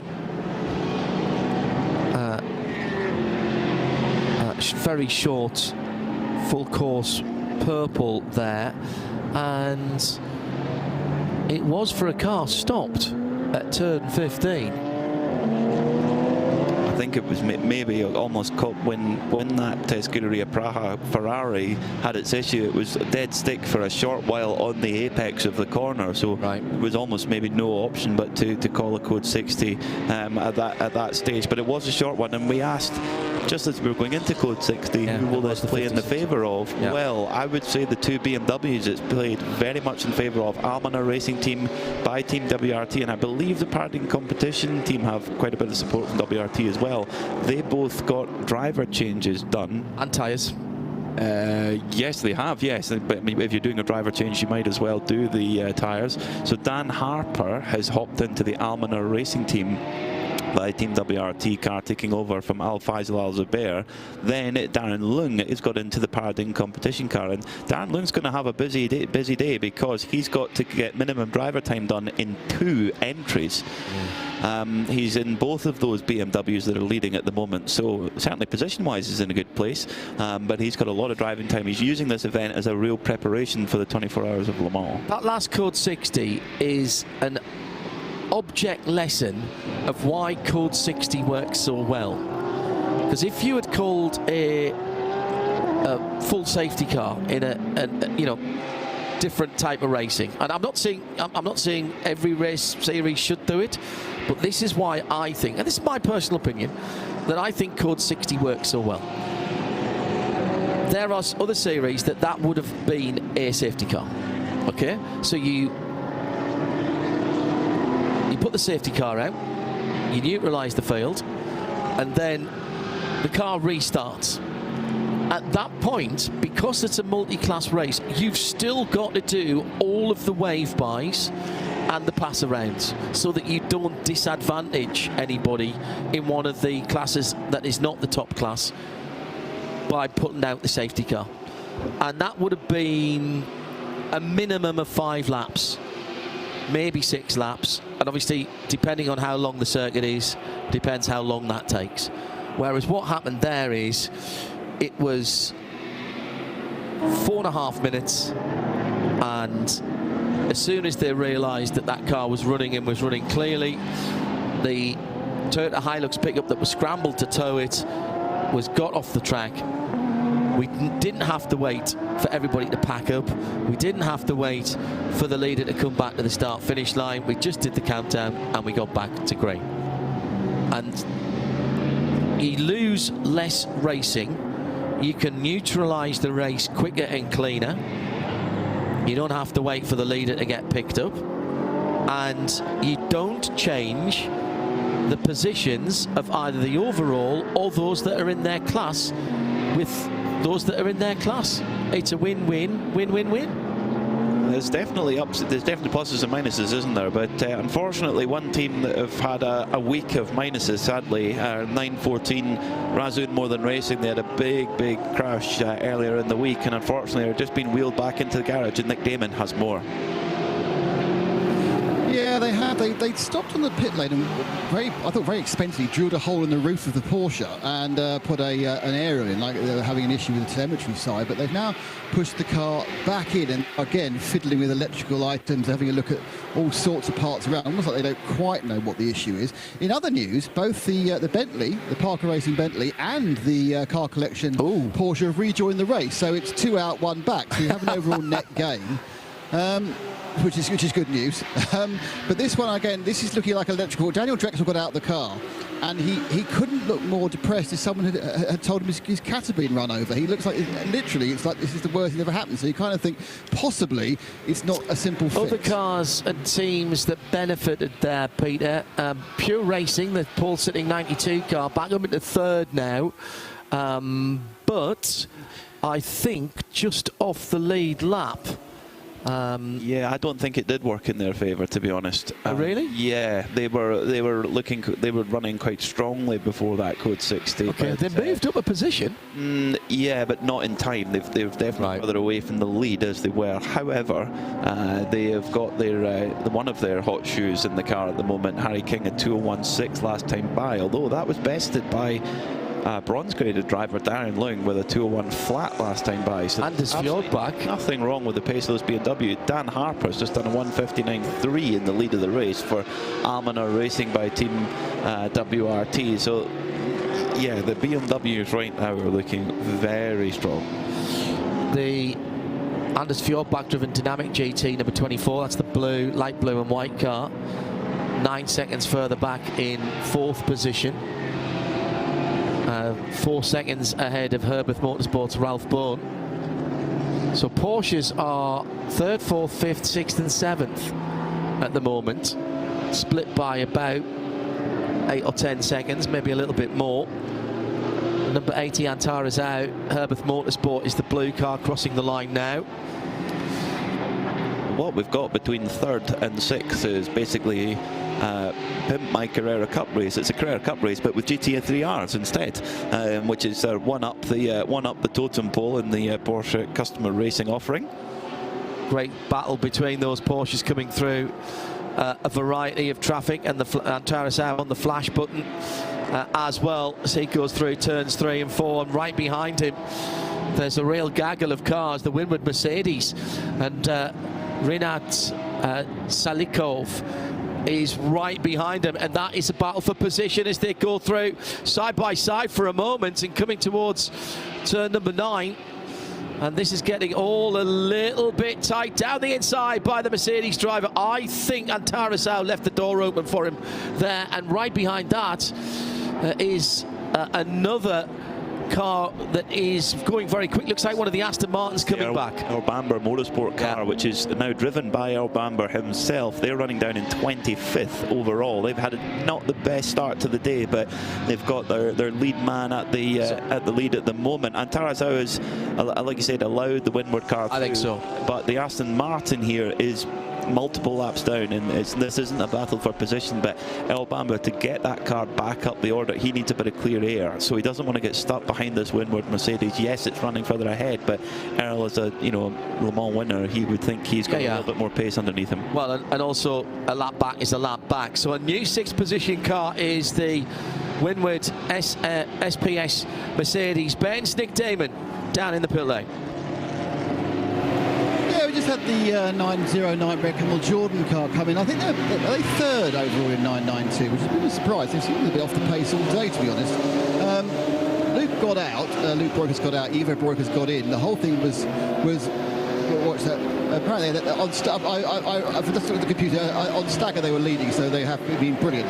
Now, on a serious point, earlier on they were dropping off, but they have obviously got they put 2 fast guys, and they got the Ivo now, who even he would admit is not as quick as his son. But yeah, the whole thing was kind of quite leisurely, quite efficient, and they went out about again. But it was all filmed, interestingly, by Rick. So I'm not sure Rick's going to go and give them a talking to about what they've done wrong, but that's all on tape and such. Sorry, as we say, nothing's on tape anymore. It's all on little bits and bytes on a chip. A couple of moments ago, then the 6th position changed, overall 6th position changed. But I do think Antarazau was given the call by the management at Herbeth Motorsport. He holds on to 2nd in the AM class. The leader in the AM class, of course, is the Darren Leung car up the road by some margin, and 2nd overall in the race. Dan Harper just going down through turn 1, the leader, whilst the 991 in 2nd is quite a long way back, just coming out of turn 12. And Harry King in the number 92 Porsche in 3rd position is in turn 14 at the moment and off the lead lap. Yeah, that code 60 was very much Team WRT's gain, both with the Paradigm car and the Almanar racing car. For pure racing, I mean, when you look also at the pace compared to where they were in qualifying, you've got to think that they're going to be pretty miffed right now in terms of, you know, they showed their hand in qualifying. They showed the pace that the car could do. They put in a 158 flat, much quicker than anybody else out there. And they wake up and they've had that 20 kilogram addition. As have all the Porsches, to be very fair. But it's got to be disappointing for them. But this is a long race. 19 hours and 33 minutes to go. But certainly on pace, these two BMWs look very strong. Last time by a 159.2 for Dan Harper, a 2 flat 0.2 for Darren Leung, and a 2 flat 0.3 for Harry King in the Porsche. So, you know, they're pace-wise, the BMW's looking very good. Well, we just mentioned that 909 Porsche Cup car leading in the 992 class. Ivo Broekers on his outlap at the moment, going to be just outside of the top 20, but I think he might hold on to the lead of that class because Ralph Populars for the Tierra Outdoor Racing team, which has led the race overall, actually, that car hasn't yet come round. So they have worked their way back to the front despite the 2 position drop on the grid, and Nick Damon is down there to talk to the team. With Luke Broekers, because there's a 3/4 chance I'll be talking to a Broekers out of that car. Luke, it's been noticeable that 2 or 3 of the drivers who've got out recently seem very hot and very tight. Is it very difficult in that car at the moment? At the moment, yes, it's quite difficult. But we had a lot of fun. The team is doing a great job with the pit stops. Despite Thomas being sick yesterday, he's doing an amazing job. He's here with the team, doing a really having fun basically. In the car it was quite hot. I also do believe the first and maybe one of the most difficult ones to show, because you need to have to get into the rhythm. Sun's out, tires hot, new situations, but everything went well and we're happy. When you're sitting in the car in the code 60, do you just slowly boil in this temperature? Do you get hotter and hotter and hotter when you're going at 60 kilometers an hour but the sun's out? If you have a code 60 at the end of your stint, yes, you're boiling. How do you feel that overall your car's doing in 992? I mean, obviously it didn't start brilliantly. You got a 2-place penalty in the grid. You ended up dropping to 3rd. I mean, how do you feel it's been going in the following 3 hours or so? I think it's going decent, pit stop's going well, traffic is good, we are managing, not taking too much risk, just playing the long game. And how are you finding these new tyres? Because obviously you have a longer career on the other tyres than anyone else. How do you find these new ones here at Dubai? Yeah, the first laps you go out, it's amazing. There's so much grip, it's so much fun. It's a new experience and it's doing it's really well so far. Great stuff. Thanks, Luke. Thank you. Yeah, the drivers, they just want more and more grip all the time. Give us that grip, give us that performance. They're loving the Michelin tyre, particularly in that early stage. You do get some really, really hot lap times there. So yeah, very, very impressive. And yeah, Red Camel Jordans, I mean, they actually they had a fairly steady start to the race pace-wise. They were running a little bit further down the order, but with the strategical prowess of Paul Truswell on the pit wall, and also Luke Breukers there having a good stint, has got them right back in the game. Father Ivo Breukers now at the wheel, and probably with the full face, the open face helmet on, and the cool shades. There's nothing cooler than the open face helmet, I think, and Ivo pulls it off in fine style. They lead in 992 right now with a gap of 16 seconds at the moment, and pretty much on exactly the same strategy as the Tierra Outdoor Racing car, the number 912. Well, that is one very damp garage in the Razun More Than Racing garage. The number 914 is being worked on, and Nick Damon has some more on for us. Yeah, well, you know they're searching for their mystery problem. Well, they took off a part of the front of the car, and as they did that, that was the final straw for the radiator, which I can't think of a polite way of putting this, so I won't say anything. It gave up the ghost. There we are. It gave up the ghost in a spectacular way and dumped all the water it could onto the garage floor. So very much to add insult to injury, now it's a skating rink in the garage as well, and they are currently using the entire stock of blue roll for the whole paddock to try and wipe it up again. So it never rains, but it pours. The last time that I heard you say what you've just said, I thought you said loo roll, not blue roll. I'm thinking, surely they must do that job if you wanted to. Well, I was going to. Surely they've got something better than nipping to the lavatories and using lavatory paper. Might have to at this rate, because the entire contents of that Porsche's radiator are all over the garage floor. And radiators. Yes, poor old Daniel Dressel, who won the GTX Championship a couple of years ago with Razun More Than Racing in their KTM, and there's just fluid everywhere all over the garage. And Razun More Than Racing actually making a switch across to the Porsche brand. They've been really associated with KTM for many years. They're an Austrian team, but with KTM's current situation, that might have proved to be quite a prudent move, unfortunately. And we wish everyone on both the 2- and 4-wheeled side of KTM the very best with their financial woes at the moment.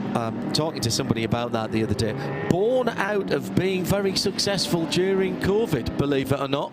They massively increased their production, particularly for their 2-wheeled products, and to try and cope with the increased demand for high-end motorcycles and cars during 2020 and 2021 through COVID, and put a huge amount of investment in, and unfortunately the market stagnated afterwards, and it's caused them problems. They've got a lot of stock that hasn't been able to be turned into money for them. So not the usual tale of woe for a manufacturer of potentially overstretching themselves, but they saw an opportunity and went for it, and it didn't work for them. So very bad luck for them, and we wish everybody, as I say, very well. We're still waiting to find out what's going to happen with the motorcycling racing side of that sort of thing, and Nick and I both follow that type of thing very closely indeed. Here it is the 777 that probably could be a motorcycle CC, couldn't a 777cc? Would have worked a few years ago. Right in the middle of traffic, and coming up on 16th place, Robert Mao for Huber Motorsport in the Porsche as well as several other cars at the moment, and pulling out to drivers right-hand side down the front straight. Just down into putting a lap on the Haas RT out. Haas RT, yeah, absolutely. Yeah, it's a similar shade of blue as the Herbert. Excuse me, yes, that's 15th position, and that's the second. Ooh, that might even be the third lap down for that car. So that tells you what's been going on in the midfield. I reckon we've only got 2 cars on the lead lap at the moment. Darren Young is the only car about to complete his 109th lap. This could change because there's a Porsche Cup car that is looking to stick out on the track. It's the 9. I can't quite see the third bit of the number. It's in 27th place overall, so I would imagine it's the That's the Seb Lejeune racing car. The former race leader in class. Second in class at the moment. QMMF by HRT's just gone by them by about a second. So Alexandra Artemiev, and this is again at turn 2, but Control Alt Delete has been used to great effect, and he's moving again.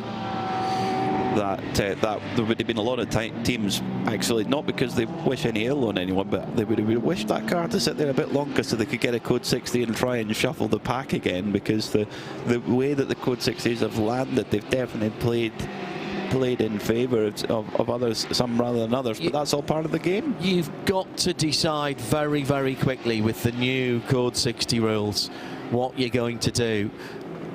You know, we would say in the old days, Herbert won championships by wherever they were pretty much in their fuel run. Every time there was the likelihood of a Code 60 or there was a Code 60, they were in the lane. Came in. Even if they could only get 50. Yeah, it was the Herbert tactic. In those days it was 50% during a Code 60. Now it's 25. And they'd take that 50% fuel every time. And sometimes you would look at it and go, hang on a minute, they're pulling out of a really good position here. Why would you do that? But it would extend the fuel window for them, and an hour or 2 hours or 3 hours later, they had an advantage. Yeah, and a lot of the time they had an AM-graded car with some very fast AM drivers in it, where they got they used to get a slightly better amount of fuel that they could put in, and they played that very much to their advantage. Fastest man on track right now in 23rd place, number 77, Earl Bamber in the Aston Martin. Yeah, sevens are doing well at the moment. The 777 of Dan Harper.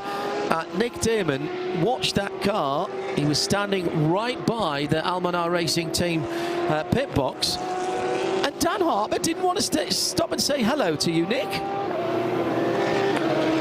Do you know what? I've never been so offended. I sat there, I was there, Seb was there, we were ready to take a fantastic dioramic cinemascope picture that even, Frankenheim would have been proud of. We would have spliced it onto the end of the Grand Prix film. However, he didn't stop and just got fuel, so I'm having a cry. Well, that's a double stint then. No, it isn't. He's only had nine laps on the tyres. So he's from the last Code 60, of course. Right, so they put 25% in and a new set of tyres at the last Code 60. Yeah. And what they're doing is filling him to go all the way, or much closer to the end of his 2-hour stint. Yeah, I think that's clever. If you're putting Dan Harper in the car, again, one of 2 BMW factory drivers in that car, you want the full 2 hours out of him. I mean, full fitness, 2 hours is not out with of his performance level at all. So they want him every last minute that you can have him in the car. You want to have him in the car. Likewise, Max Hesse, and for Paradin competition, it'll be the same with having Toby Sowry in there as well. They'll want to have him in the car as long as they possibly can. The thing with the Paradin competition car is, it's an AM entry. I'm forgetting that. Yeah. So, expect Toby Sowry to do some real mileage in that Paradin competition car. The Team WRT, it's a pro car. Only overall victory will do for them. But there are advantages that an AM graded car has in terms of pit stops and what you can do. It's not necessarily straightforward, but I'll attempt it nonetheless. An AM car can have, now it would actually BOP-wise it's slightly different. The car will actually have a little bit more power, a little bit extra turbo boost on BOP, but also it will add another 15 litres when refueling for an AM class GT3 car. So the Paragon competition car does have a few extra little allowances. Into the pit lane for Darren Young and Paradigm Competition, and presumably Nick Damon, they are doing the same thing because they've got the same, basically the same strategy, 10 laps on their Michelin tyres. Yep, they are just going in, taking a full fill of fuel. It's hard to say at the best of times. Yeah, they're going down. And we also just had the Lippert Lamborghini in the 710. The main thing to report about that is they had to push start it again. So obviously they are having a problem with clutch disengagement. So I assume therefore there's 4 big burly men who are going to fill it up and then push it out of the fuel station as well. Didn't lose much time, to be honest, because they knew they were going to have to push it. So they didn't do that first time it goes wrong. You have to press the button and work out what's going on. This time it ain't going to work. We'll push it straight away. As we reported a little while ago, Bentley Continental back out on the track and turning laps for Team Parker Racing. That's a big fan favourite here. We'll keep an eye on that. Hello to Blur Fiend, tuned in live. Has been all day today. Will be all day today in the... You in work today, Blur? That looks like you're in the... Yes, definitely. Judging by that setup, there's not a great deal of work going on. Oh, there is. He's got a McCann in, getting 2 McCanns in. Yeah. Either that or oh no, it's a mirror behind. 2 identical, but reversed black McCanns. How bizarre is that? Or would that be a mirrored wall, Peter? I think it's a mirror. Yeah. Down in Florida. So what time is it over there? 13 minus 8. Early in the morning as Blur joins in. Hello, mates. For those asking, by the way, there is no break in our transmission. It will be the full 24 flag to flag this weekend. Same next weekend for the what we can term a sprint race, I think. Next weekend it'll be Phil Hansen and Bruce Jones in the booth. Diana Binks will join me in the pit lane as we reprise our role from the World Circuit Marco Simoncelli from last year in this championship. I hope it's not as hot. You had the Abarth 500. Yes, 595. That was a fun hire car. Thank you, Hertz. Did Binksy agree with that? Yes. Did you like it too? Yeah. Absolutely. It was in Scorpion mode the whole time that we had it. I have one slight comment about that. I would have liked the seat. The seats were great, proper racing seats, wrap-around seats, really comfy. But I wanted it to go a little bit lower. I felt I was sitting up on it a bit. That's part of the charm. Well, it reminded me of an old classic Mini, actually. Not a bad thing. Not a bad thing at all. So Darren Lung showing still as in the pits at the moment, probably in the fuel, in fuel, sorry, excuse me, correct. Just actually pit stop wise running a little bit longer than what the 777 BMW was in at the pits on the last time, but of course they can take on 15 litres more if they so wish. Yes, good point. Harry King goes through, and Pure Racing 92 Porsche is back in the lead of the race, which of course they had at the very start of the race when they led the cars across the line, and they lost that pretty early on. Yeah, they had it for about 4 corners before Gabriele Piana and the windward Mercedes barged through. They have led it again since then. In terms of for 1 lap time, the 2 leading Porsches right now, Harry King and Anders Fjordbach in the Pure Racing and Dynamic GT Porsches, respectively, have both been in the car for pretty much identical amount of time, 39 minutes or so. So they're, and with the code 60s, they've probably got another half an hour before they have to come in for fuel. Yeah. Pure Racing led for a lap. I think, let me just go up and, yeah, led for a lap on lap 46. Thomas Preining was at the lead, so that was on the pit stop rotation. Again, we've had Porsche, BMW, Ferrari, Mercedes AMG, an Audi R8 Haas RT, and of course a Porsche Cup car have all led the races. Teams that have led the race are, let me see, where's my aggregated leader? There we are. We've had Tierra for 1 lap, Haas RT for 1 lap, Proton Huber for 2 laps, Pure Racing for 2 laps, Era for 4 laps, Paradigm for 11, Dynamic GT for 16, Almanar for 22, Dragon Racing for 24, and Winward Racing, number 16 car, for 29 laps. That's aggregated leader laps. If you wonder where, I haven't written all this down, by the way. This is all on livetiming.getraceresults.com, our timing partner. There is literally a plethora of information on that, and you can look to see who's led, when they led, the best lap history. We're still looking at a 1:57.7 as the best lap of the race. That was Gabriele Piana, put that in on lap 3 back at 1:05 local time. Ralph Bowen, who had, I'd be interested to hear his opinion, but probably his best season in racing last year. He was dominated, yeah. Won the overall championship as an AM car, and Ralph's personal pace in comparison to fully blown professionals. You know, he's a business owner. He goes racing for enjoyment. He comes to win for sure, but his pace was just remarkable. And at the moment, again, as he usually does, he's within 2 seconds of some proper professionals in exactly the same spec of car.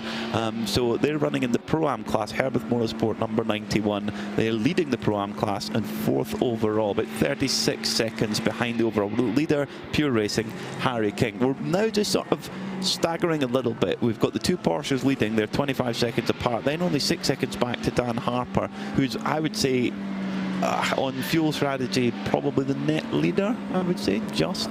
You might be right there. Ralph Bowen and Herbert leading Pro-Am ahead of Winward in second.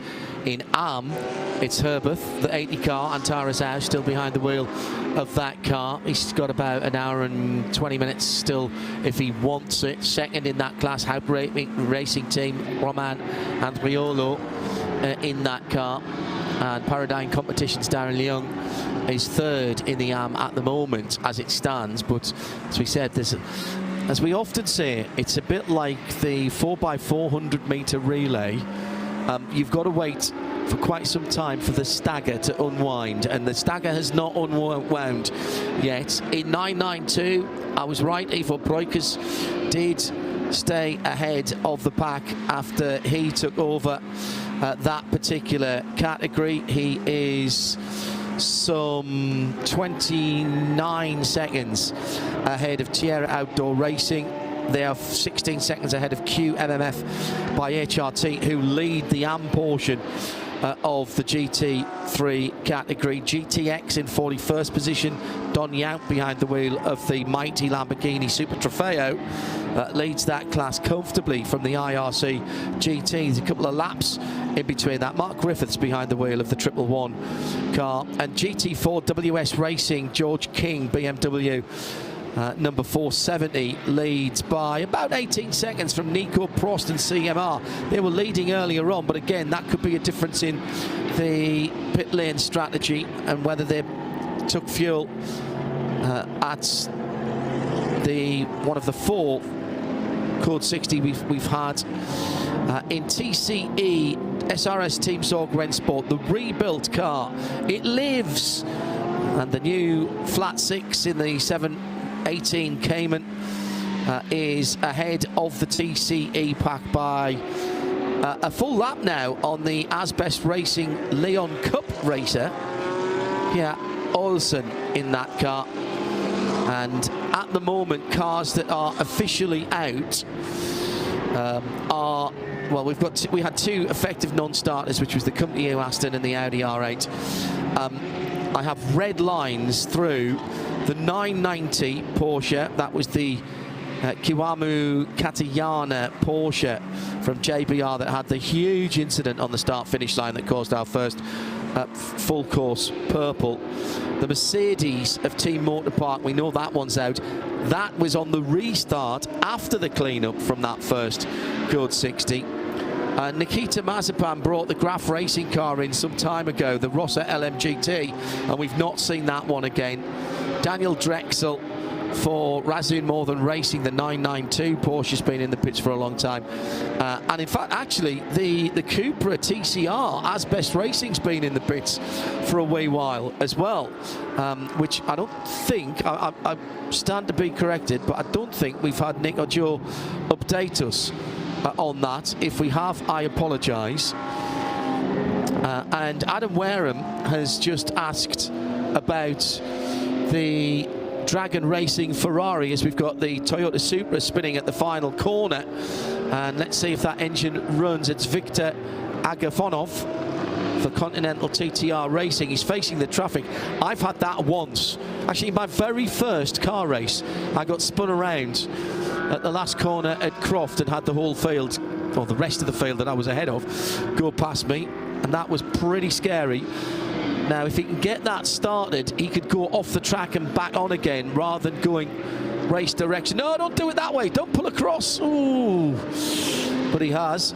Good. And I've got a good sight line of who's coming there. Yeah, that's true. It's fairly open at that last corner. He's got back going again. So, yeah, you don't like to see that, a car pointing in the wrong direction and parked. Blake McDonald behind the wheel of the Dragon Racing Ferrari, number 88. That was running really, really well early on.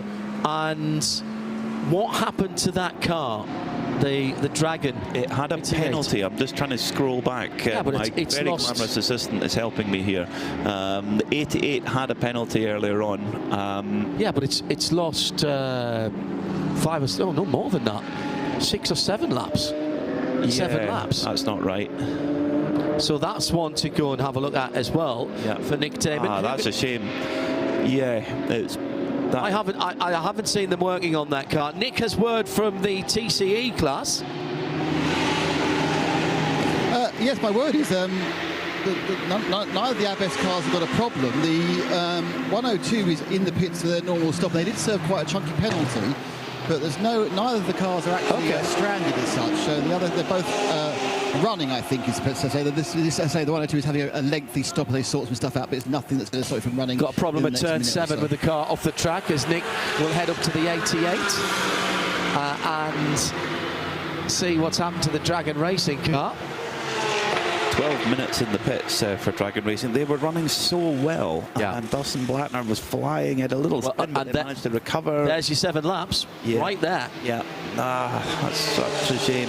Thomas Eichen is making moves forward in the 33 Optimum Motorsport McLaren. He's just got past Darren Leon in the Paradigm competition BMW. And Darren has got David Pittard here coaching him. Had a quick chat with him at lunch yesterday. Former winner of the Nürburgring 24-hour. See how trying to get it done. Eichen went around the outside, and Lung just got a little bit held up in traffic with some 992 Cup cars, and Eichen was very decisive there. The multiple podium finisher in British F4, excuse me, and manages to make his way past in traffic.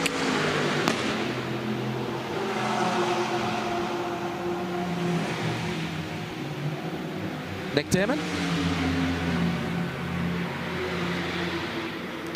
Sorry. At the moment, mate. Sorry, I've had a little radio issue. I'm just sorting it out. Sorry about that.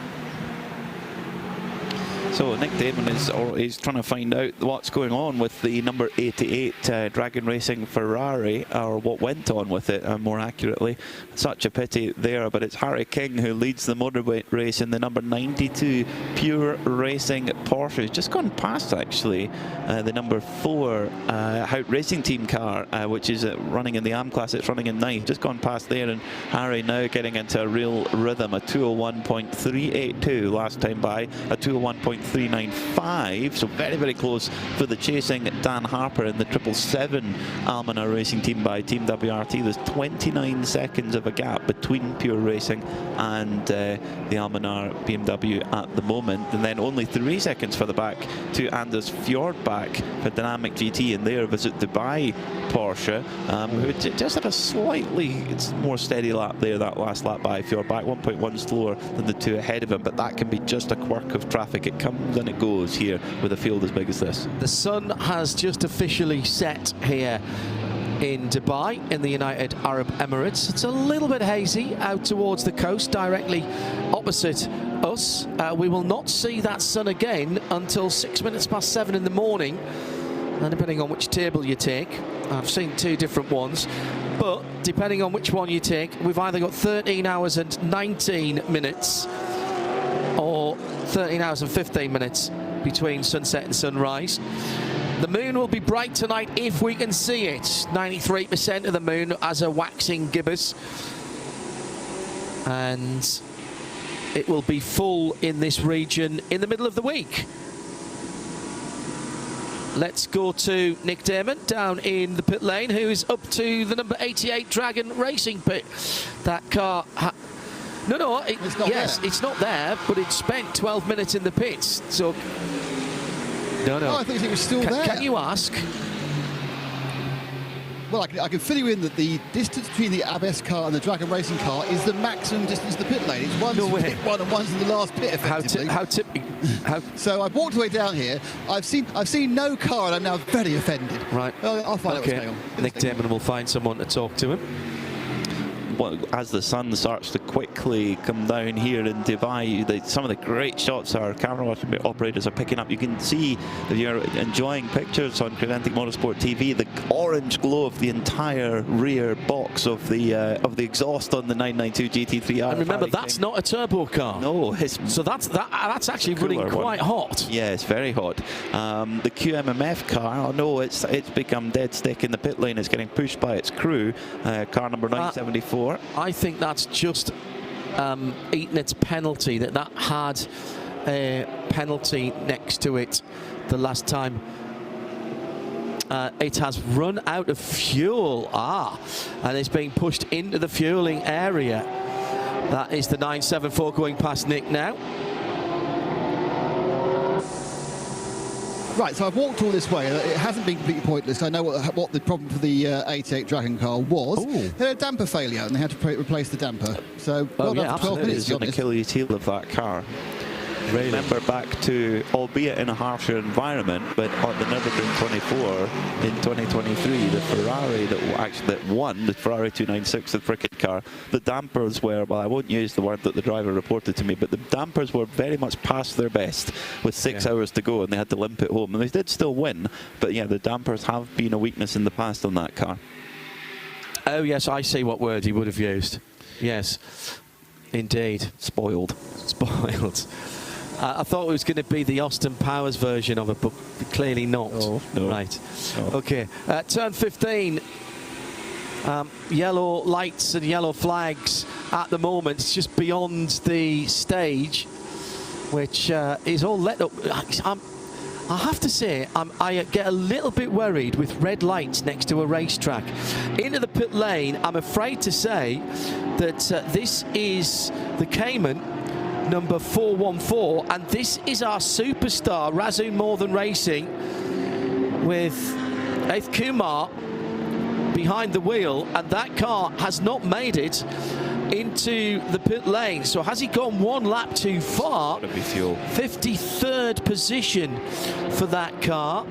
He's been out for an hour and 28 minutes. So that just could be a flat 6 in the middle of that car, coughing and spluttering. And remember, when he left the pit lane during a code 60, he did not go to fuel at that point. Now, that might have been the decision made by the team, yes, given that they might have had fuel at the previous code 60, but I think it's maybe just run out of fuel. Well, let me see, because the fans that are there on the pit entry, they're getting a real close-up view to their hero. Ajith Kumar has just had huge adulation wherever he's been all weekend. So he did take fuel. He's taken fuel at some stage, because his last pit stop was 3 minutes and 8 seconds, and the pit lane time only was 44 seconds. So he didn't stop at his pit, but he did put fuel in an hour and, or whatever it was. Now the car is rolling gently, and code 60 is coming. Code 60 is coming.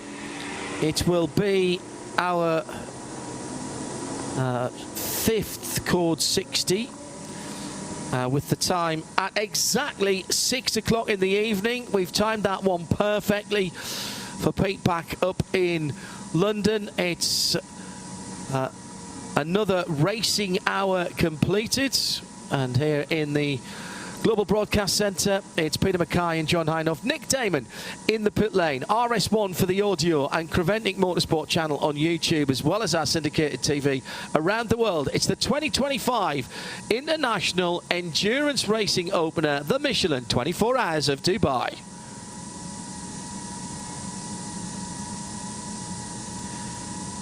Well, we can't blame Johnny for this one either. Like I say, Johnny just had a bit of bad luck, but yeah, unfortunately a little bit of code 60 there. So again, how is this going to play out? Harry King is 55 minutes into his stint. That's not a bad time for a code 60 to come out to get a little bit of fuel. He's been out 26 laps.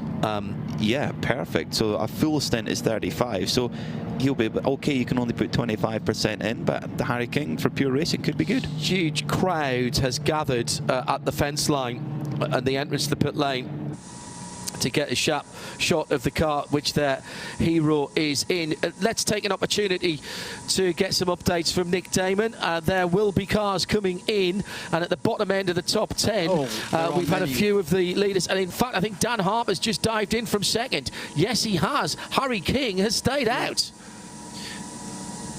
The 991's coming. This is a full service, so Dan Harper getting out, so they don't want to burn the pro time in the 991. Was it Dan Harper? No, that's Darren Lung who's in the 991. Yeah, so 991. Yeah, that's say. So we've had the 19 MP Motorsport car in for full service. The Women Racing number 7 in for full service. The second M4 BMW is also in now as well. Yeah, so that was Dan Harper, as I said. Yes. Full service on both their cars. Yeah, but I'm actually down that end, and it takes a long time to get here. We've had a number of the Porsches going through for fuel. My guess is that pretty soon those fuel bowsers are going to be full and they'll be queuing. But so far, how many pumps have we got, Nick? Right, that's the 24. I think 12. The 24 car, the Visit Dubai machine will stop. 7. And they'll all be stopping very briefly, of course, because they're only taking a quarter of their. No, 7, 9 now filled. However many we've got 9. Yeah, yeah. They I mean, there may be more than 12 what they had last time, but that was in Europe, so it may be slightly different. But these are smart pumps. But of course, the point about it is they are only stopping very briefly, because they're taking like 25, 23, 22 litres, which doesn't take a very long amount of time. It looks like just about everyone, there's a few cars who are continuing on, but they're mainly the 992s who are eschewing the chance to pick up fuel. They're watching behind me.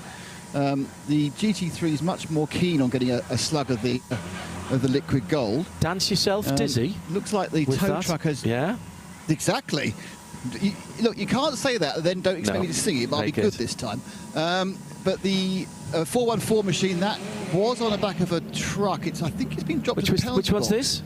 You can probably see it better. No, it's on the end of a tow rope on a pickup truck.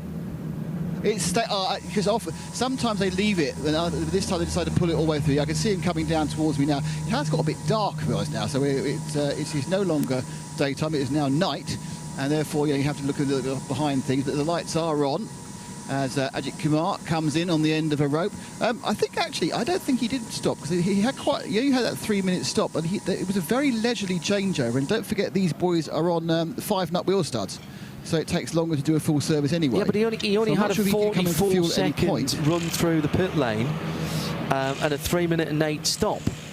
So does that mean he spent? Does that mean he spent 3 minutes? He spent 3 minutes and 8 minus 44 seconds in his pit, getting new tyres. No, if you've got, I didn't know. If that's the point, then you've got fuel, because the pit in, pit out, correct, either side, and then that's how I was reading it. Is fuel. I haven't got the information in front of me. You are very much lucky to have the get race results, page 2, 3, 4, and 5. But very few of the garages have even got page 2 of the timing, so you're kind of going, oh, well, who knows? Raft of cars that come past. The 21 Haas machines come, the Audi, the 7 SMP Racing. They're both doing full services as well, John. Just trying to see where anyone who's just going to do fuel. There's the 978. Here comes the 30. That's the recovering car collection machine. Then the Red Camel Jordan car is skewed many of the other 992s, and they're coming in for a service. Evo's staying on board. He's getting tyres as well, so they are throwing some tyres at this car. We know it gets you a few seconds at the start, but yeah, that advantage 26 laps ago, Harry King took tyres, and he's not come in this session. No. For pure racing, which is back on top. So Porsche are leading BMW from 2 more Porsches now. Luke Hartog for Dynamic in the white and blue number 24. Ralph Bourne. Oh, as Harry King now decides it is the right time to come into pit lane. 1, 2, 3, 4, 5, 6, 7, 8, 9, 10 cars in fuel. They're going to have to, yeah, I think that is an interesting one, because I could see why the theory for pure racing not to bring Harry King in, because it looked like it might have been a relatively short code 60, because it simply was a matter of towing the Ajith Kumar car into the pits, but it stayed code 60 longer than I expected it to. We haven't had the warning yet to say it's 60 seconds to go. Pure Racing are going to put that was fuel on. That was fuel for the Kumar car, because that is being pushed into fuel right now by the Pure team. Racing, the leading car, Harry King's jumped out after less than an hour. I think Damon has more. Nick, go ahead. Yeah, it's full service for them. Yeah, full service Pure Racing. There's a driver change. Harry King out. I mean, I suppose that perhaps the teams know something we don't about them. No, it's coming to an end. I saw that. Oh, okay, but that isn't the reason. They just decided that probably it now works with the minimum drive times and maximum drive times. So that was a new set of Michelins. A bit of fuel in and. So that's a 26. Yes, that's 26 laps on those Michelins, and they've put that was brand new set. So the top 6 cars have all got brand new tyres on. The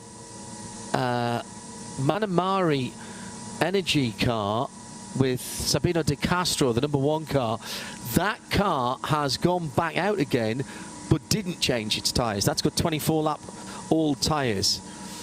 Well, Pure Racing are at the fuel stop at the moment. They are literally filling the fuel in at this moment. Now, what happens when it goes back green? Does it click back over and you can put it all in, or can you still? You only get 25. Yeah, as soon as it goes green. Aha. John Hindhaugh, you genius, or more likely, Pure Racing strategist, you genius, because that will be now filling up to maximum, surely. I think that happens. I think that it's kind of like. I'm not quite sure. I'm pretty sure that's not what happens. One of the things they try to avoid happening again, this kind of all this change to the code 60 was to prevent the Lady Luck intervening, which I always quite like, to be honest. And I don't think that you can be lucky to hit the end of a code 60, and therefore, because you've still got the advantage of coming down the pit lane and doing your pit stop and your driver change at reduced amount of time. So I would be surprised. We need someone to read the rules, but my feeling is that's not what you can do. In fact, what I'm going to do is I'm going to go and find the Red Camel's Jordan team. Fulgenzi Racing, Alessandro Giannoni. He has just served his 10-second penalty that was hanging over that car. Still got, actually now, we've got probably more than half the field that have got penalties against them. And also coming in as well is into the pit lane. The Simpson Audi. Simpson Audi, the 69 car, which is soaking up a penalty. Yeah, that at the moment is in 15th. David Pogosyan bringing that in. Of course, they've waited till the end of the code 60 so they can serve their penalty and do their pit stop. That's right. Yeah, you can't serve the penalty. It used to be that you could serve the penalty but double. Now you can't do that. Yeah.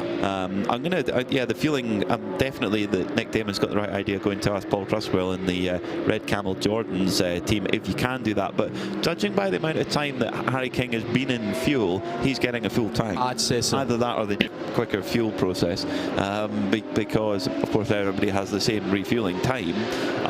So yes, it's still in fuel right now is Harry King. So I think they've decided to wait till it was going to go green. I mean, that was a bit of guesswork and luck. Is that going to play off? Is that going to be a good thing or not? We'll see. But it's got them back on the lead lap. Well, they were leading when the Code 60 came out, so only because the other cars had just stopped, and they are now doing a full stop when the cars behind them only did 25% stops. But they were already a bit behind on the Almanar. I think the net leader before that Code 60 was the Almanar WRT at BMW. So Alexei Nesev has got into the Pure Racing Porsche. Dynamic GT now lead for Porsche after that Code 60 and the pit stop shuffle by 1.7 seconds. And so Luke Hartog is up against Dan Harper. Get the popcorn in. Get the popcorn in. The 777 under 2 seconds behind the Porsche that leads once again off the track for the IRC machine with the big 6.2 litre LS3 GM engine. That car sitting down in 44th position. It's Mark Griffith coming to the, well, he's about halfway through his stint at the moment for the Open Wallet yellow and black car. Looks like he was having trouble just getting that car back onto the track. So Luke Hartog then leading the race in the number 24 Dynamic GT. This is the white car with the blue skyline of Dubai decal on the side. He's on the back straight now in a huge traffic jam of cars, and the 777 is right there with him among those headlights. They're about halfway down the back straight at the moment, and they are in fact side by side at the moment. No, not quite. The Dynamic GT car must be slightly further up the road as they've gone through turn 10. So Hartog leading. Yeah, my tracker was just catching up there. Now down towards turn 14. Hartog is the car ahead of Dan Harper through turn 14, the speedball, climbing up through turn 15, turns into the right-hander at the back of the pits. Now towards the hotel, lit up multicoloured in this darkness now. We are only, under 15 minutes since official sunset. It's full dark now. If you haven't seen this race for a little while, you will notice that there are some additional lighting around the circuit which we haven't had before, but this is by no means a fully lit circuit, as we'll see in a couple of weeks' time at Daytona. But it's not quite as dark as it used to be. There are still patches of darkness among the pools of light. Down through the S's to turn 6 and 7, heading up towards the parabolic turn 8 and 9. And onto that flat-out back straight GT3 cars, getting up over 160, getting close to 170 miles an hour. And this is the battle for the lead. It's lit up again here with Hartog, Harper, Ralph Bourne, by the way, just another 20 seconds further back in the leading Pro-Am car, Peter. Amazing, isn't it? Herbert just easily, slowly but surely nipping their way forward as the fastest car on track right now is they come to you Aston Martin in 15th. Kobe Powell's a 1:59 flat. That's 1.8 seconds quicker than Luke Hartog was in the lead last time. So the Aston Martins, when they get everything together with the right driver in, etc., it's a quick car. They did get a big BOP lift last night, of course. We saw Bamber going quick in it, and now Kobe Powell's did as well. So there's definitely pace in that Aston Martin. It's just putting the whole piece of the puzzle together. But Luke Hartog leading the race here for Dynamic GT in that Visit Dubai back machine. The gap is down to 1.2 seconds last time by, with Dan Harper chasing. Dan Harper, the BMW Works driver. We heard Luke Hartog earlier on the grid with Nick Damon saying, you know, the next thing in his career, the next thing he wants to do is to be a manufacturer factory driver. That's exactly what he's got his sights set on, and well, this is an opportunity to prove himself up against a really, really strong driver of a similar age, actually, in Dan Harper. Nick Damon down in the pit lane.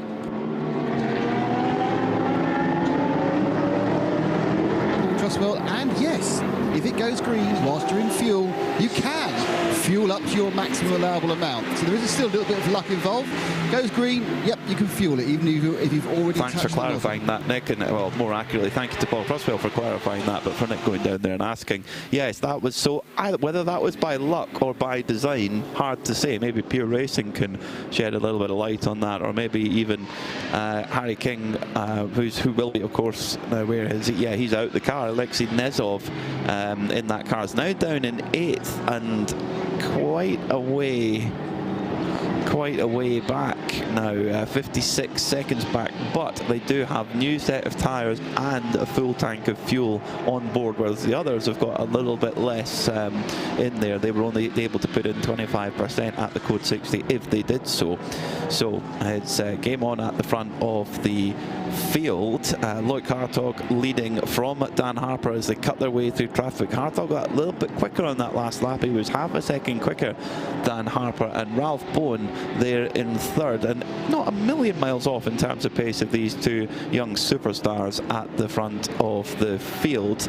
Now, Johnny, you were getting it tight as you normally do. You were getting it tight for being responsible for all these Code 60s. I don't sign up to that logic. I think you were just unlucky, but during that little stint for John and I, we had our fair share of Code 60s as well. Did you? Because there was one moment I heard the revs dip, and then there wasn't really anything else, and I'm just wondering whether there was, the balance is necessarily in my favour yet.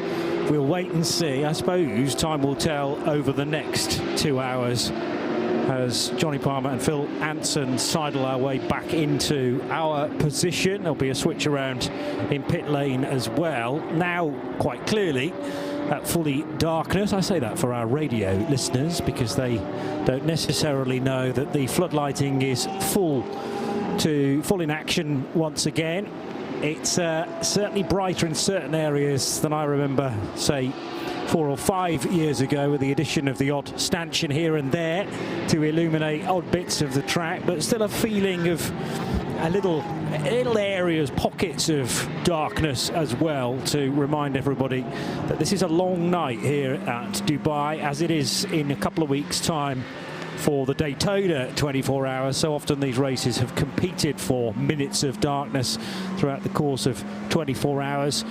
And maybe not a surprise to see some of the names at the sharp end as we're doing. Dan Harper, certainly a big talent and has been for a number of years. Ralph Bowen is a regular within the Herbert Motorsport crew as their stellar bronze racer in the 91 car. But Loic Hartog, still relatively new to this long distance stuff at 22 years old. The Dutchman, though, and Dynamic GT may not have been on everybody's list to be looking as strong as it has been for the first few hours, but it's all very well getting to this stage and looking good, but you've got to now sustain that, particularly to, well, first of all, a big marker is midnight. Get beyond that, can you get to the half distance marker and then to daylight? And then even from that point on, you've got many hours to get to the 1 o'clock start and finish time that we have this year at the Dubai 24 hours. The 20th edition of this fabulous event at the Dubai Autodrome. And I haven't quite totaled up the number of years that the Radio Show Limited network of channels have been covering this now. Is this the 13th? 2012. Yeah, so 2012 included. Yep. 12, so 13. Is that 14? Well, this will be the 14th time, therefore. Yeah, since it's not a question of adding 13 to that, is it? Because you've got to include 2012 as well. So yeah, 14 races, I reckon. 14 races when they came in and overtook my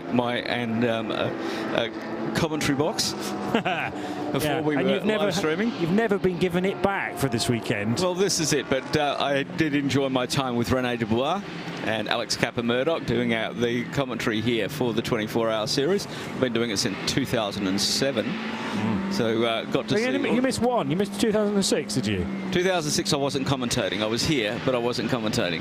So I started in 2007 because I was racing here in the initial tin top category, the Volkswagen GDI Cup back then. Did you get to the finish, you and your team? Yes. Of course. Of course. And can you remember your result? It wasn't good. Okay. But the key thing is you got to the end. Well, back in those days we had diesels running. We had 120 diesels. We had it was a lot smaller capacity grid as far as engine size went. Yes. Back in those days. Yes. And now under the lights of Dubai Autodrome, very much like Kuwait level lighting. Here, as John described earlier, not really the Yas or Daytona type lighting. However, new regulations this year under what the cars, if they start losing lights, of what they have to do. Now, if they lose one of the front or rear lights, they have to fix it at their next pit stop. If they lose both the front or the rear lights, they have to pit immediately. They'll probably get the meatball flag for that. So that's new for this year. So they're governing that very, very carefully to ensure that other drivers can see them, even though we do have light around here. But there's pools of light on the back straight and a little bit of darkness. So from speaking to the drivers from last year, they really enjoyed it because we've seen this year there's a lot less floodlights on the front of the cars. Okay, they don't have the corner spotter lights and you don't have the massive lights. You're allowed 2 extra lights or a 1 light bar, and that's it now. And especially it goes by category of how much you can have. It made it a lot easier for drivers who have to look in their rear vision mirror or have a rear vision camera. It makes it a little bit more tricky. Now, our 2 friends who were bemoaning us for all of the Code 60s had 2 of their own. Yeah, exactly. A short one for a car stopped at turn 15, which was recovered, and then just before we came on air, the 414 stopped at the pit entry road running out of fuel. So they had a couple of 5-minute ones, but they've taken the angst that they gave us at the beginning of their broadcast a little bit back. Yeah, I can still feel that the argument will be that we started them off. Yeah. And they merely could not stop the ball rolling from that point on, but I failed to take that, frankly. Thankfully, the latter of those 2 that you just mentioned shouldn't be a long-term issue for the car, as long as it can get, or has been brought to the pit lane. Yeah, it did get into the put down. Ajith Kumar got out of the Let's car. hope it's just a fill and then it can go again. Normally that is the quick solution, and it's not any long-term issue. The hairpin at turn 14 is still a real pinch point when you are, say, a lead lap car trying to dive bomb a lot of traffic. Because if it's groups, and generally it is this far into the race, groups of lapped traffic, then they may not all see you at the same time, and you have to be brave going down into the inside of turn 14, which is a hard stop, and hope that not necessarily that the slow cars will make way for you, but just that they've seen that blinding light down the inside. Hartog did so. 2.5 seconds the gap back to Daniel Harper in second place, so he cannot miss a beat. That's just starting to creep out now. So it's growing in the favour of the Dutchman, you reckon? Yeah, the Dutchman did a 2-minute flat on the last one, a 2:01.8 for Daniel Harper in the Almanar Racing Team BMW. So just maybe a little bit of traffic in there. Once again, these gaps seesaw as they make their way through the slower cars. Everybody up until 12th place has been put a lap down so far, and some of them many laps down as the race evolves. 18:38 to go. But it's been a terrific battle up the top end, and Herberth have risen to up there as well in the Ralph Bonn in the Herberth Motorsport Porsche, 31 seconds back behind the battle for the lead. So Porsche, BMW, Porsche, and that's been the way it has been since we finished that first hour. The 2 BMWs on top. Back then, the second BMW or Paradigm competition, the Simon Travis at the wheel, now down in 11th place. So a good battle. Good to see Optimum Motorsport in the McLaren climbing their way back up into 10th position as the lights start to take effect. Don't forget, we've got the massive fireworks show, 3 minutes long this year. We've increased it by a minute, and thank you very much to Dubai Tourism and Visit Dubai for that, as it's a bit of a celebration of the 20th running of the Michelin 24 Hours of Dubai. As the race continues on, drivers now starting to get used to the darkened conditions. Yes. We had sunset around about half an hour ago, and it is pretty dark out there right now. We don't have a twilight here in the Middle East. Basically, somebody on the door turns the switch off. And it's quite a responsibility to be in the car during those transition stints. Yes. So daylight to darkness, possibly less difficult to deal with than when the sun is especially rising. around there, that where turn 5, turn 6. Because of the big runoff area you got there, the track lighting is a long way away from the circuit, so you see these darker patches. If you're watching on the Creventic live stream, that you can see that the drivers really have to think about where they're going to place that car, because remember, you're going uphill, you can't see the edges of the track as you come around that corner. So it's a little bit, you have to get used to it. As one of the more professional racing drivers in my history said, the track doesn't change when it goes from dark to light. And that was, yeah, you just have to remember where you place your car. Muscle memory playing a huge part of that. But those that were in at the early part of the race may not be back in until it is full darkness. So, yeah, the track's not changed, but your memory of it may have done. And you just got to reacclimatise. It should only take most of these people a couple of laps, and they'll be very happy then. But also, those that are new to the Dubai Autodrome having to work out where the reference points are, also where headlights from other cars are most distracting, because the track folds itself back on itself in a number of places, and you might think, is that a car travelling in the wrong direction on the circuit? Oh no, they're over at turn 10 and I'm further around. Or they're on the 311. Or, yeah, you might get mixed up with road traffic. We've had flashing lights over there before. We thought something was going on at turn 5, and it was actually out on the road behind turn 5 from our viewing point up here in the commentary box. Yeah, and everything's happening at breakneck speed, so until you've become used to stuff, it's always best to be not cautious, but just aware and ready to expect the unexpected. Yeah, not quite 11 tenths, just 9.5 tenths for the first couple of laps, just to check how the tyres are. If you've got fresh tyres, or you're running, if they're going to start double stinting. Now, talking to a couple of teams during the weekend, as they get, well, during the week lead up to this, there was a lot of talk, because we're due to get down to around 12 degrees tonight, which is quite cool for Dubai. A lot of talk of double stinting tyres. I know that the GT4 cars will comfortably be able to double stint tyres, and a lot of that is budget related as well.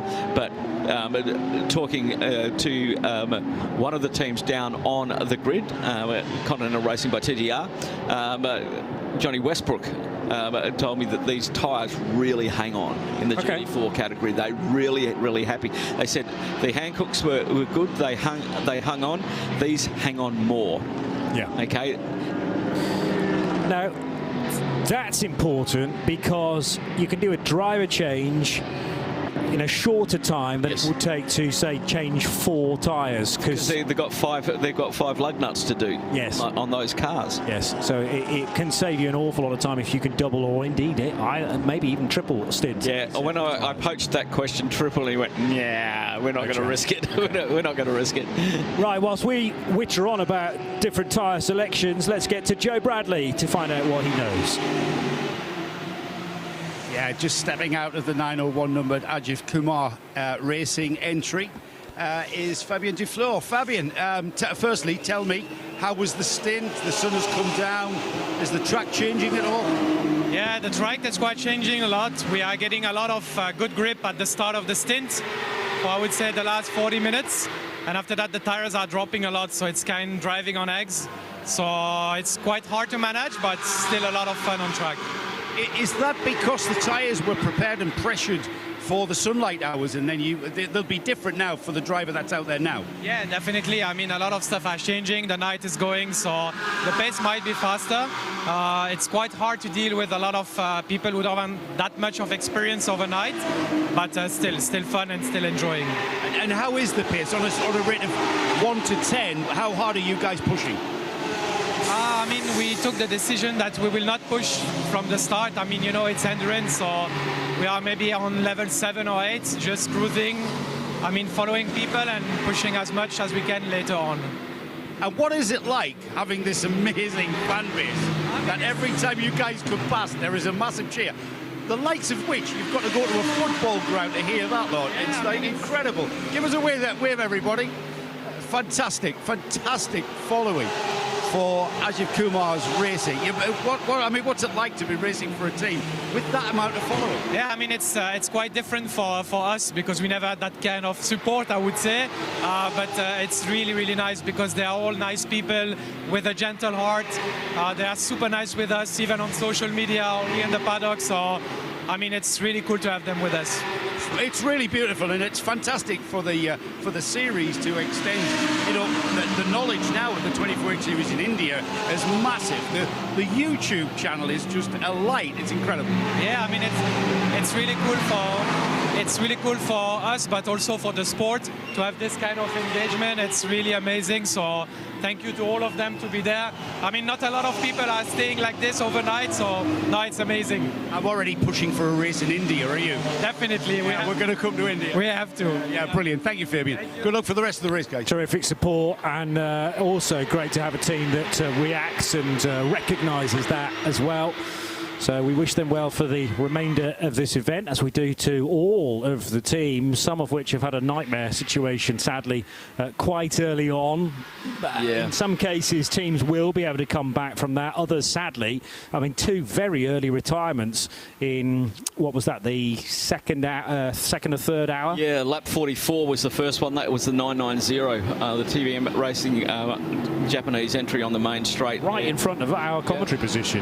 Mamu Katayama got out of that car 27 minutes under code 60 to clear that up, and then pretty much almost immediately 1 minute after we went green, back in lap 49, and it was the AMG Team Motor Park. Their garage door did rise up a little bit more, and I saw part of the front of the car in there. It was totally closed when Joe was down there, and we had 24 minutes under that code 60, and that was on lap 49. Just clicked over 132 laps now. So a couple of short code 60s for tow-ins. So, and both of them look like fuel issues, like running out of fuel. Yep. So yeah, the other cars that had trouble and still in there. Obviously, the Rossa LMGT, when that came in, and Nikita said to Joe that it felt like that the gearbox went on that car, but we don't have confirmation on that one for the team Graf Racing. Then the Resume More Than Racing, the 914 in 59th position, is quite a few laps down as well. So a few cars striking trouble. We had the Dragon Racing in for 12 minutes, the 88 car with damper failure, which is on the Ferrari. They got that pick, but they were running right up in the top 10 in that second and third hour. So it's starting to. Endurance racing is this beast. Yeah. And you can have a driver mistake cause something, or you can have a mechanical failure. I'd be interested to know whether the fuel starvation or the literally running out of fuel problems are related to this slight change in the regulations as well, in that possibly you can only fill a quarter of your tank during a code 60. You'll need to therefore know what the fuel burn level is like at 60 kph, then going back into green and possibly then back into a code 60. I know that there'll be generally a fuel light, but how much fuel burn have you got after that? You know, the reserve beyond the fuel light, and it's, I would imagine, very easy to misjudge that by a lap. A few teams have found out that it's not they can't go that far again. Got a yellow flag down at turn number 10 at the end of the back straight. It's very deceiving down there. There's a marshal post with a light on it, and you always think it's a car that's parked down there. Just keeping an eye on that. Looks like we're back to green again. So just maybe an off for one of the cars. Easy to do down in that part of the track, as it's once again the lighting is there, but it's also really bumpy down there, and judging those bumps in this type of environment with the reduced lighting can lead you astray. And also the bump severity may not be the same fully across the track, left to right. So you might be on a bit of asphalt that you've not really used much before because it's not the racing line, but you have to go there because either you're lapping another car or you're trying to overtake another car, and all of a sudden, poof, that will really catch you out potentially, maybe if it's in the braking area. And a lot of the rippling has actually taken place in the braking areas as well, because that's where there's more friction. And into the back straight, meanwhile. That was the 427, I think it was, that got pushed out there with 2 GT cars coming up the inside. He is on the overrun there on the exit of turn number, down at turn number 10. And it is the 427. Good spot. Blocknut at the wheel of that, currently running second in the GT4 category, and he's done the Control-Alt-Delete. He's got a full load of lock on there at the moment, and he just pushed forward, but he's got the Cayman back running again. To see if that did affect where he was.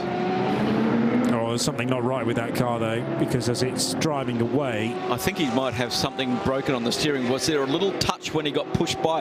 There was 2 GT3 cars that went up the inside of him. Yes, that front right wheel, he's damaged the suspension on the front right of that car. He's got to get that. He's at turn 11 now. He's got to get it back down to turn 16. He's off to the left-hand side of the track. Race controllers put the message out for a slow car in Sector 2. Sector 3 starts down around turn 13. So they did have contact there as he got pushed wide. I thought he was being gentlemanly and getting out of the way, but they did have a slight wheel-to-wheel contact. I'm not sure who the other car was. Yeah, difficult to tell from the angle that we were being given, but there's also something now jutting out from the front right, a splitter, a front right corner of the splitter. So Gero Bauknecht, not his first Dubai 24 hours, competed in this event last year as well, but in the TCX category. And as you said, that car was doing very well in GT4. Running second in class. Behind Nico Prost in his Ginetta. Yes, that Nico Prost in the 495 car for Team CMR. But it's either bent or buckled the steering.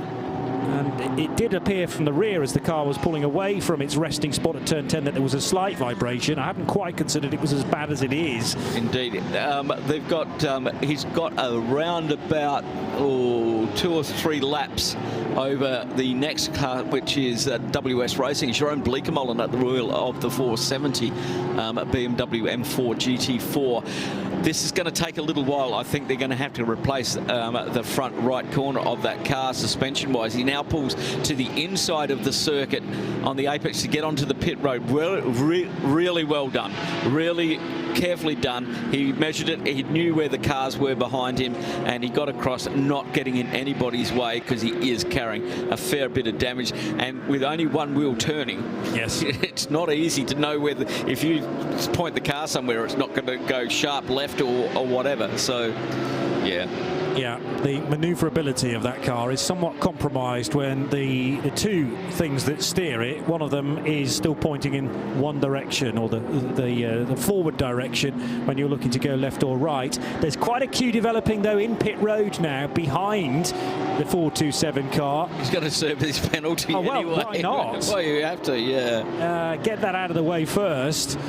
They'll also, well, had we been at another venue where fueling happens before the main pit stop, there might have even been the option to do that. But the difficulty when you've got a steering issue is how much can you actually affect where you're going next. And thankfully, here at Dubai, they serviced the car. Oh, that wasn't quite the pit bay that they wanted. And then a second attempt at it. Yeah, that's to get almost the car on full lock to steer it into the garage. You can't drive right into a garage, though, can you, Joe Bradley?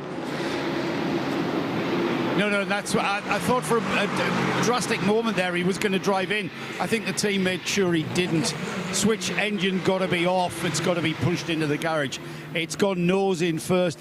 The shame of it all is that British driver Harley Horton was ready to take over the car.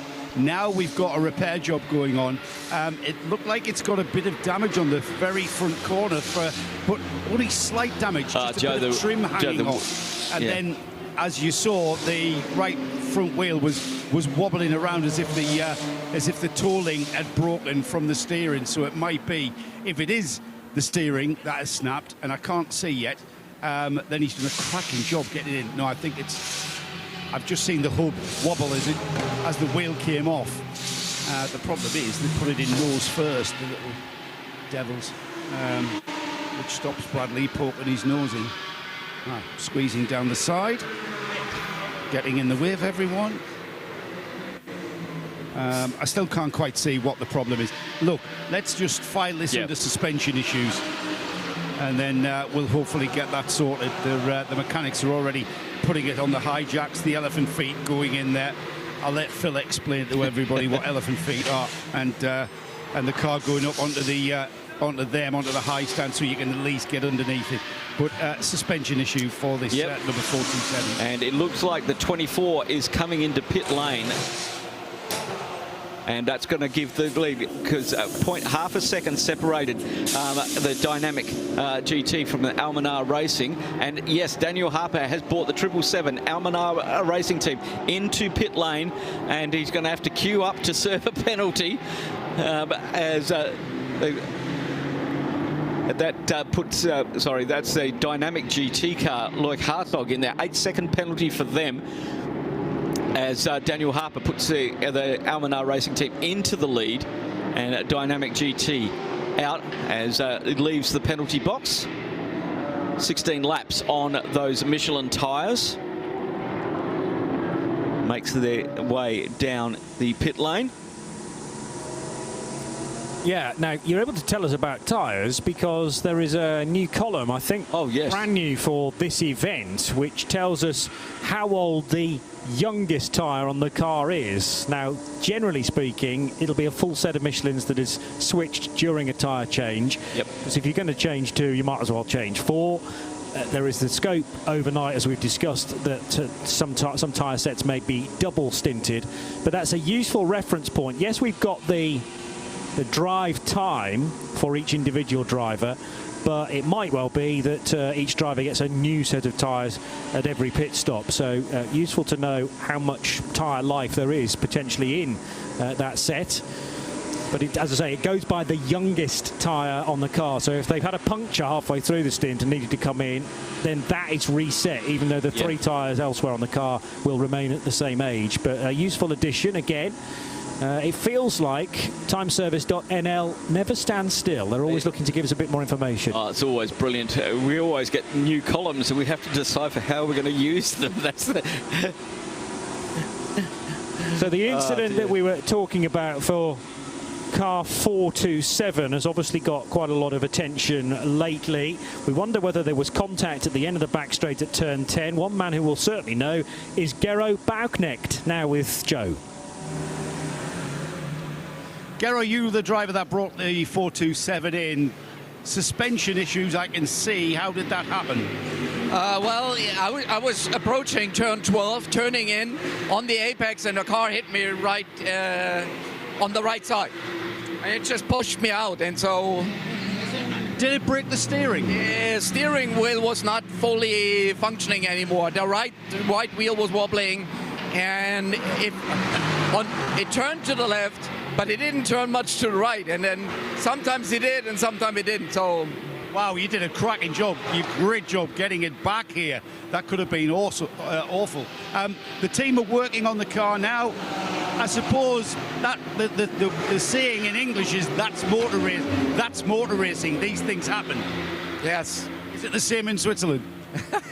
There is Switzerland. Racing in Switzerland is not allowed. Yeah, but well, you Swiss guys race everywhere else, and that's right. racing. That's right. We use France, Austria, and Italy. Pretty much everywhere in the world. Yeah. Yeah. Other than that was going well. Yeah.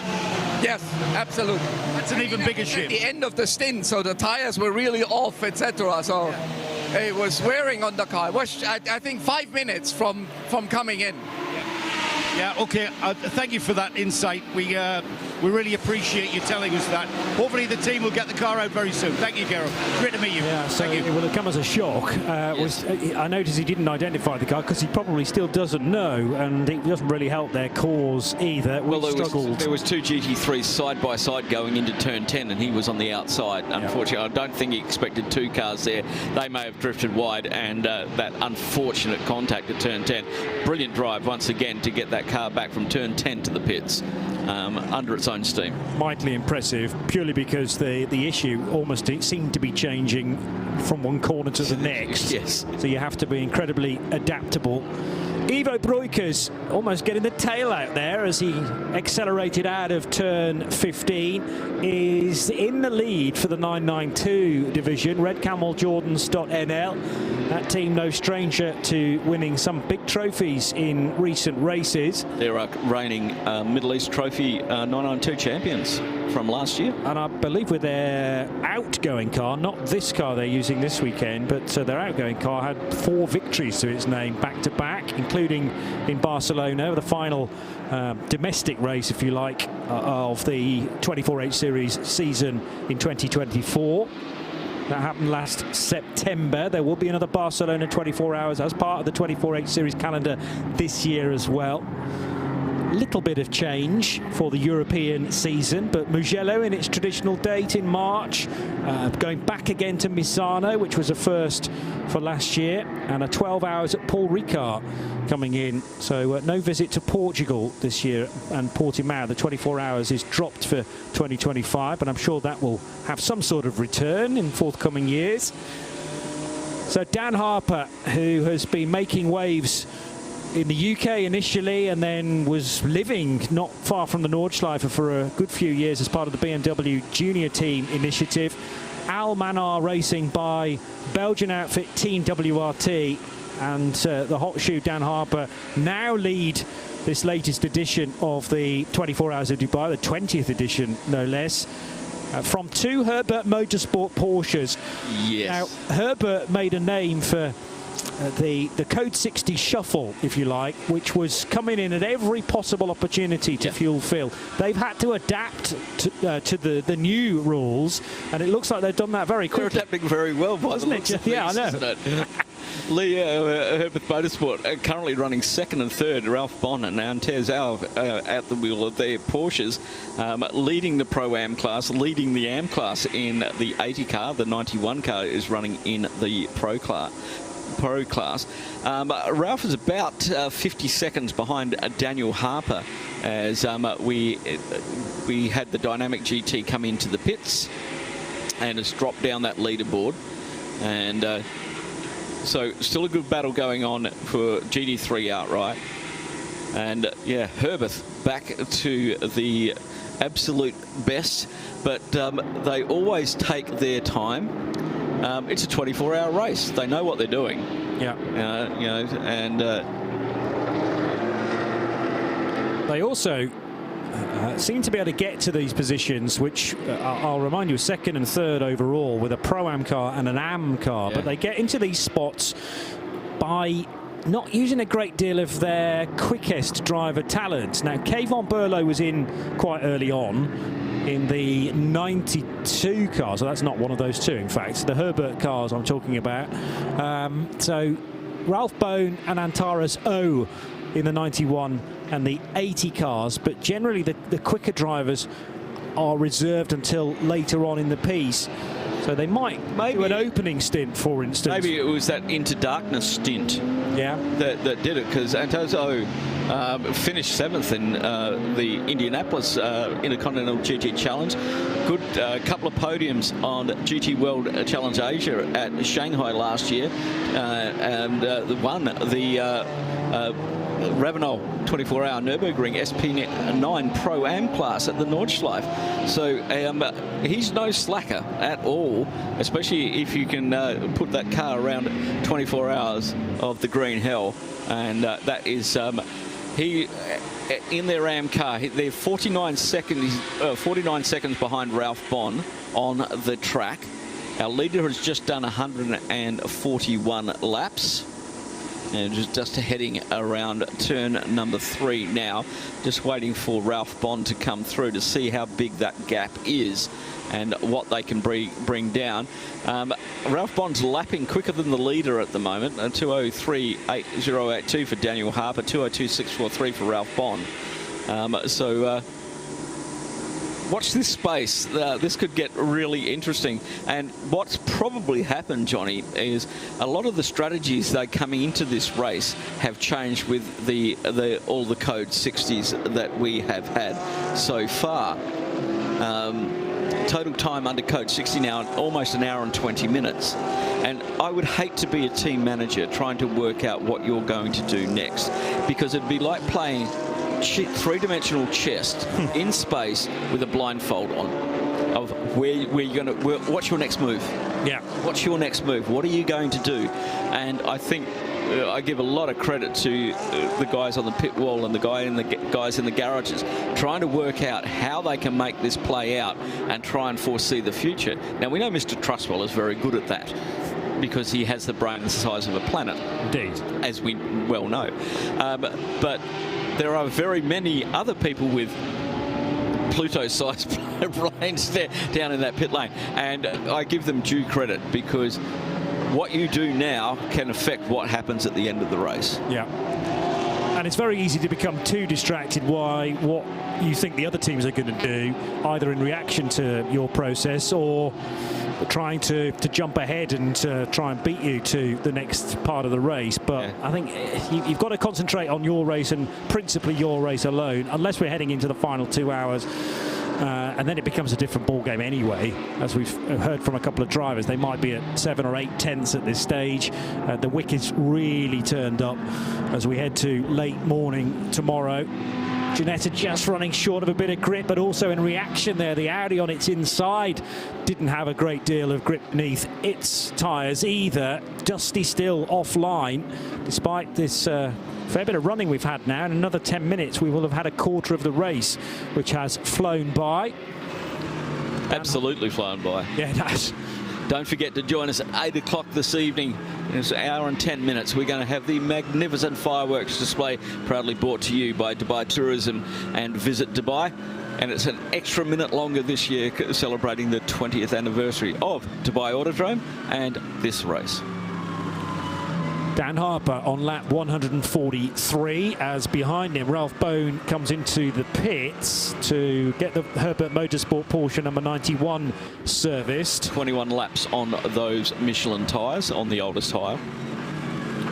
And is that the end of a double stint for Ralph, or will he get back into that car? He's actually done quite a lot of running. I've just been tracking back through the various stints. As I say, Kay von Berlo was at the wheel of that car in the early stages. They put Ralph in for a short one because of a code 60 at the time, and then he did a more lengthy stint at 16 laps. We've had a stint from Jake Pedersen in the meantime, and then Ralph Bone, yeah, I reckon has just done a double. Yep. So we'll wait to see what happens next with the 91 car. Meanwhile, let's get to Joe for another story developing. You will notice, Johnny, on your timing screen that you have got a car that's just left the pits. It's the Team Sorg Rennsport Porsche 718 Cayman. The number 427 that we heard so eloquently described, I'm getting some suspension problems.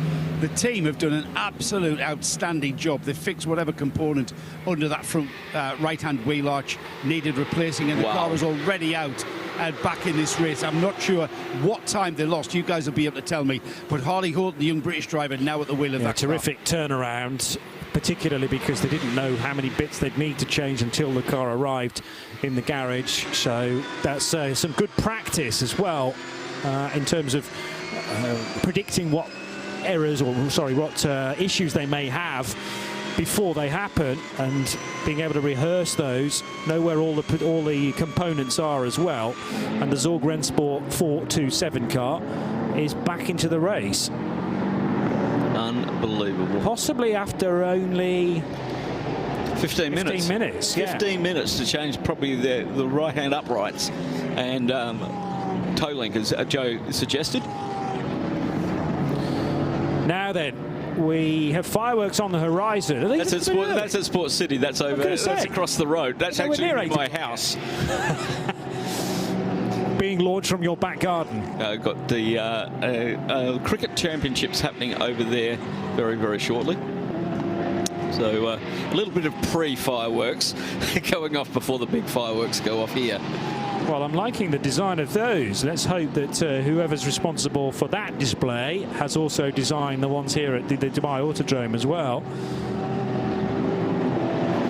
One or two members of our crew in the truck, as we call it, were slightly concerned as well that our cameras were pointing in the wrong direction at the wrong time. But no, our fireworks are still to come in about an hour and 7 minutes. But that's a very impressive display. Looks a little like a volcano now, as they're fired off at all angles. Got a car stationary down at turn 10. Yellow flags are out. Well, our fireworks have a lot to live up to, and I'm sure they will do. Stick around for those at 8 o'clock this evening. I realise that if you've taken our coverage with you out and about, then fireworks on the radio is not a great feature. We've tried to describe them as best we can in the past, and now, yes, we go under a code 60. Let's hope that drivers weren't rather distracted by the impromptu extra fireworks. It's at the other end of the field. There we go, down at turn 10. It looks like we've got a car into the barriers on the exit of turn number 10. Emergency vehicles are in there. That's one of the fastest braking zones on the circuit as the team gets down there to find out what's going on. Works if you want. Joe's just said to me that you can help me with the fireworks, Joe. In what respect, as we try and work out what's gone on? Yeah, to describe people. What I can describe for the fireworks for people listening on radio. Yep. Are you ready? Ooh! Ah! Ah! Ooh! That's not really describing anything. That was about That's just you making funny noises. They were great. Yeah, Nick and I kind of have a different idea of what you were doing there, but I'm sure it was the fireworks. There's a car in the barrier, at least one. Trying to work out whether it's more than that, though. It just looked like the one because we've only got one piece of barrier that's... It's tyres down there. It's tyres. Driver's out of the car. And he is out of the car, and we've just got to find out what car it is.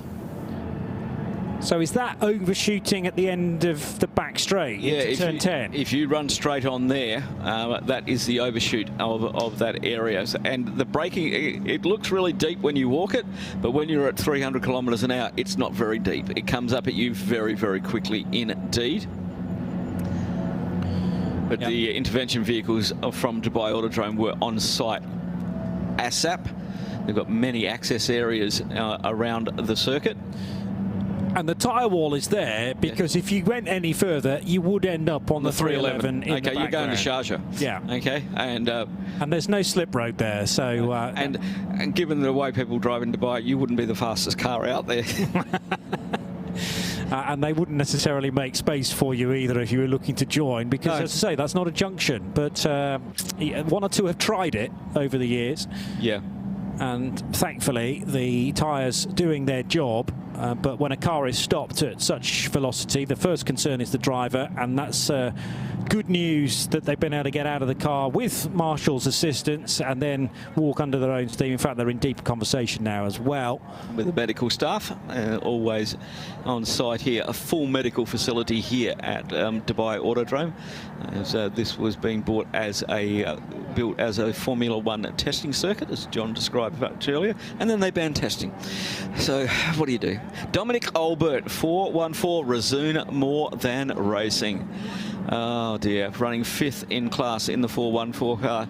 It's good to see that Dominic's okay. It's well, if it's gone into tyres, there may not be as much damage as Armco. True. And they may be able to recover that back to the pits on a flatbed. The other thing that I'm rather hesitant to raise, but I feel like I have to, is that the 414 car, we've got a lot of extra fans tuned into the 24 hours of Dubai this year, and the 414 car is Ajith Kumar's car. It is. I'm afraid to say. Is it one of his cars? It's one of his cars, but I believe that's the one he's focusing on for this year's Well, that's the one that ran out of fuel, that brought out the last code 60. That ran out of fuel on the way down into the pit lane. So clearly Ajith's fans, and there are so many of them, either here this weekend or paying attention from further afield, and they will be desperately hoping that that car can rejoin the race. The flatbed is being reversed into position, and a chance now for us to describe precisely what happened to the 414 car, not being driven by Kumar at the time.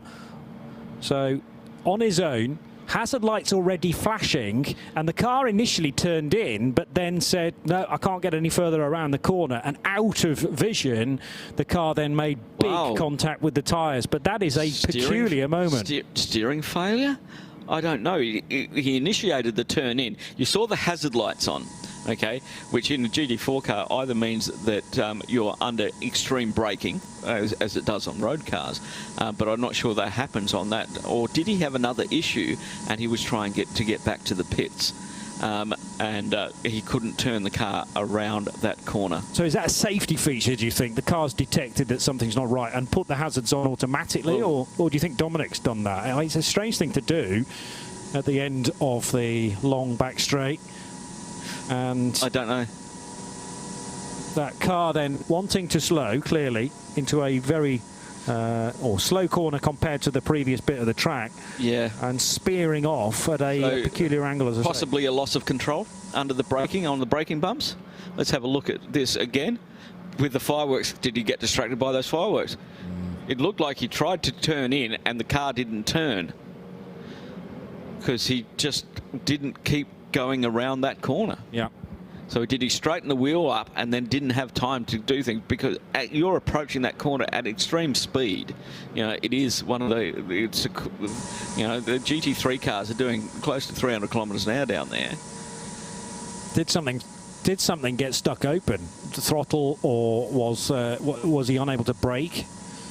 I mean, they are horrendous moments to hear about when I mean, there are stories at the end of very long straights around the world. Barcelona, I've heard of a throttle going into that first corner. Thankfully, what are the tyres in terms of deepness there? 4, 5 deep maybe, to cushion the blow? Yeah, well, about 5 or 6 deep. Yeah. So just front end damage to that car, along with possibly another issue that we are unaware of at this time, as the car already being put onto the flatbed. We've got to rearrange the tyres as we do. So the 414 car has had a big old incident, and I think actually the nose of the car ended up partially under the tyres as well. So car 414 with Dominic Olbert at the wheel of the Razzoon Northern Racing Porsche Cayman. It was running, or is now running, 6th in the GT4 category. And fans of Ajith Kumar, our huge Indian film star from the Collywood scene, was due to be in this car later on in the motor race, and that's going to be a very, very difficult repair in order for him to do that. But we hope that they can, and we clearly hope that Dominic Olbert is fine as well. But the early conversation that he was having with track staff and with marshals rather helps us to know that he was able to walk away and is still conscious, clearly. So that's the best possible news after. IBC Tamil Sports presents Hankook 24H Dubai 2025 Series Endurance Racing. Title sponsor Your Journey, India's #1 all-in-one travel brand. Powered by Q1Q Pharmacy. Quality healthcare at affordable price. Your Journey, India's #1 all-in-one travel brand. Kashmir package starts from Rs 15,000 only. Q1Q Pharmacy. Quality healthcare at affordable price.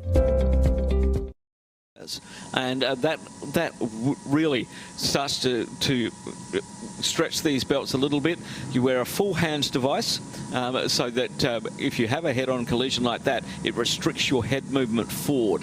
And all of these latest safety things is the reason why we see drivers get out of cars that have had horrendous accidents and walk away from it. And it's just, you know, I remember last year we had I think it was one of the Alpines down at Yass, sitting on the infield at turn 4 at Yass. There's no tyres on it, just the engine in the back, and all we could see was a roll cage, and the driver sitting in there calmly unplugging himself and getting out. There was nothing left of the car. So amazing safety that has been promulgated through the Creventic series with all of the cars out there.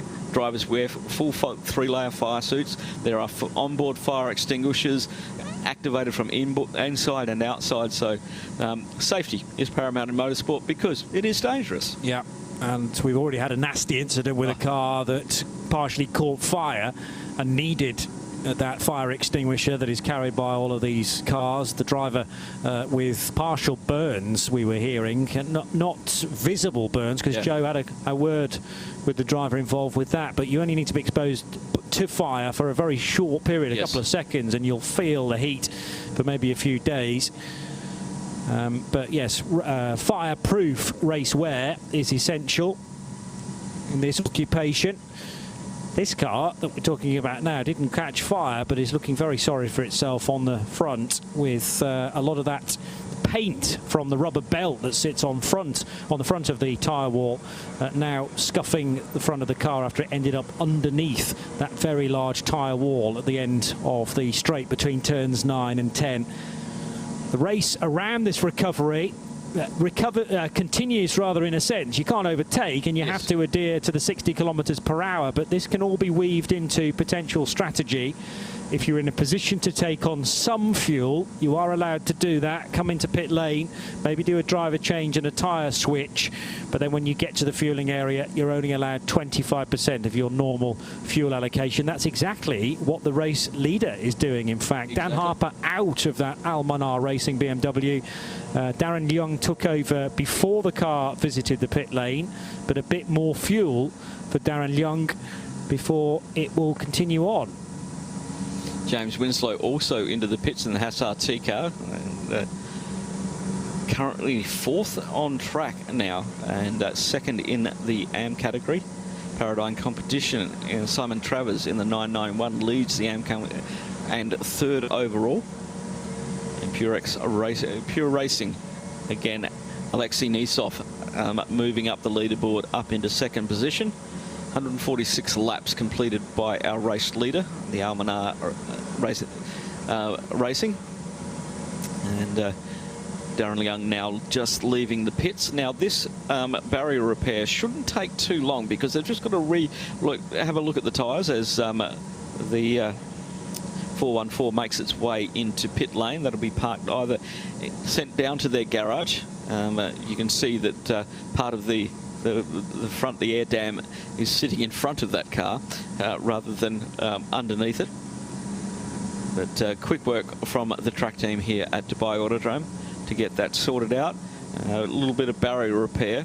I did see during the last Code 60 that the course car did go out to have a bit of a look around the circuit, and I think we'll see a little bit more of that this evening, just to see where debris is. And a lot of it is to replace the signage, the foam signage, which is the countdown corner markers that tend to get occasionally removed by a wayward car. So that car now being taken back into the scrutineering bay and the technical bay, just at the beginning of pit lane. And we should get some form of countdown to when the Code 60 ends regarding the tidy up going down at turn 10. Give me a quick eye on our 992 field. Rick Broikers in the red camel, Jordans.nl currently leading the 992 category. And he's got a few laps now on Hub van Eindhoven in the Terra outdoor racing, running in 27th overall, 2nd in class, and then It's Ramsey Matran in the fuel bay at the moment, dual racing by Huber, third in the 992 category. Also a driver change for Haas RT as Alexander Bukantsov gets back on board the 21 car to head into 4th position in the race. Simon Traves is getting some fuel in the 991 BMW. Just witnessing the stop for the 3rd placed M4 GT3 Evo. And the earlier race leader, the dynamic GT Porsche for Klaus Bachler, has slipped down to 5th place. But now with the rapid Austrian being strapped back in again, he started the race. I'm sure we'll see that car rise again towards the top 3. Joe in the pits.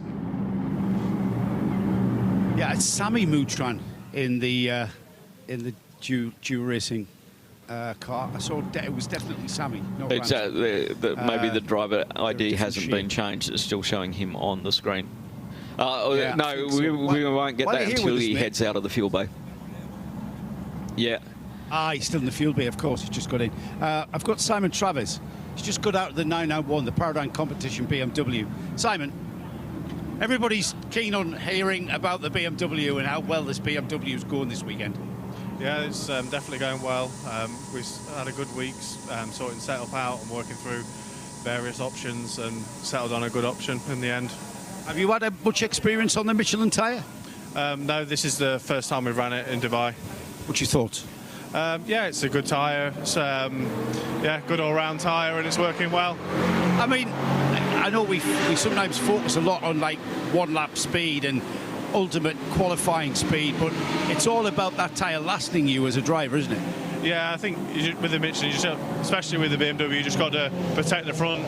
The front axle is the one that goes first, and you just have to keep that protected and you're okay. All right, thank you, Simon. We've gone back to green, guys. Very swiftly indeed, after the, mopping up was required down at the end of the back straight, so the recovery of the car took a bit of time, but then the track sweep, as efficient as it always is here in Dubai, to limit the amount of code 60 there is to all of the competitors.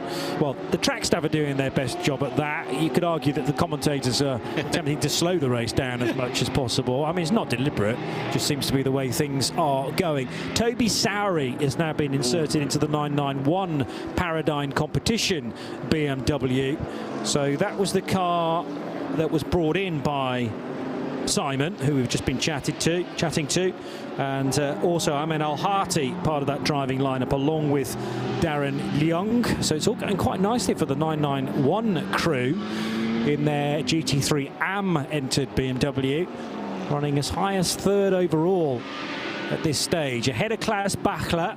And Bachler will try to whittle that time down as much as he can during this stint to try and get that GT3. Not a Pro-Am, not an AM car, it's a GT3 Pro in effect. Try to get that back to the sharp end. Just looking at Toby Sowery, a lot of American racing for him. ALMS, Asian LMS, IMSA, LMP2, IndyCar, 3 races in that as well. First in the Radical World Finals in 2022, 3rd in Indy Lights in 2019, so a very experienced steerer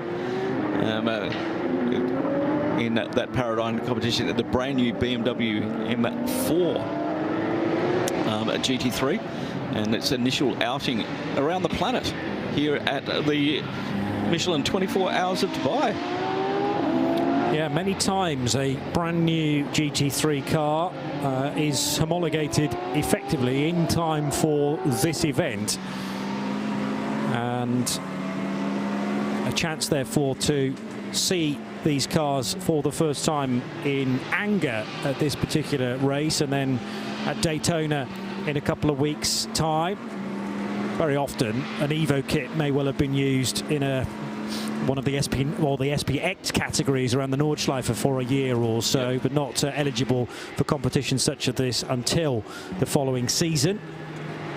It's an interesting one, isn't it? Because it's a big thing to bring a car to a 24-hour race for its first outing. True. Like, it's a real thing. We've seen it with the Rosser guys. This is a test session for them, but yeah, it's a really big ask of the team and also of the vehicle. Yeah, I mean, I'm sure they will have been put through independent tests. Sometimes you hear of 30-hour tests taking place, but that is 1 or 2 cars on their own pounding round and round, and you don't get the same dynamic as you would in a race with 60-odd cars in it, because you're going to get the odd code 60 where cars go slower and you have heat soak to worry about. Also, the pit stops may not go entirely to plan. You've got different drivers at the wheel as well, and all those elements that you can do your very best to replicate in a test, but it's just not the same thing. Yeah, I've been noticing in regards to when we come out of the code 60 that a lot of drivers are weaving across the track, warming up those tyres. Now, we didn't see that previously when we had other brands of tyres. It wasn't as prevalent as what we're seeing with how cold those tyres must be getting and losing the heat a lot quicker of this specific brand of type of endurance tyre. So something new the teams have to get with is that you need to do a proper tyre warm-up as you come out of a code 60, especially the long ones, 20-odd minutes or so. That one was quite quick. But I've noticed half a dozen cars down the start-finish straight doing the weaving just to try and generate a little bit of heat in there before they attack turn 1. Yeah, because weaving in a code 60 is generally frowned upon, isn't it? Because recovery work's taking place there, and they may be repairing the circuit, and you don't want cars on the brink of control. So most definitely, you have to not weave in the code 60, and that is really not going to help the tyre temp. And then as soon as the green flags come out, as long as there's nobody alongside you, and we have had a nasty incident in qualifying where they were weaving led to a huge incident with an Audi and a Mercedes on the back straight, one of the fastest parts of this circuit, and practically wrote off an Audi R8. Yeah, Tresso attempted racing the number 99, and but that not taking part because we could actually see the inside of the gearbox. Yeah, it was, the outer casing was stripped. Exactly. Not least because it found the hole in the Armco, which is normally used for access, and the back end of the car caught that and made it even worse. Not like a glancing blow that you would have already normally had on just a long, expansive Armco. It was almost a direct 180-degree impact. It was right, you went in there square. Yeah. And there's not much leeway at the back of those cars. One of those that you wince at every time you see it again. Darren Young then leading by, what is that, 46 seconds? No, we'll just wait for Alexei Nesov to cross the line actually in the pure racing car to give you a real-time gap. But 777's BMW in front of that pure racing Porsche. And then the best of the GT3 AM cars for Paradigm competition running in 3rd position. Then a nice little gaggle of non-pro GT3 cars from 5th position down to 10th spot, including the 2 Herbert Motorsport Porsches, as what is left of the 414 car now after its big crash at the end of the long straight goes past Joe. What's your early assessment then, Joe? I'm not sure it's going to rub out, Johnny. It's got a massive amount of damage on the front end. I'm now behind the car, so it may be, when I get a proper and closer look at it, just kind of superficial bodywork, etc. When it gets to its garage and they give us a better chance of stopping still and me getting a proper look at it, I'll give you a better assessment. But remember, it's Baz Kooten is part of this operation as well for Ajith Kumar, and they don't know when to stop, do they? They'll just keep on Indeed, the front 2 corners mechanically look pretty okay. It was just a lot of bodywork laying over the top of them, so it looked reasonably square at the front end. So hopefully, when you have a look at that, you'll be able to see if I'm right or wrong. I think you're spot on from what you saw from the front wheels, and more importantly, the front wheels are also pointing in the right direction. Now, whether they're fixed to the car is a matter that we can find out in a moment. We are walking all the way up the top of the pits with this car being pushed by the mechanic, so we'll see. But I think you're right. It's reached the garage now. It's going to be pushed in nose first. and the team will go to work. I'll get back to you when I have a report. Well, this is a Razzoon More Than Racing car, isn't it, which is the team from Austria. I know the sister car, as in the other car that Ajith Kumar had as his name against it, is a Baz Kooten car. Yeah. I didn't know that Baz Kooten was involved with Razzoon. That might just have been a speaking moment from Joe, unless he knows a little bit more. Ah, fine, okay. Gotcha. I mean,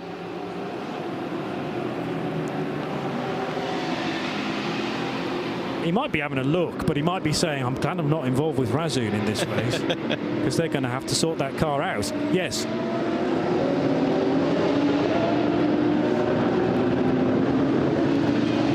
All right. It's going to take a bit of time to get finished weather. And look, we did that they have the spares, some spares you carry. Yeah, I'll come out the garage. We take it for granted that they're going to repair the car, but it all depends on what spares you've got in the truck and if you've got the right spares. And sometimes, he's a team member. Okay. Brake failure on the left rear, I'm being told. That's what caused the shunt, which is unfortunate. They're having a look at the rear of the car. So a myriad of problems causing the damage. Very little activity on the front end.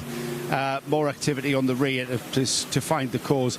I suppose if the brake failure can't be rectified, then it's pointless repairing the damage, so it makes sense to have a look at that first. Now, with the car having its hazard lights on almost before the braking area, do you think that's a safety mechanism? The car, you know, whether it's lost brake pressure or something similar, has the car then kicked into some sort of warning mode that actually couldn't have been foreseen?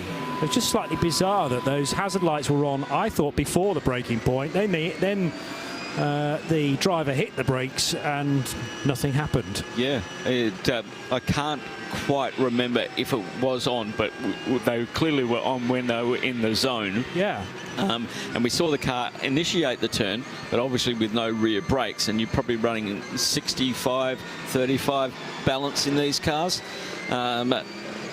You rely on that rear balance as well to knock off some speed, and without that happening, there wasn't much you could do in that area that Dominic was basically a little bit of a passenger there. Yep. But what he's done, he's actually nosed it underneath the, because of the rake of that nose on the Cayman, it's actually gone underneath the tyres and protected the front end from impact, because it's been able to roll underneath the tyres and go 2 or 3 rows back, just damaging the bodywork. Yeah, so that may have, I think, coincidentally, rather than anything that Dominic did. I mean, you do hear stories of as soon as drivers realise either the throttle is stuck open or, in this case, there's no brakes, you actually initiate a spin. Yeah, you chuck it into a spin. You want the 4 wheels going sideways to try and slow you down. Try and shave some speed off it. And plus a side-to-side contact is marginally better than a head-on, because you don't quite know how far underneath the tyres you're going to go. Whereas if you hit the tyre sideways, you're less likely to go fully underneath them. But yeah, the main effort is just to try and decrease the speed of the car at the point of impact. But I don't think he had opportunity to do that. No, we're talking about it up here in the commentary box, not sitting behind the steering wheel, approaching a wall at 140, 150 kilometres an hour. Yeah, and it's much easier to talk about it from our position. Yeah. You feel entirely for Dominic Albert, who had very little warning that was going to happen. And it's only when the car stops very, very suddenly you realise quite what speed you're doing so often around this place, lap after lap. It brings it into sharp focus. Exactly. Once you've been in a car for 10, 15 minutes, everything starts to slow down. Okay, you're not realising the speed that you are going. And that then can lead to, when you do go off track, that fence comes up so fast. Yeah. You know, you think you've got time to address the issue and do things where your brain's going a million miles an hour, and all of a sudden things aren't doing that. Victor Plekhanov, meanwhile, who is in the number 30 Porsche. That car is in the fueling area, isn't it? which is 20 kilometers per hour. A good indication to Victor's left, the two different speed boards. So 40 kph for the main pit lane, 20 kph for the fueling quadrant, which is very, very slow, but that's because there are team members potentially walking around that area, getting into the right position so that the pistol grip fuel fillers can be spotted, a vacant bay. And then these smart codes, or smart cards rather, are offered to the very, very intelligent fueling Bowsers that work out precisely how much fuel you can take on this occasion and whether the track is under code 60 or not. Thankfully, we're not. Exactly, but Nick did go and talk to Paul Truswell about it, because we were in a code 60, they were fueling, and the leaders were fueling, and all of a sudden it went green. And we didn't know if it stayed at the code 60 level or whatever, so Paul Truswell said, yes, it does change. The smart tags are that smart. Yeah, so the transition point, green to purple, purple to green, the fuel Bowser adapts accordingly. Now then, a frightening moment for Dominic Albert not that long ago in the Razzoon Porsche, and he's been good enough to head towards Joe for a quick chat. Firstly, Dominic, are you okay? Yeah, thanks, I'm fine. You look fine. We were speculating what it must be like to have a brake failure as you did. I mean, tell exactly how you felt. Yes, that was it exactly. So I come back the back straight. You run around, I think, 230. And as soon as I hit the brakes, I moved nearly totally through it. And then, yeah, I tried to avoid it, but yeah, after 1-2 seconds, I recognized that will be an hard impact. Yeah, that sort of speed, there's nothing the driver can do with a brake failure, is there? There's nothing you could have done. I know it's not the best feeling, so you think about things that you maybe can get the loop, but for that it was too tight, the barriers, so I hit them frontal. You may need a change. You may need a change of underwear, I think. Yeah. Yes. The car looks damaged. Are the team going to try and fix it? I just arrived now from medical center, and yeah, as you know, Razzoon, it's quite simple. If it's fixable, we go out again, and best thing is I got the yellow one, so if everything is good, I'm back in the car. So that was given to you by the medical center to say that you're okay to drive again?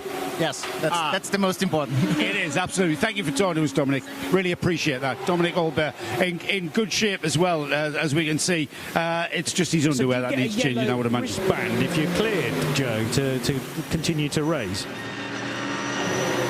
I wasn't aware of that, but yeah, I mean, when he showed me the wristband, and he said, more importantly, this, when you visit the medical centre, they must give you a yellow band to indicate that you can continue to participate in the race, which kind of makes sense. I mean, probably back in the day, they've had drivers attend the medical centre and come out of there with a concussion and get back in the car.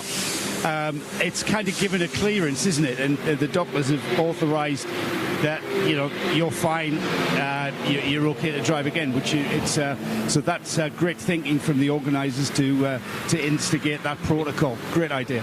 And let's hope that Razzoon can get the car back out, because there's still plenty of this race left. It was interesting because I've got a yellow wristband to get me into dinner later, so will it get me a drive at the same time? You don't have a driver's wristband, which the medical team would remove if you're not fit to race. Yes. Okay, so you don't have that, and if they think you have a concussion or some form of injury, they'll remove your driver's band, which means you're no longer able to compete. Which doesn't stop Johnny A getting dinner, and B, if you find some Normex in a helmet, Exactly. might be able to sneak into a car. That was my plan. We'll know exactly you're not a driver the moment you put a lap time in, though, there is that, and I would probably cause a code 60, because that's generally the way that this weekend has panned out to this point as well, whether I'm behind the wheel of a car or otherwise. Darren Young in the BMW is on lap 156, and he's trying to hold off Alexei Nesov. Actually, there's a good chunk of time between those two drivers currently, but it's BMW, Porsche, BMW, and then a couple more Porsches. So if you're an Audi fan, only 6th place for that car at the moment, and Mercedes not having a good time at all at this stage. 9th and 10th places. It's been quite some time since Mercedes won this race last time out, 2020, and that wasn't a full race either. So I think of the 4 big manufacturers, it's Mercedes that have waited the longest time for a race win here, but they do have the oldest car. 2012, Abu Dhabi by Black Falcon was the last time that they were... Prior to the 2020 victory.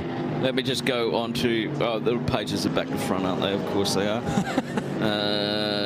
So 24 was Audi, 23 was BMW, 22 Audi, Porsche in 21, Mercedes in 2020, Black Falcon.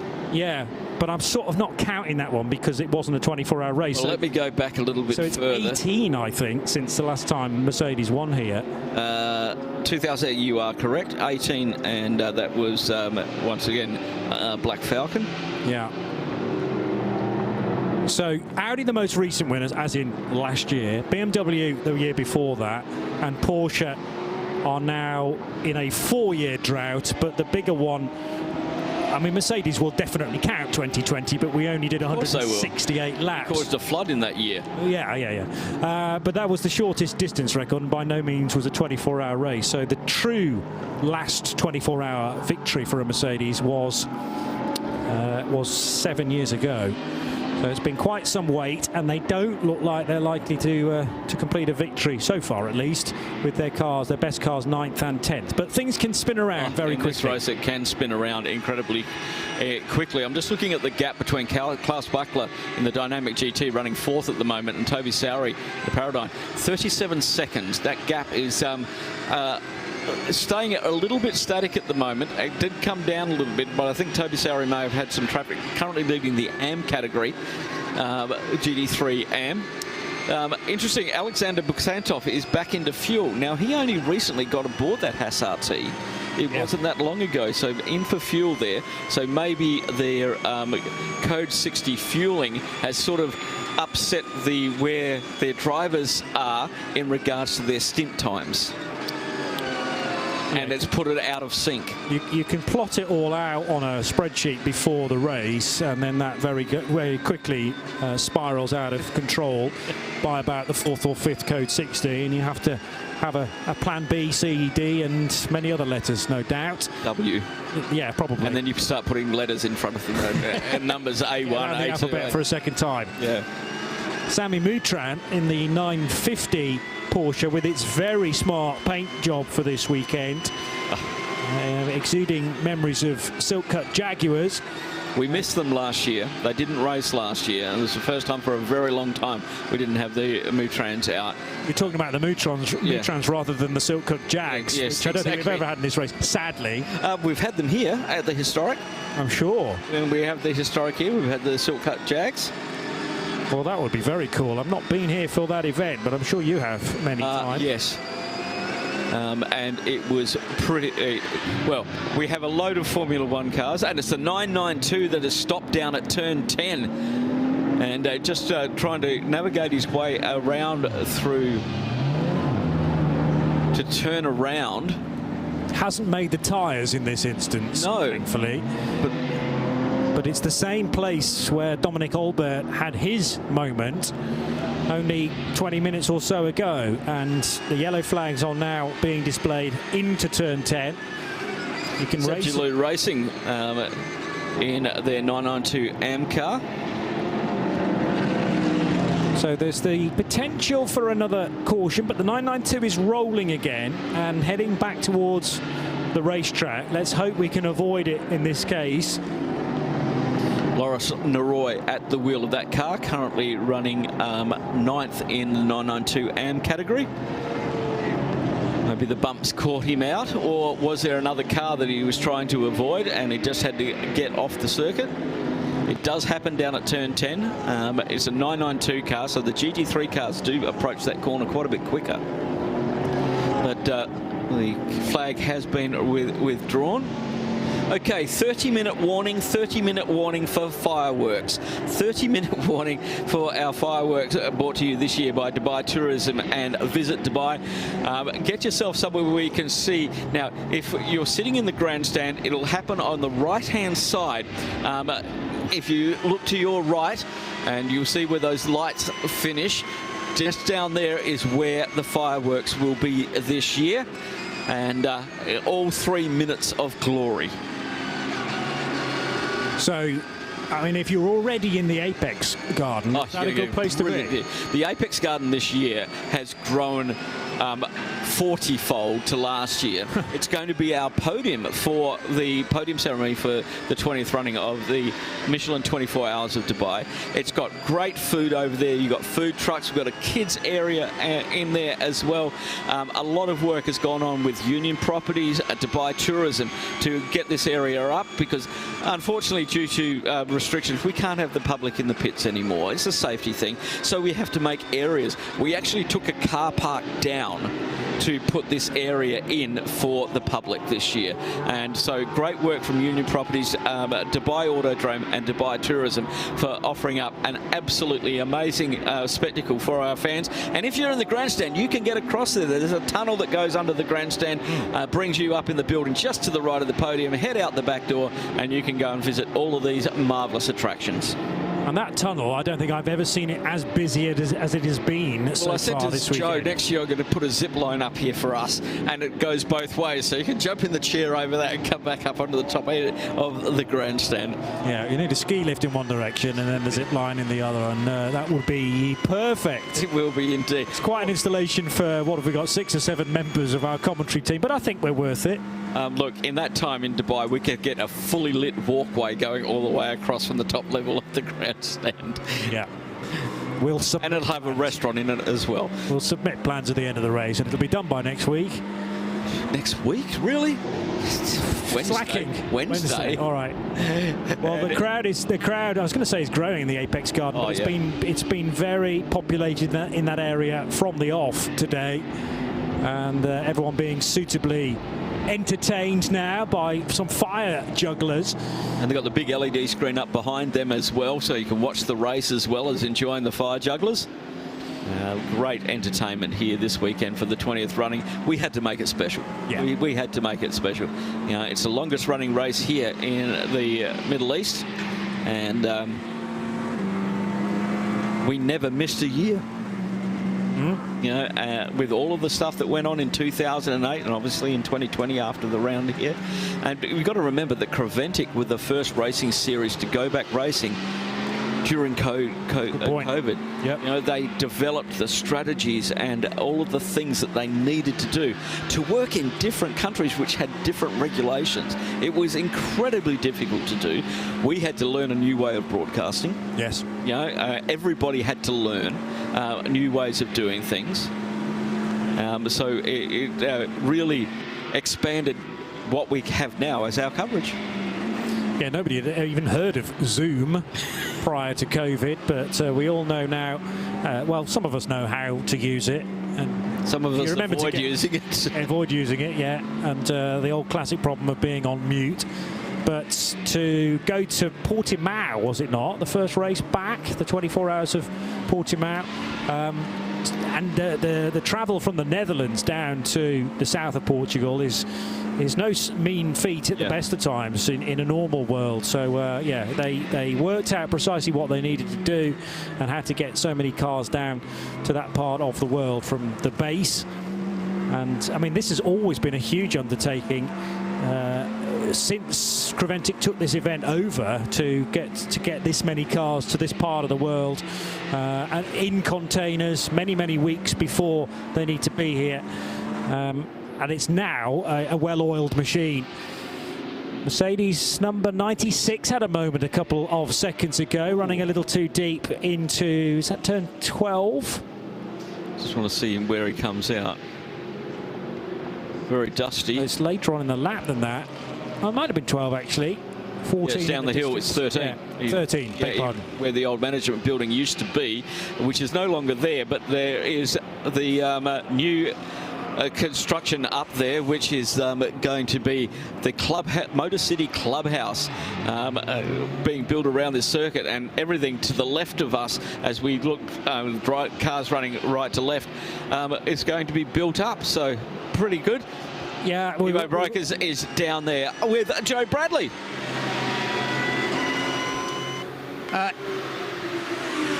Ivo, you've just been watching that pit stop go ahead. In fact, you've been videoing it. Is that because you then take that back to the team and analyse how the 909 pit stop went? I only show back the good stops.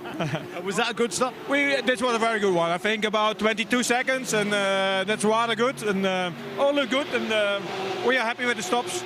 The Red Camel team, you've told us many, many times, Ivo, that they're a bunch of volunteers. They're a bunch of people that just come together for the weekends. I mean, you know, you've got these professional teams that will drill and practice and practice and practice. You guys can only practice when you come to the track on a weekend. Yeah, that's true. Actually, you're only practicing basically during the race. I mean, our pit stops are getting better during the race. Of course, in the days before, we also doing some practices. But yeah, we have done it so many times, so everybody's in the same position, and they know what to expect, and all to expect the unexpected. Is it a new car for the Red Camels team this year? Is that a brand new car? Sorry? Is that a brand new car you've brought out? No, it's the car from last year. But last year, as you might know, we had a lot of problems. Finally, it's solved with a half a Porsche Motorsport, and we found the issue. That cost us last year the season, but now we are full confident to be back in the battle again. Here we are at round one of a season. I mean, you have the overall championship that you guys look at. Yes, the European Champions is nice, but the overall championship is what I know you look at.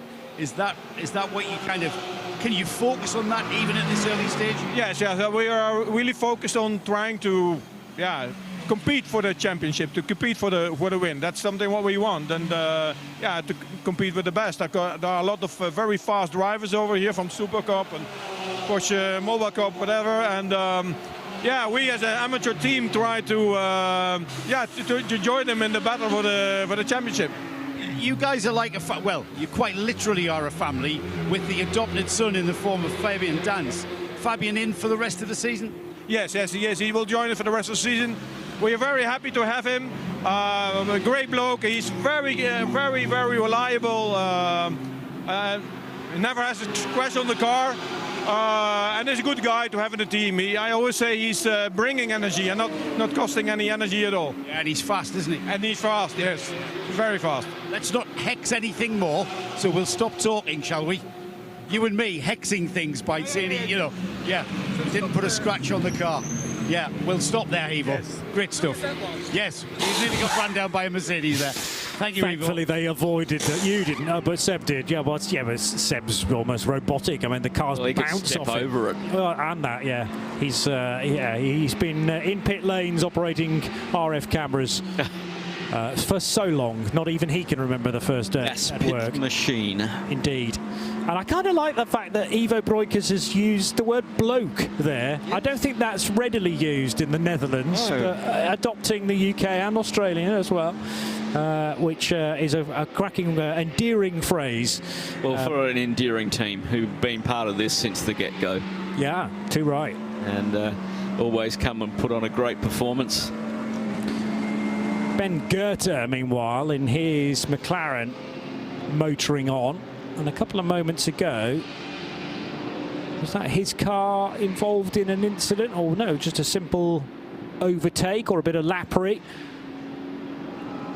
Passing a Mercedes close to the end of the lap, exiting turn 14 and into 15. So Benji is in 8th place, having got ahead of the Hubert Haupt Mercedes. So that was a move for position, I fancy. Yes. Car 4 is the AMG, driven by Hubert Haupt at the moment. Sergei Sirotkin for the SMP Racing crew in their Mercedes, car number 7, running in 10th place.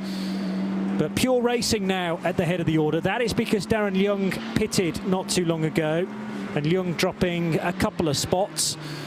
So thankfully we've got cars that are close enough at the sharp end of the field to ensure that they change positions every time one of them comes in for a stop. Indeed, fuel and fresh tyres for Darren Young and the Almanar Racing team. And we're Porsche, BMW, and it's always the way. Those two BMWs always seem to rise to the top, and this has now become a little bit of a thing. At the first hour, 2 BMWs, second hour, 2 Porsches, third hour, 2 BMWs, fourth hour, it's becoming a little bit of a their strategies are playing opposite each other, which are probably all going to meld together in hour 24. Yeah. Well, there are so many different pathways you can take to navigate your way to the end of the race. And you might say, well, it's a little bit too early to be working out precisely where you're going to be at 1 o'clock tomorrow afternoon. But I'm sure there is a spreadsheet for each of the teams that has adopted that. But it will chop and change on so many occasions. Yes. But some of the strategic programs that are running on laptops and computers up and down pit road will have mapped the blocks to the end of the race. And then it's just a question of how closely you can stick to that plan. You can map the blocks, but you can't map the drivers. True. And so when the sun comes up, everybody gets their second wind. Yes. You know what it's like. And a lot of, over the past years, I've spoken to a lot of drivers, Kaladal Kabasi, and said, what happens? He said, it's when the sun comes up, part 2 of the race starts. That's when we're looking at what we need to do to get to that finish line. Yep. That's when we can see the finish line, literally and figuratively, because it gives everybody a breath of fresh air. At 5 o'clock in the morning, you're really struggling. It's just so long in the dark.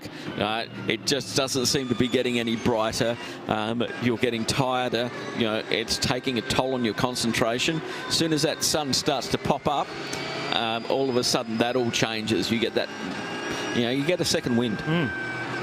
And just after 7 o'clock tomorrow morning, that's probably precisely when you need that second wind, because that will 6 hours to go. Just under 6 hours to go, exactly. And there are a lot of endurance races that only last 6 hours. So all of a sudden, next weekend, you can think we've only got the length of the Abu Dhabi race to go.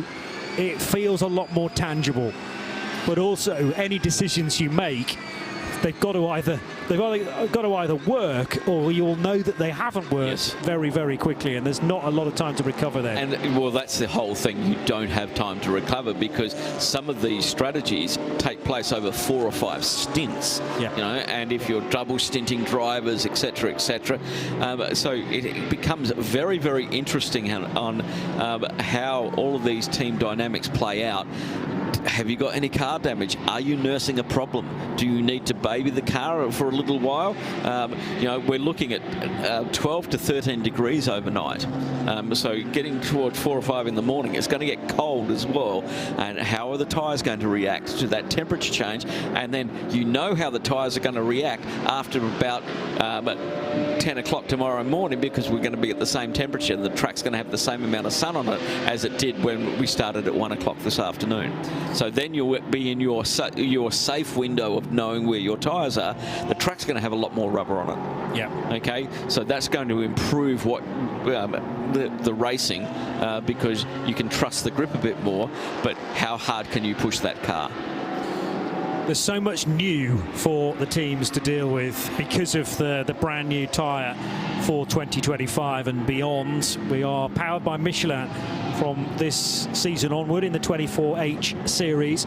Yes, everyone's had night practice to try and assess what the tyres might do, but that only took us to 9 o'clock on Friday night. Yep. And it won't have dealt with the temperature plummet that we're likely to have this evening. Track temperature generally is retained in asphalt until later than 9 o'clock, so grip levels would still have been pretty good yesterday evening, but there is a chance that they will ebb away when we get to 2, 3, 4 in the morning. So this is learning on the fly for a lot of the teams that do not have experience of the Michelin tyre. We learnt from the boss of Michelin at this race, the Michelin man, I think, as he introduced himself to some members of our team at breakfast this morning, that we learned before we got going that the tyres on the Porsche Cup cars are those that we see in the Carrera Cup championships around the world. So if you've come here from a Carrera Cup, Germany or France or Benelux, you will have some experience of the tyres on those cars. However, for the GT3 cars, for the TCE cars, that's a tyre from elsewhere in their range, and therefore might be brand new for those running it. And once again, learning curve. We have been on track since Monday at the Dubai Autodrome with paid sessions for the cars. We had a few cars out that are running down at Yas, not running here this weekend, doing some testing. The Creventic started on Thursday, Friday, with the practice sessions, but a lot of running, and we did have the tyre test back in December. Winwood Racing were on top of the timesheets there, so some teams got the cars out early and got some testing in. Enrico Fulgenzi has been running in our local series here. Once again, we run on Michelin tyres, so the same sort of thing. And he's getting it and time for his drivers to learn this circuit. So, especially when half of the circuits in Europe are covered in snow at this time of year. It's a great place to come. But those test sessions, were they all held in daylight or at least daytime hours? Daytime, morning and afternoon. That's what they had. So nothing, again, goes to the point of nothing at 3 or 4 in the morning. So exactly, and we're expecting 12 degrees from 4 a.m. through till 7 a.m. Great. Okay, so which is chilly for this part of the world. It's absolutely Arctic for this part.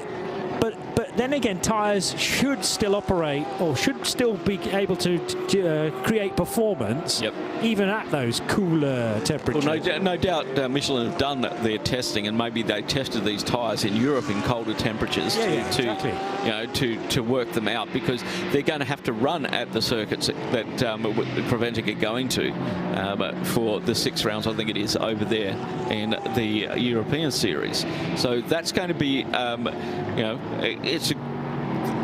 what it's going to do is give the teams that have come here that are going to compete in Europe, is going to give them a huge advantage. Yes. On the teams that are just doing the European rounds. You're going to have a massive advantage. If you're running here, you've got 24 plus 6 down at Yas, plus all the testing time. You've got probably 40 to 50 hours of track time knowledge on those tyres in varying conditions. And two different track surfaces. Yes. So you're going to go into the European series, if you're running there as well, with a massive amount of knowledge. Yeah. And that rather backs up what we've been saying, that if you've had an issue in the opening 4, 5, 6 hours of this race and your car needs urgent repair, it's definitely worth doing that, because you might still have half the race to at least glean some tyre data from, and other data as well if it's a brand new car for this season. So we may yet see still some cars that aren't currently in the race returning to the track, because it's just too good an opportunity to turn down. Side-by-side action into the first corner. That was 40 Aston Martin battling with the 21 Audi from Haas RT. Was a move for position again. Yeah, Tom Van Rumpy in the Aston Martin, Alexander Bekantov in the Haas RT Audi. They are running 13th and 14th in the Porsche GT3 category, but as an AM and a Pro-Am. So overall position change, but not a change for category. Got a slow car in Sector 1 at the moment. That is from turn 1 around to about turn 5. Just keeping an eye out to see where that car is.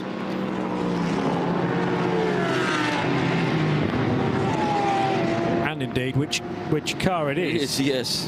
Just literally reported as a slow car at this stage, but highly useful information with this level of light. I'm not really seeing anybody going slow through turns 2, 3, 4 and 5. That message has now been removed. Yeah, maybe it was just a slide off track running out of turn 2, getting it all collected up back together again. Yeah. Race leader in to the pit lane and now into fueling in frac. So Thomas Preining reaching the end of his driving stint.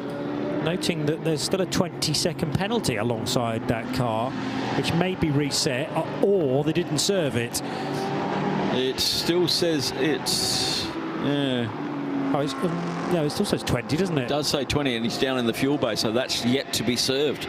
Okay. Unless it clicks over when he leaves pit lanes. That's what I was wondering. Give an idea, yeah, when is that penalty time actually deleted from the screen? Yeah. It may well... Oh, there was a spin there. I thought I heard the squeal of Michelin tyres. and a half spin maybe in the first sector of the lap, but wasn't sure precisely which car it was. Tom van Rompuy, there it is, the number one What's the car. number one? So the number one Porsche of Fabrizio Broggi, the Manamari Energy Porsche, running in 10th place. This is a group of drivers that have, for a number of seasons, been in the 992 division, but make the step up to GT3 for this year's Dubai. And Broggi, a great character when he's not in the car and very talented when he is, but that was a spin through the twisty section. It looked like turn 6 or 7 that he lost the back end of the number one multicoloured Porsche. As he makes his way down to turn 10, may have flat spotted those tyres. Let's have a little look-see here. Oh, he's already backwards on the exit of 5. So he did it at 5 on the exit there. Now, we've seen some accidents there when you run hard over those ripple strips that can throw the back end of the car out. We saw one there quite a few years ago. Boy, he nearly got cleaned up as he was stationary on track as cars were avoiding accident. He was right out near the curb there. But luckily, everybody smiled and walked away.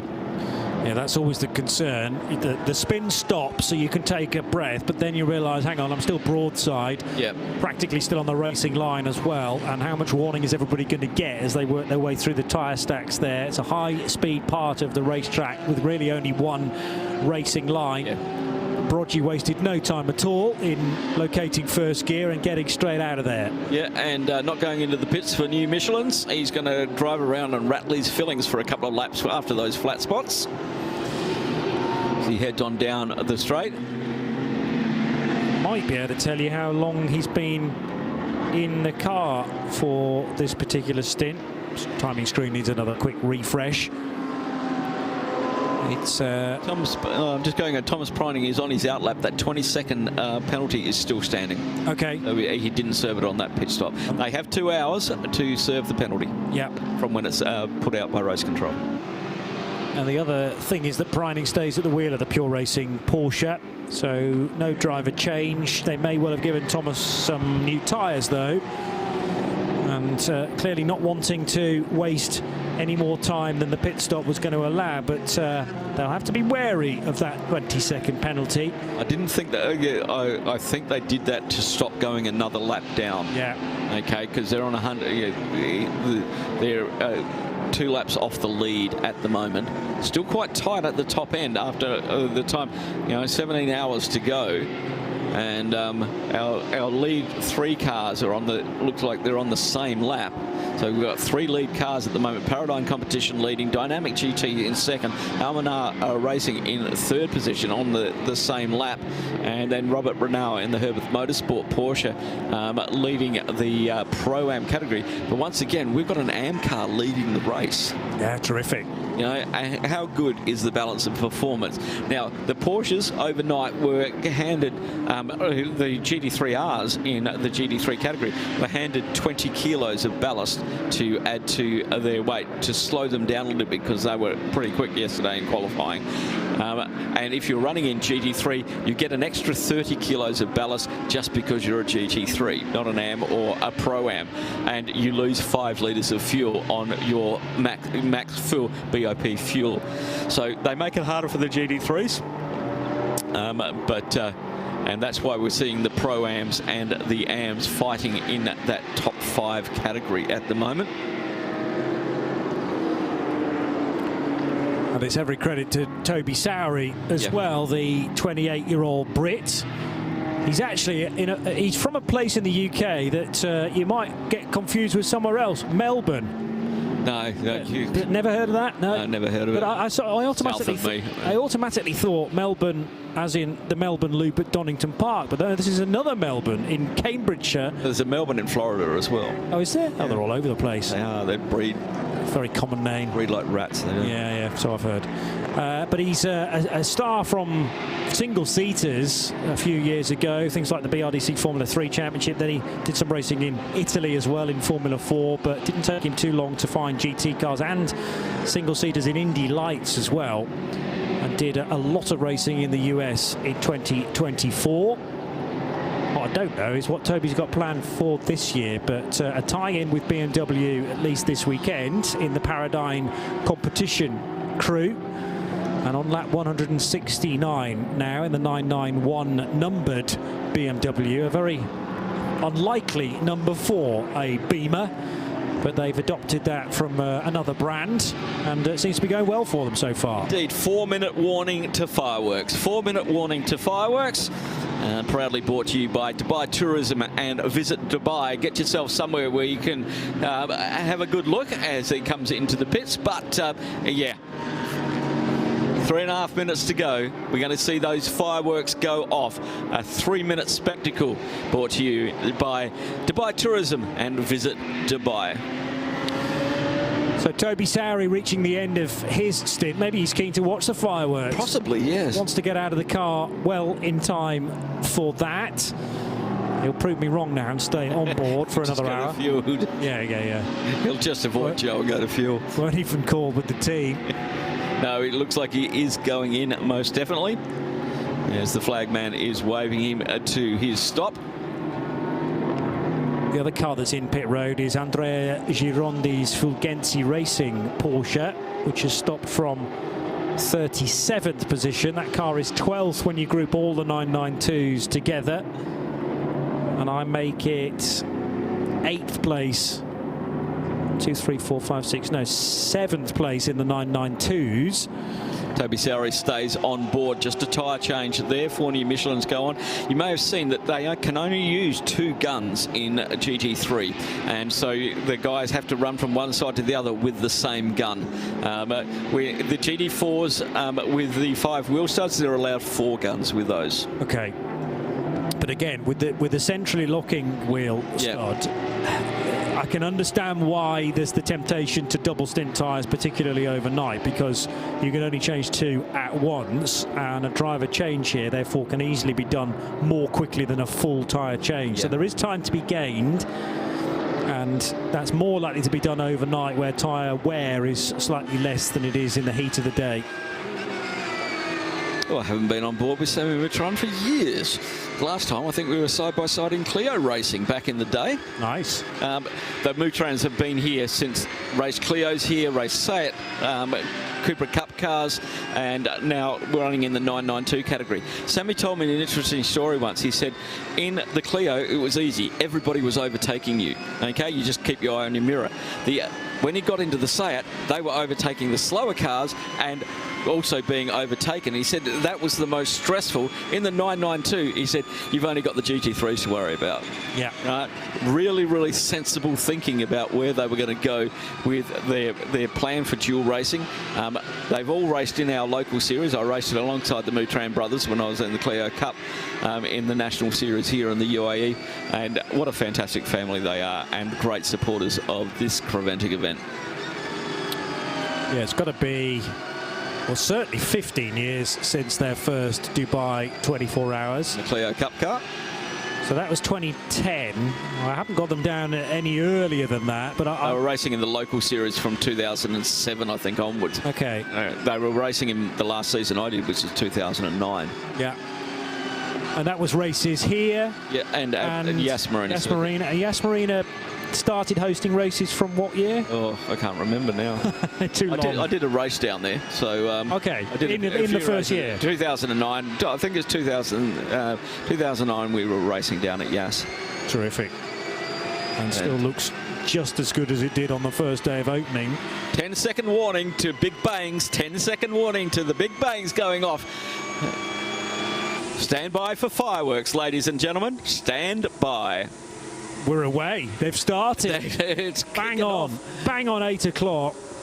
And let's hope that some of our effects mics can pick this up as well. But let's hope also that you're enjoying our coverage in sound and vision, because one of our drone cameras now will give us perhaps some of the best footage through the years that we've ever had of the fireworks display. And Joe Bradley is not only our expert pit lane reporter, but also reckons he's got a new career in the description of fireworks. So take it away, Joe. Well, there's a yellow one, now a red and green one. Oh, that's... No, I'm not. It was actually quite good. That was better than before. Get annoyed. Oh, that was like a bluey sort of teal-coloured one. Now got orange, green, orange. Fantastic. I love a bit of fireworks. Brilliant stuff. Thank you, Joe. He's just about to finish his stint. That's why he wanted to get that in. Well, that's the reason why he wanted this stint specifically, so he could do the fireworks. He knows how to work a schedule. Now, the interesting thing, and I'm not going to say too much until the 3 minutes have expired, but we're green. We are, and let's hope that all the teams have chosen to put drivers in who are not as excited about fireworks as Joe Bradley is. Exactly. Because there is a danger that they're going to completely forget that they're at the wheel of a race car and be too busy going, ooh, an R and oh, a blue one. Halfway through this, we're halfway through the display. So enjoy the final 90 seconds, folks. It doesn't really matter where you stood around the racetrack, and even if you're not here, then maybe the best seat in the house is from our live coverage of this race. I pity those that are listening entirely on radio at this moment. It's a great way to consume a motor race, apart from when the fireworks are on. And it looks a bit misty out there now because... Well, it's the smoke, isn't it? It is. And I've found this as well, even though, yes, we normally have a 2-minute display. It's a 3-minute display this year, but the smoke lingers for a good 30 minutes afterwards. We don't have much wind here today. It's been very, very calm, and the wind is actually blowing across the track, coming from the sea, so it's hitting the face of the grandstand, coming in from the back straight across to the front straight. Yeah. So it may get blown this way occasionally. Enjoy the last 30 seconds of this, folks. It's been fantastic, and thank you very much to Dubai Tourism and Visit Dubai for putting this on for us today. Yeah, we really appreciate their support and the recognition of this huge motorsport festival. And that's it. The fireworks done, folks. They're done for 2025, but they were well worth waiting for. Indeed. And we're very grateful for everyone that was involved in the setup of those, the design as well. A real highlight of this race, something to look forward to when we get going. Earlier on this afternoon, everyone's saying, when are the fireworks? I got texts from people who work here asking when the fireworks were. Brilliant stuff. Good to see you. And once again, thank you, Dubai Tourism and Visit Dubai, helping us celebrate the 20th running of the Michelin 24 Hours at Dubai and the 20th year of Dubai Autodrome. And whilst we were distracted by what was going on in the skies, Klaus Bachler continues to extend the race lead from Darren Young in the chasing BMW of Almanar Racing by Team WRT. It's a 13, nearly 14-second gap then to the Austrian. Dynamic GT, there or thereabouts, dropped to 5th during the pit stops, but then climbing back to the sharp end. Porsche occupying 3 of the top 5 positions, with again those 2 Herbert Motorsport cars almost in lockstep, despite there being 1 Pro-Am and 1 Am car. Yeah. And Robert Renauer installed, I think, during the last pit stop in car number 91. Pounding round with Kevin Say. Well, is he still on the same lap as the Robert Renauer car? Quite possibly not. Trying to work out how many lead lap cars we have at this stage. We'll need Kevin to complete this current lap. He is somewhere in the 3rd sector right now. And yeah, should still be on that lead lap in car number 80. Just waiting for the Porsche to click through. Because after this amount of time having that many cars still on the lead lap with all of the Code 60s that we've had to endure, the strategies are still being played out, but yeah, there goes Kevin now, so he is on the still just about on the same lap as Klaus Bachler. Bachler's due across the line at by about 10 seconds. Okay, the same lap. Yes, 150. Bachler completes lap 173 now in the Dynamic GT Porsche number 24. Sergei Stolyarov, who was an earlier race leader for Windward Racing, now pitting from 5th position in their Pro-Am car. Looks like a full service for the number 16. It's 58 seconds behind Kevin C, and we're running in 4th. that'll go out. He's got 1 minute 15 seconds over the Pure Racing Thomas Preening's Porsche, who's currently running in 6th. So the battle all up through that top 10 is ebbing and flowing, as you said before, on their pit stop strategies. Yeah, they are really putting in really solid stint. And with those short code 60s, the race has had time to evolve, and it's evolving into their patterns, and they're working their plans. Yeah, and the now sustained running, and I'll point out that this has happened during the period of time that we're on air, so we're now taking good care of this race. This is what so many of the teams crave, is some good long runs of green. Yes. They can establish precisely what sort of pace they can offer and at what consistency. And Dynamic GT are not at the top end of the field by a mistake or error. That is a genuine position, genuine pace, particularly from Bakla. The 24 car also has Stanislav Minsky, Loic Hartog, Anders Fjordbach and Thomas Kiefer. So strong across the piece there. There's a couple of AM drivers, Klaus Bakler's the pro, and then the 2 semi-pros for Fjordbach and Hartog. And that gap growing to the Almanar Racing BMW.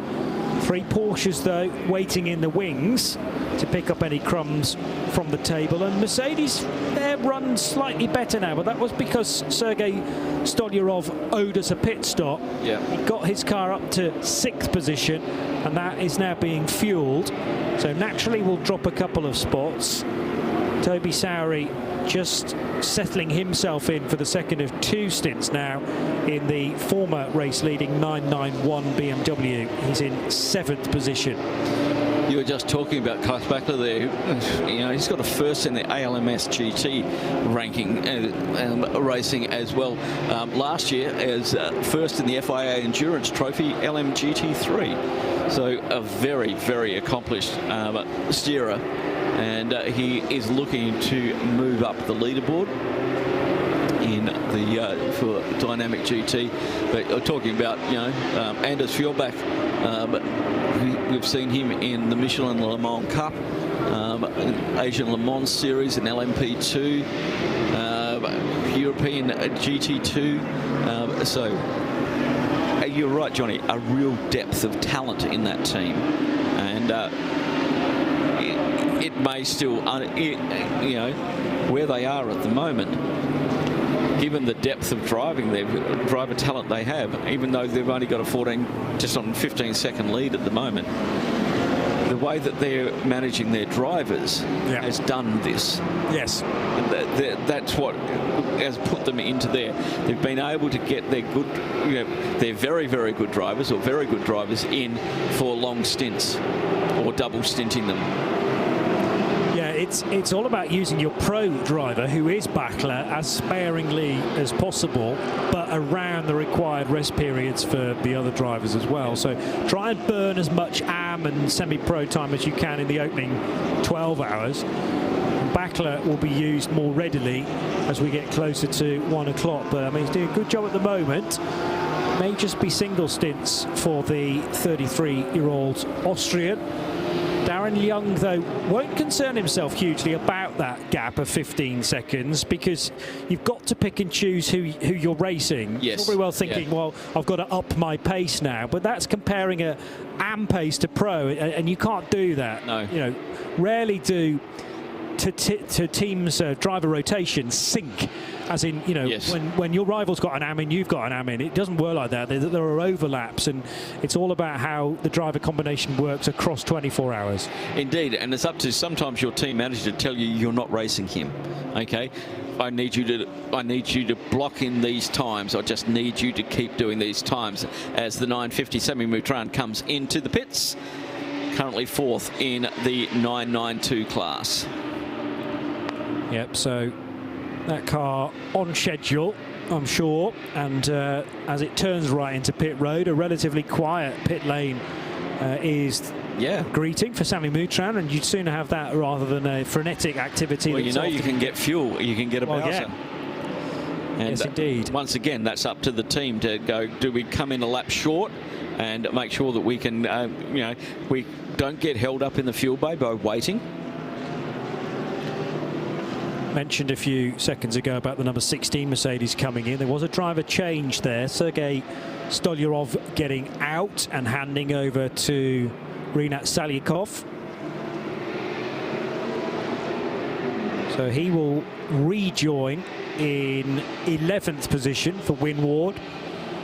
They're ultimately chasing the Robert Renauer Herbert Motorsport Porsche, which is the better placed or best placed Pro-Am lineup. Klaus Bachler into the pits, 38 lap old tyres on that Porsche from Dynamic GT. And he had a 6.6 second lead over Darren Liang in the Almanar Racing. And that will put the BMW back into the lead again. We came into our stint, Johnny, with the BMW in the lead.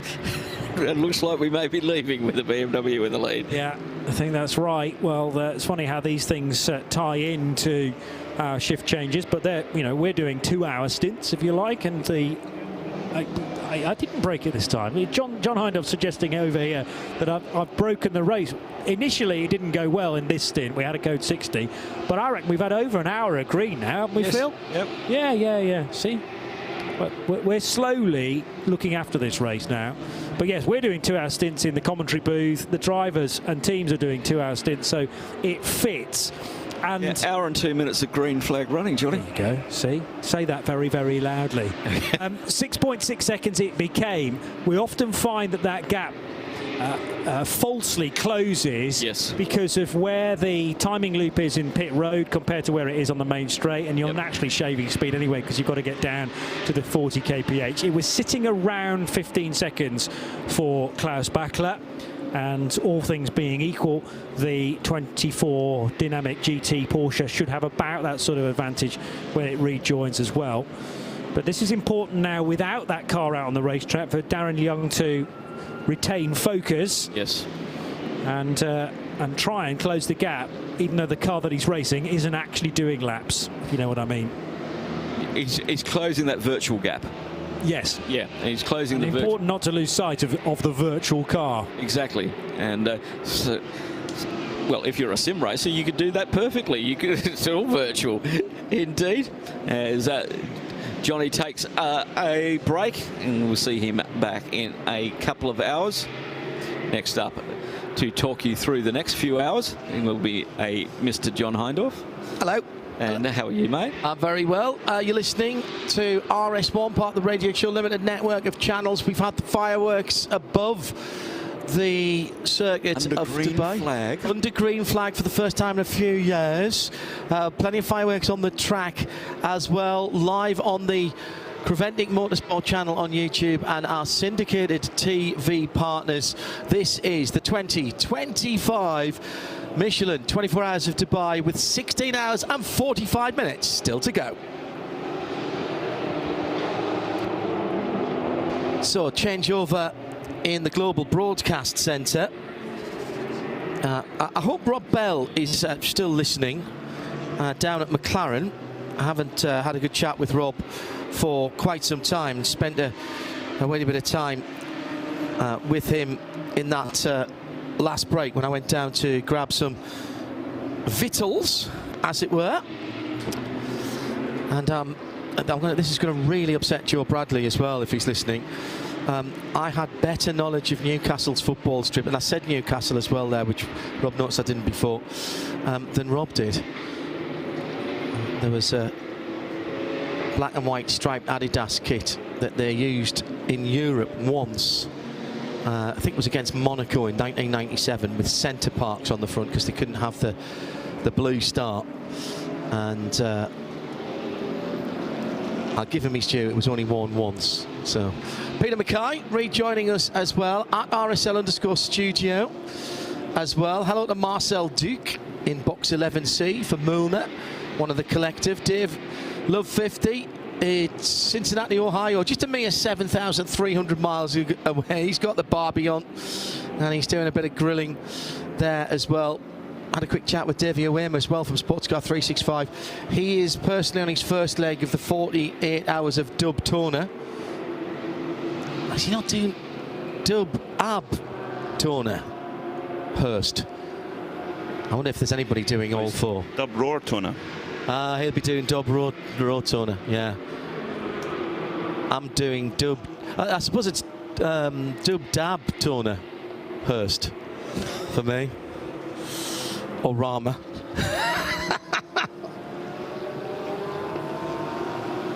Do sim day and day. Yeah. I'm not sure I was cut up at that point when I said that, to be honest. So all right. you may just allow you to me. Demon talk my ear, seeing.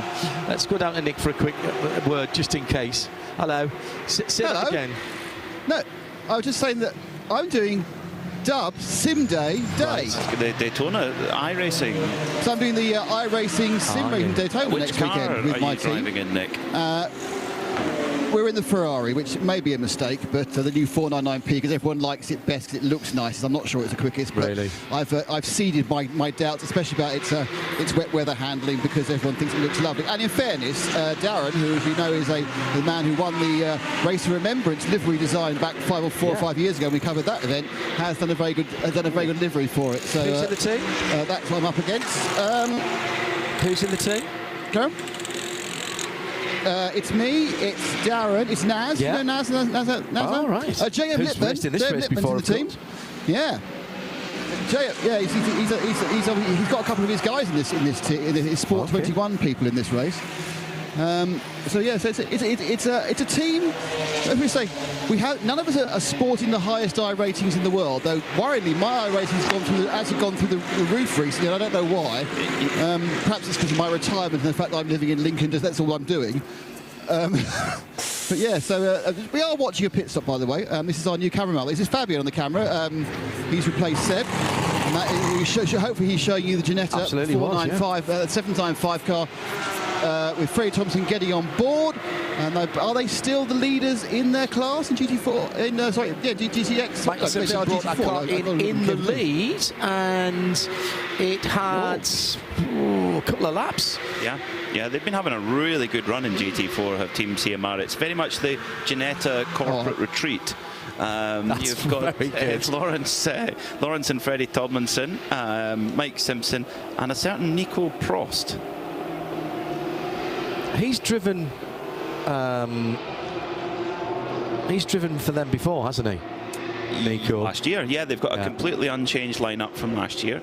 They won in the GTX category last year in a Ginetta, but this time they're in the GT4 spec machine. And actually, they've got Lewis Perry, who works for Ginetta in their race department. He's watching it at home. So, Lewis, hello. Nick Damon.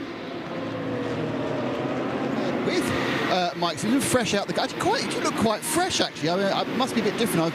I've been off for the last couple of hours, and prior to that, everyone was coming out looking like a sweaty mess, and you're looking much more relaxed. Has it got easier now in the car? It's running really well, actually. We had a good start. Lawrence kept us in contention, and then it's just a matter of trying to break the other cars, really. So we think we know where everybody is on fuel. It's quite tight. We've got good pace.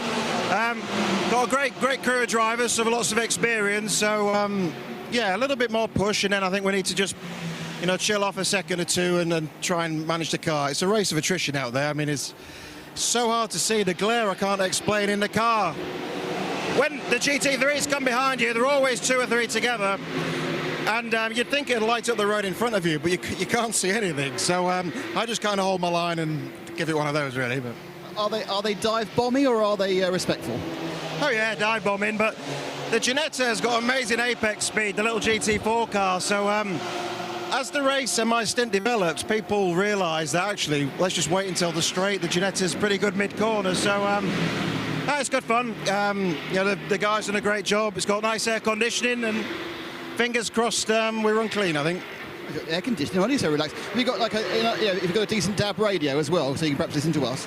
I actually had radio problems, so Yorkshire firm, we've not invented 5G yet, but I'm sure you can find some valves down the back of the tea cabinet, surely. Yeah, let's see. I've got Yorkshire tea back there, that'll sort us out. But having a great time. We love the event, and thanks to Creventic putting on a hell of a show. 20 years, it's amazing. I think it's my 5th or 6th, and gets bigger and better every year, and it's a pleasure to be part of. Because you were here some years ago, weren't you, with the kind of the prototypes, weren't you? We had a prototype race. Yeah, I mean, I think 2013, 14, we came with a GT3 car in the Pro-Am class, and been on and off in GT4 prototypes. GTX, obviously, we won last year, so it's a great place to be this time of year, and for me, it's the kickstart of the season. Really look forward to it. Big season for Ginetta, moving into new things with the LMP3 car, with the new big season with the LMP3 car coming on the stream. How's that working? Yeah, we've had a great year testing. Nico Prost has been a superstar with CMR, and we've worked on a current generation car, then morphed it into the new generation, and really pleased to sign DKR, top team. So we've got an entry for European Le Mans Series. Should have 2 or 3 cars in Michelin Le Mans Cup. So you're really excited to be back in that arena, really. Yeah, I mean, it has been kind of a 2-horse race for a while. I mean, do you think you can avoid it going the way that P2 did, where it became an Oracle class? Do you think you can keep it in a multi-chassis environment? Yeah, I mean, the ACO have welcomed it with open arms. They want diversity. It's such a shame Ades didn't get a car on the grid, but no, we want to come back with a small program, professional program, and our job's to top 5, try and get on the podiums, and we're quietly confident. I look forward to seeing you at Le Mans Cup.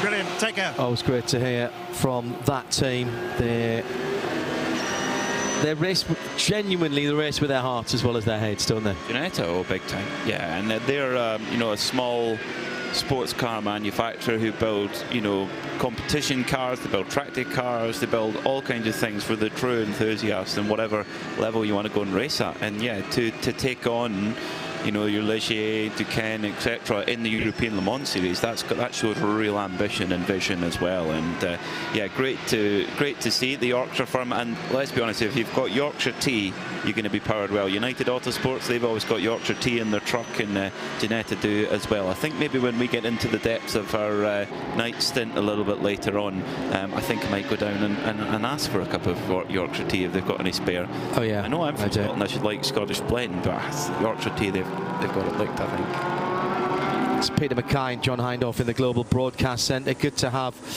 your company as night has well and truly fallen. There's a real party atmosphere in the paddock at the moment.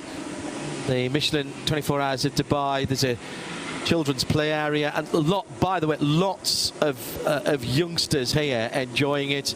Just on the way back from dinner there, from supper, we shared the lift with a couple of locals, and neither of them had been to a race here before. And I said, how are you enjoying it? Loving it. We're going away now. We're going to come back later on. They were heading out of the circuit to one of the many local eateries here. It's just after coming on to 8:30 actually in the evening, but they wanted to come back and see some more of the night racing. They'd been across to the Apex area, the grassed area on the infield. That's been extended. There's some concrete bleachers there as well. There's not an open paddock here this year because it is rather busy, but there's plenty of places that you can stand and look over and see what things are doing, and accessibility for those in wheelchairs. I've noticed a few people around as well. Congratulations to Union Properties, who are the owners of this area. They've really invested in this. There was some thought a few years ago, Peter, that with the city coming out to meet it, that the track would actually be lost and would have to be effectively relocated further out. And that seems to have, that rumour seems to have disappeared now. There's investment, there's a lot of new paint around. I've noticed, as I say, those additional spectator facilities. There's some new apartments being built next to the track, and a race club on the other side of the main grandstand. So it's going to be fully integrated into Motor City here. As in the pit lane, Porsche pit stop at the far end of the pits is for the 269 car, and Nick is there. 269 came in a little bit earlier, doing a full service, and we've just also been joined right behind them by the new livery for the Herberth car, this kind of like wavy yellow, orange, red and blue. It's all like they've used all the leftover wrap they had. Renault's got out the car comes off the jacks and off it goes, and this is the car you never bet against. I mean, literally they've had their Code 60 concept stymied by the rule change, but still, car running well. 269 just left as well, so they're both going to go and continue their run. Very busy moment there for Herbert, having both of their cars coming in at exactly the same time. There's a driver change going on as well in the car collection, Motorsport number 30 Porsche. And Matej Nets has brought the car in. They've had a difficult time of it to have car collection. They were delayed early on in the race, and they did provide a very useful camera car for a pretty dramatic incident on the outlap of qualifying yesterday, catching the incident between the attempt to Audi, which unfortunately put the attempt to Audi out of the weekend entirely, and actually Hoffer Mercedes were very lucky to escape that one as well. So it hasn't been without incident, that's for sure. I had a very brief chat over message with Ryan Diel a few moments ago, because he was having a massage when I popped into the garage, and yeah, he says the traffic is crazy out there. But we've got another driver to find out how it is out there, and that's Robert Renauer, who's with Nick Damon. Robert, I suppose my first question is, where's your brother? No, I haven't seen him now. I went out of the car and spoke with my teammates Ralph and Kai. So how come you're not sharing the car? Why is just one Renauer driving the 91, not both of you? We are both driving. We added my brother in the end of the. Yeah, we switched the class from Pro to Pro-M category, so we added him as a silver driver. That explains a lot. See, I've got the official entry list, but that's from yesterday morning, you see, and he wasn't in it. And I actually saw him on the timing sheet yesterday, and I thought, on the timing screen, I thought, that must be an error, but you using the strategy to get the top team. So how do you feel this car's going? How do you feel your chances are in Pro-Am? For sure, in our class, chances are pretty good, but I think for the overall victory, we need to be a little bit lucky. At the moment, we don't have the pace to match the performance of the leading cars, but yeah, it's gonna, like always, it's gonna be a tricky race with all the traffic and tricky situation out on the track. So let's see what happens in the night. Now, obviously, to us, you know, you and your brother, and Ralph, you are Herbert. But now this team keeps expanding. Now running 3 cars. Is that really where you're going and becoming a team manager, a person who's going to run multiple cars for other people? Yeah, it looks like the last couple of years we step back more and more, and yeah, young guys are coming, growing up. So like Kai van Berlo or Jake Pedersen, these guys are 24, or Thomas Breining, Maurice Schuring, the teammate in GT World this year, so they are pretty fast. Maybe it's time for us to go a little bit on the team manager or team owner side and a chance to the young guys. But I mean, I take it surely you must much more enjoy being the guy in the car and the guy watching the car on the screens. I don't care if I'm on the car or watching on the stream. I'm always and yeah, crossing my fingers for the best result of the whole team. Doesn't matter if it's our car or the other car. Well, you know, you've won this race these races so many times in the past. I mean, is there a kind of a critical point where you think, right, we have to be in this position with this amount of time to go? You know, we're not in the top 3 with 2 hours, or is it not something you can predict that way? In Carentic, so many things can happen. You always need to stay in touch with the front, with the leading cars. If a quad 60 comes out and you're pit immediately before, you're a little bit in the shit, but that happens. So it turns around during the hours, and well, let's see in the morning hours. We want to be close to the leading gap, and then we can see what we can do in the rest 6 hours of the race when it's getting day again. Great stuff. Thanks, Robert. Robert Renauer there. Apologies for the German mechanics language there. It's unfortunately something that we see from the Germanic team. Never mind. Sorry about that. But interesting, that answers my question about why I saw Alfred's name on the qualifying yesterday, which I couldn't work out why. Because my sheet, John, was printed at, looking for the time now, 12 minutes past 12 on qualifying day. But things change all the time. Thank you very much, Nick Damon. Down in the pit lane. Herbert, they actually have only won this race once. Incredible, isn't it? Well, yes. This has been their... I mean, if the fact they've only won it once definitely makes it their bogey race. What was the year they won this? 2017. Yeah, that was the year they won everything, though. They won everything last year too. They won Portimao and Barcelona last year.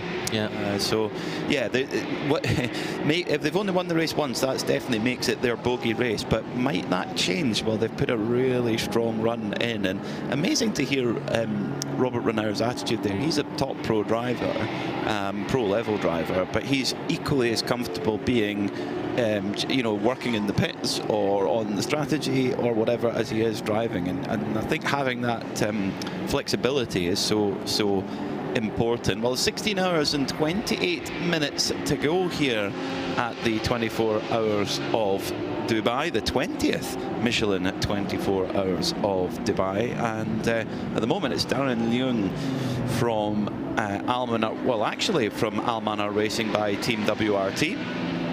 But he'll also be driving, or also is driving, in the Paradine competition BMW.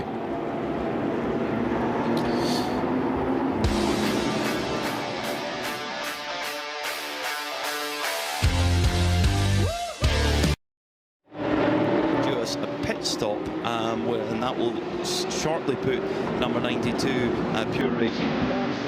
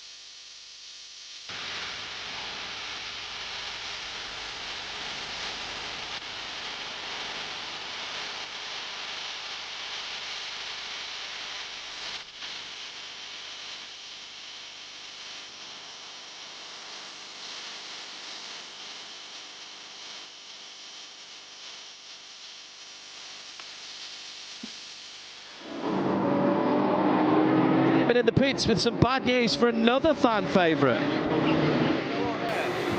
Yeah, unfortunately parked behind the shoulder of Rob Huff here is the car he was hoping to be piloting, which is the big green Bentley. We had an off-air conversation when you came in the pits a while ago about gearbox selection. Is that what's taking it out? Yeah, unfortunately. I mean, first of all, huge thanks to Parker Racing, Sean and Max Lynn for having myself and Scott along this weekend. It's been tough, obviously, but amazing. The Bentley's been going really, really well.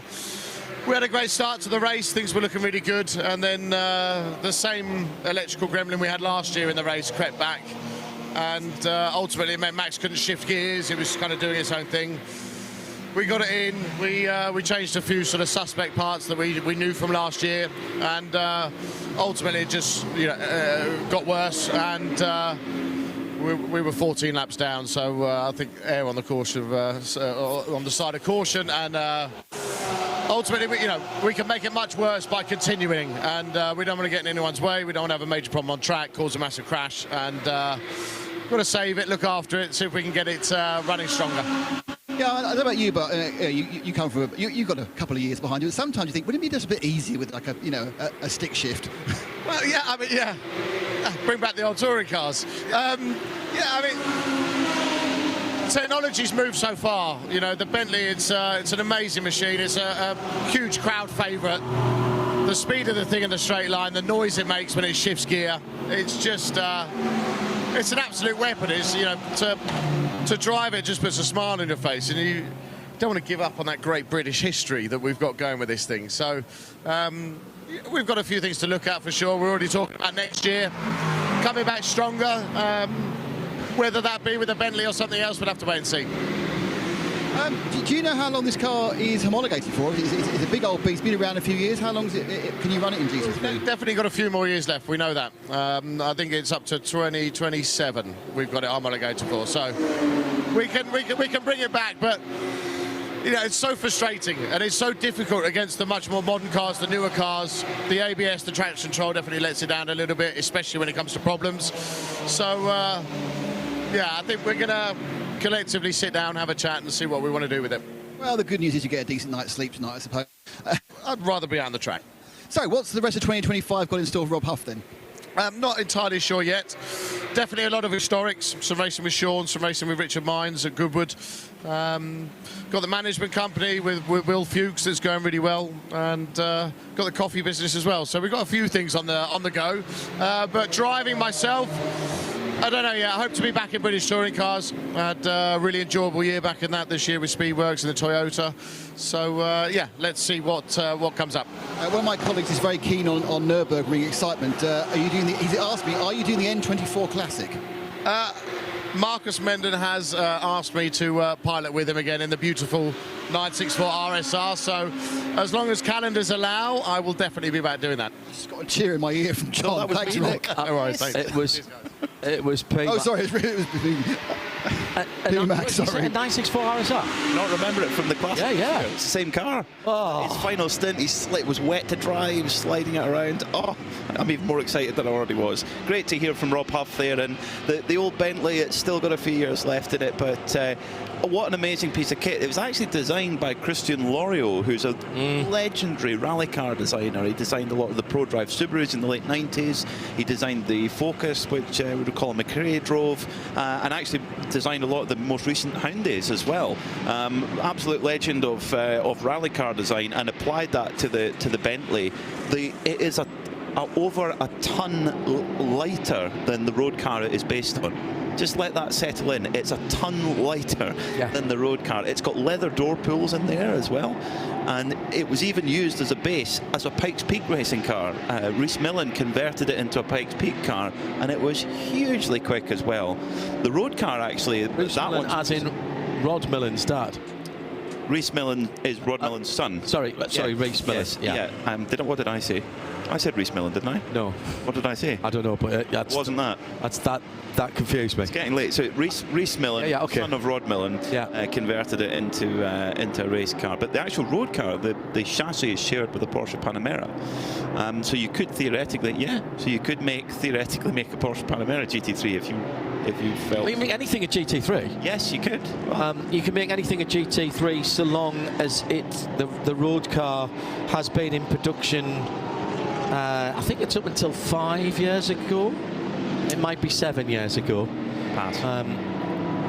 I know, by the way, we were talking all things Japanese manufacturers. The last of the NSXs has now been, the last team running an NSX GT3 has now stopped running that car. We know that Gradient was stopping it in the States, and even in the home market, the last team stepped away. So what do Honda do next? That's a good question. I tell you what then, on the socials, the least likely GT3 car then, series production, go and look the regs up if you have to. So you can't say a 1979 Hillman Avenger, because that's been out of production many moons. So Range Rover GT3. What time are we at now? It's a bit early for this. This is way too at RSL_studio, hashtag 24H. series. Those who've been with us on the Nürburgring 24 down through the years will know that we've talked about weird vehicles for that, and my vote absolutely went to the Peugeot 806, which used to be a Super Touring version of that car, which ran 405 Super Tourer internals, running gear. Well, I've seen another one now, because I've now seen a Fiat Multipla that has been done up as a race car, and I think that's great for the Nürburgring. But that'll fit in a class, you see. If we're talking GT3, it's got to be a car that's a vehicle that would be legal to turn into a GT3 car. What I would really like to see is the Porsche have built a car called the GT4 Performance, which can run pretty much flat out for 40 minutes. Yeah, I'd love to see that. That was an all-electric. That was a battery electric. Sorry, it's an all-electric car. It's based on a GT4 Cayman, roughly. I saw Jörg Bergmeister driving that at Rennsport. So did you? So he did. Yes. Well remembered. Yeah. Yeah, that would be very cool to see. I don't think we're far away from it. And I think with the garage. What's it, Garage 59 at Le Mans? I'd like Garage 56. I'd like to see a lot more of that sort of thing. New technologies, break the barriers, break the boundaries. Would be really cool to see. But here in Creventic, GTX, you can bring almost. Well, yes, but let's because that really you could bring a 1979 Hillman Avenger to that. We shouldn't give anyone any idea, should we? No. Ian McCarthy. Ian, hello. Thank you very much. In 2017, Herbert won Dubai, Paul Ricard and Barcelona, plus the 12-hour, and plus a 12-hour in 2017. So those first three were all full 24-hour races. The final, the only other 24-hour race was Portimao, which Praha won. And Josef Kral was... They won that 3 times. Yeah. So 2017 was a great year for the only year that Herbert have won this race in its 20th running. And Nick Damon was in Portimao for that race. And why did Herbert not win? They did win in Portimao. No. Because they had a 2017. Oh, No, 2017. They had a freak accident with no other cars involved. They went over a curb in the way that Ralph Bond felt he'd gone over it every single time, but something hit it in just the wrong way, and it punched the suspension through the tower of the front. The suspension top mount. And it's like, never happened before, never happened again. Yeah, just punch it straight out. Just going over a curb as they would normally. I think it was either turn 2 or turn 3. Turner did that at Corto in an Aston Martin once. Amazingly. The first for the cars that should be a GT3, GGA design, with one of Nick's favourites, the Maserati, the latest Maserati super duper thing. What's that called? A GT20 or something like that? MC20. MC20. There is a GT2 version of it. Yeah. And Freddie Leinhard has got one. Of course he has. Yes, to match with his MC12 GT1. Or the Gran Turismo, Nick? Gran Turismo is the coupe. That would be the car you'd probably go for, is the 2-door sports coupe. I'm not sure whose toes he would tread on. Maserati not being part of Ferrari anymore, but I'm not sure there's anything in these. Are there any? Is it actually a good question? Are there any Stellantis GT3 cars?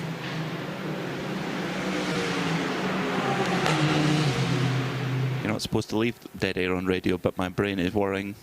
Yeah, not sure. Good point. Answers on a postcard, please. Or what brands have you got to choose from? Lots. Alpha, but not Peugeot. Yeah, but Jeep. Not Nissan and Mitsubishi now. They've got to Honda. Because in theory, I think the GTR GT3 is still homologated for Nissan. Yeah, it will be. It will be. I haven't seen one for a long time. I know. Yeah. Leaders in the pits with Nick Damon, Almanar Racing with Darren Young in the 777 in for his, hang on a minute, let me see, 12th pit stop. I wish they were with me. They're actually right down the other end, unfortunately, but they are doing a full service. I can see the suited and booted driver hopping in now, and obviously a complete set of tyres of these new Michelin machines, and he will then turn very sharply left, because there's only the Dragon team who's further down towards pit exit. He'll turn sharply left, and then he'll turn sharply right and into fuel. And at that point, they'll go in for fuel couple minutes, and you should find out who has replaced Darren Young in the car. James C has looked up the Bentley, and Rob Huff's got more good news coming. It's homologated till 2031, that car. Very cool. Well, there you go. Jari, who is Kurski Racing, says in their domestic media in Finland, Galle has mentioned that a test may be coming and that he is considering making an entire switch to track racing, perhaps as early as next year. Now, Peter Mackay, PMAC here, is intimately involved in rallying, and that was his international off-road surprise face that I saw there. Yeah, it was. I am surprised by that, to be really honest. However, you know, Kalle Rovanperä, he has been a professional rally driver. Although he's a relatively young man, he has been a professional rally driver for a very long time. He won the national championship in Latvia when he was 16. So he's been at the game a long time, and it's the thing is with a rally is that you've got the whole recce before it. You've got several days of recce to write the pace notes, etc. And there are a lot of rallies on the calendar. There's 15 rallies on the calendar. So it's and then you've got testing after that, and they are allowed quite a lot of testing.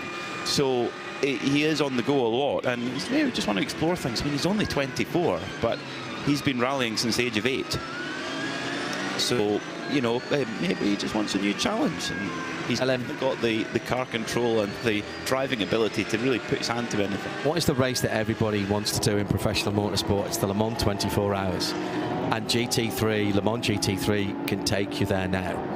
And if Toyota or Lexus decided they wanted to go and enter the WEC, they would get preferential treatment because they've already got a hypercar brand, and we've seen before what superstar drivers from other parts of motorsport has done, whether it's been recently Mark Webber, Fernando Alonso, Nico Hülkenberg has won the race outright, of course, whilst he was a active Formula 1 driver. That was impressive. Did that in the F1 break one year. And we've had Colin McRae driving the Ferrari 550 back in the day, subject of a very lovely from the fence from our artist in residence, Neil Gardner. That one was snapped up very quickly. Who else have we? I mean, the list just goes on. Sebastian Loeb. Sebastian Loeb, very good. Done it, yeah. And Kalle Rovanperä, the lineup of drivers he's got with him is a really interesting bunch. But the driver in that car at the moment that Kalle Rovanperä is driving, which is the 969 run by Proton Huber Competition, Jani Kakila is the driver right now. He has a specially adapted steering wheel that has to be changed. That the driver, when they do a driver change, they'll take the steering wheel off and put the specially adapted one on, and Jani effectively has to drive one-handed. And Kalle commented to Sportscar 365 earlier in the week. He said it is just remarkable to watch the onboard and see just how skilled he is. His last lap was a 2:02. That is just off half a second off Thomas Preining's last lap in the lead. At half a second. 969 is a Porsche that you need to write a story on. You know the story of the 969. It was a one-off prototype in 1988, I think, which was the successor to the Porsche 930, but it didn't actually get through and be built. It was a twin turbocharged, top-of-the-range model, and basically it is very 959-y, but it was 969. Wow. And it was built as a styling concept with, in the picture I'm looking at now, it's got 928S rims on it, which I'm not sure worked on that car. But it's a really interesting project. And Peter, by the way, is a bit of a star when it comes to writing about Porsches. he will be having his Porsche Spider racing car, but coming out this year. Can't give you any more specific than this year, but it'll be this year. It has been a labour of love. It has, yeah, but it's been amazing to meet so many people. When you really get under the skin of any race car project, I'm sure it'll be the same for any of the cars that are on track, the development team that created them. It becomes a total labour of love for the people that are in the engineering offices and the design offices of those cars. Steve Grivner, Minnesota-based, missed the first 5. I'm here for the next 19. Looking forward to a great race. And hello to Bullet Sports Management as well, who are obviously tuned in following Benji Gotha and Optimum Motorsport. Nick Damon has a caller. It's the number 69 Audi and Vasily Vladikin. But that's not the important one, because just a minute prior to that, the 92, the racing car, the Porsche, came in from the lead. Thomas Preining piloted it. They definitely changed tyres. I'm wandering down here to see if they also did a driver change. It's got in for fuel. As we know, there's a lot of pace in a new set of tyres, so you may as well put them on. But my guess is normally now, at this point in the day, if they're changing tyres, they are changing drivers as well. But that car came in from the lead and will come out almost certainly not in the lead because of the way the stagger is unwinding for the various front-wing cars. Yeah, it's back and forth really between the 92 Pure Racing Porsche and the 777 Almaner Racing by Team WRT BMW. If you were to say which car has the upper hand right now, I would say it's the 777 BMW, but it's tight at the moment. It's just that they're on a pretty much split program. One goes ahead as they come into the pits. Here's the first submissions in should have been a GT3 car or should be a GT3 car. Melvin tweets at RSL_studio, the Subaru BRZ GT300 should be transferred to Europe, become a GT3 car. I mean, the base car is a Toyota GT86. Base car being a flat 4. Interesting. I could see that working. 2 from Tom Davies. Hello, Tom. Brabham BT62, which does run a GT3-ish pace, or the GMA T33. Very low production numbers on those cars. Could Mazda be capable of designing an RX Vision style GT3 concept? Maybe a naturally aspirated 4-rotor engine in, and make me badly wish it was a real GT3 car. An MX-5 GT3, it would be like the new generation Z4 GT3. Yes. Imagine that. Yes. Hardtop one, the RF. Mazda are a great company, aren't they? Everybody else is going smaller and turbocharging, and what have they just done for their new Mazda 3 update? They've no turbo and gone to a 2.5 litre, and it still turns out brilliant emissions numbers. Jaguar, oh well, there's a story that would. Want to go there? Well, do you remember the Emil Frey cars? Not really a full GT3 car. Nismo GT3s from 2018 or so. Loved the post from Paul Ayling. Things to do. Number 1, get rich quick. Certainly before 2031. 2, buy several Bentley Continental GT3s. 3, race several Bentley Continental GT3s. 4, live rest of life in peace.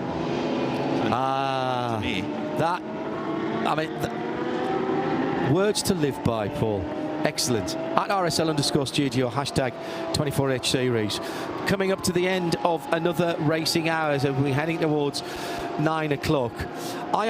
I'm absolutely stunned. I've only been away from this race for 1 year. We have got some slightly different camera positions, but particularly in the dark, I am realising how much the surrounding areas of this circuit has changed since I was here, not last year, but the year before. And that is from the neon signs, the advertising, the hotel blocks opposite our studio. There's a hotel block opposite that's got its name all the way down it. I wonder if we could repurpose that as a timing tower. I think that's something that needs to be done. What does that say on there? Danube, that's right, yeah. That could be repurposed as a timing tower. I kind of like that idea. That would be very cool, wouldn't it? Yeah. Thomas Preining has stayed in the Pure Racing number 92 Porsche, so new boots, but same driver for the Pure Racing team. And at the moment, Pure Racing, they're having to almost fight their way back into the reckoning a little bit as the strategy is going back and forward. But it's like fly in the ointment on that one is that the team they're chasing, they've just put one of their hot shoes in. They put Max Hesse in the car, the Almanar Racing team by Team WRT. BMW debuting their brand new BMW M4 GT3 Evo. And if you're thinking, wait a minute, the M4 GT3 has been around for 3 or 4 years. Well, you'd be correct, but this is the Evo package. It's an updated package with a new differential, new anti-roll bars, etc., all designed to try and reduce the tyre wear and to reduce the brake wear as well. It's got slightly larger rear brakes, excuse me, to try and reduce that. And at the moment, it looks to be a very strong package. Leading the race at the moment is Toby Sowry in the quite confusingly numbered 991 BMW. That's thrown us off several times. They lead by 41 seconds at the moment, but Toby Sowry must come in, fuel or not, within the next 16 minutes because his stint, the maximum stint time, will be over. 2 hours is the maximum any driver can be in at any one point. Vlad Angel, another manufacturer that's a bit of a left field for GT. Kia, well, listen, Genesis will come. Once they've got their LMDH car, their hypercar, up running and winning, I have a pretty strong suspicion that that will, somewhere along the line, the Magma Halo brand will beget a GT3 version. Heart of Racing in the pit lane. Ian James has brought in the SPS run number 27 car. That was 12th when it came into the pit lane. No, check that, it was 11th actually. Patrick Niederhaus has just gone through in the Porsche. That puts them 4th in AM. It is an AM car leading at the moment, as P-Max just mentioned. In Pro-Am, it's Herbert Motorsport and Jake Pedersen. They're in 5th position overall. And Nick Damon is changing a tyre. Oh. Yeah, I got called out by the AA to do someone a favour. I could hear the rattle gun in my headset. Yeah, I was just turning my head to try and work out who got in to replace Ian James in the harder racing machine, but I'm matching out with the 971, which is one of the 992 cars. That's the Traders Hub. Rabdan by Forgenzi. I wasn't sure it was Forgenzi, it's the Rabdan by Forgenzi. That's having a full service. This is a team that has 3 Emiratis, an Indian, so I'm sure he's getting a few cheers from the massive crowd here, and also an Austrian. So it's mostly Emirati team. And the car eases back off its jacks and runs in, and away it goes. We have a fire on the GT Racing blue BMW out on the circuit. That's caught on very quickly. The driver's out the car, but he's going to walk away from the number 470. This is turn 2, driver's right, and it's Emily de Heijs for WS Racing. She's not managed to get the car in gear, but you can't blame her for that when there's flames coming out of the bonnet. It's rolling gently backwards down the hill. This will have to be code 60 very quickly indeed if that rolls back onto the track. We've seen this happen at the Nürburgring. A car on fire rolling down the foxhole, and that is thick black smoke coming from the front of that car. Emily doing the right thing to get it off the track and to get out of the car. And the code 60, spot on the racing hour, is out again for now the 6th time. And my goodness me, that is a huge conflagration.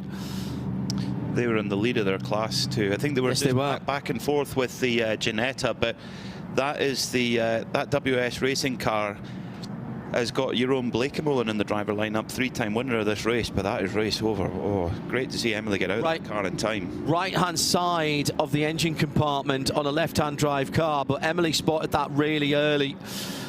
This, in fact, is the 7th code 60. Fire marshals, once code 60 has been called, they will move onto the track over the wall, and what they will not do is open the engine bay. They are on the right-hand side of the car. We've got a fire truck there as well now, which will have more than just the handheld extinguishers. Well, that is very stubborn. That is a severe situation on the front of that car. We're going to keep an eye on that as our intrepid marshals, who have got a rest area close to us. Oh, well done to one of the marshals who's just turned up, who just pulled the kill switch and the engine bay fire extinguisher toggle on that car, and that has done the job. Very well done indeed. He went round to the left-hand side in front of the driver, where the driver would have been sitting on the slam panel. Well done to that. And that is now extinguished, but a very, very scary moment there. If you've ever been in a car, a race car or a road car, when there's any lick of flame, it's only happened to me once. It gets your attention pretty quickly. Nick Damon will watch this. There'll be a bit of clean-up, but I don't think it'll be too long before this WS Racing car is towed away. I put on a flatbed. What's happening in the pits? Was there a flurry of excitement? There was a flurry of cars, including our leaders gone through for extra fuel. But I've actually grabbed a chat with Saif Almeri out of the Rabdan by Fulgenzi team. Saif, you know, as always, must be great to be in your home race. I will be here as long as I'm alive. I will keep racing. How do you feel it's gone so far for the first sort of 6-7 hours?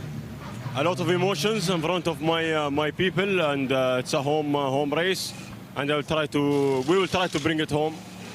As you know, it's a 24-hour race. Anything could happen. For me, I have more responsibility than the others, especially in Dubai, because I'm from this place, and all of that is watching us. Well, the thing I would say is the race does seem to be getting bigger and bigger. The new organisers, new owners of the track have really put some investment into it. That you must be very pleased to see that the race is getting such a higher profile. It is, especially after the Corona time, the motorsport with the young generation, and thanks for the Netflix and some movies like Gran Turismo. It changed the people and the young generation to look after this motorsport, and thanks for the organizers to let the people to know about Dubai 24-hour, because this is the 20th time, and you can see everywhere the attendance of the spectators. I'm really amazed, and I hope more and more. So, thanks very much. Adverts running on the radio stations here, in particular Dubai 92. It's one of the big radio stations out here.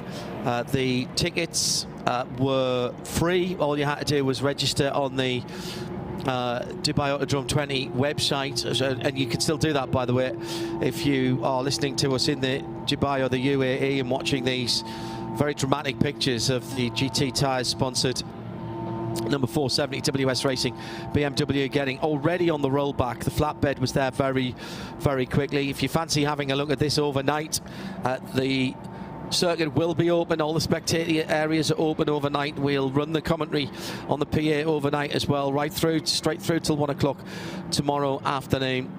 All you do is search for the Autodrome website, and there's a special part of that for the 20th anniversary running, and put your details in and print yourself some tickets off and come on down. Parking over by the karting circuit, walking through the front entrance straight into the back of the grandstands, and if you want to go onto the infield, you can walk through the tunnel, get over to the apex viewing area, which is apex of turn 15 all the way back to 14, and there's some new concrete bleachers I noticed there as well on the outside of turn 14, the speedball left-hander. So plenty of racing still to see here. And if you're not here and you're watching this and you're maybe back in Europe and thinking, is it worth the trip? This is a great time of year. Our firework display made possible by the Dubai Tourist Authority, and Visit Dubai involved with one of the cars here as well. And quite frankly, yes is the answer to that. I've been coming here since 2007, even before we were involved in the race, and whilst I've seen an awful lot of change here, what doesn't change is the almost perfect temperatures. Nick Damon is out in the pit lane at the moment, and I've just walked over from there. and it's absolutely perfect. Not too hot, not too cold, but just right Goldilocks. And it's true though.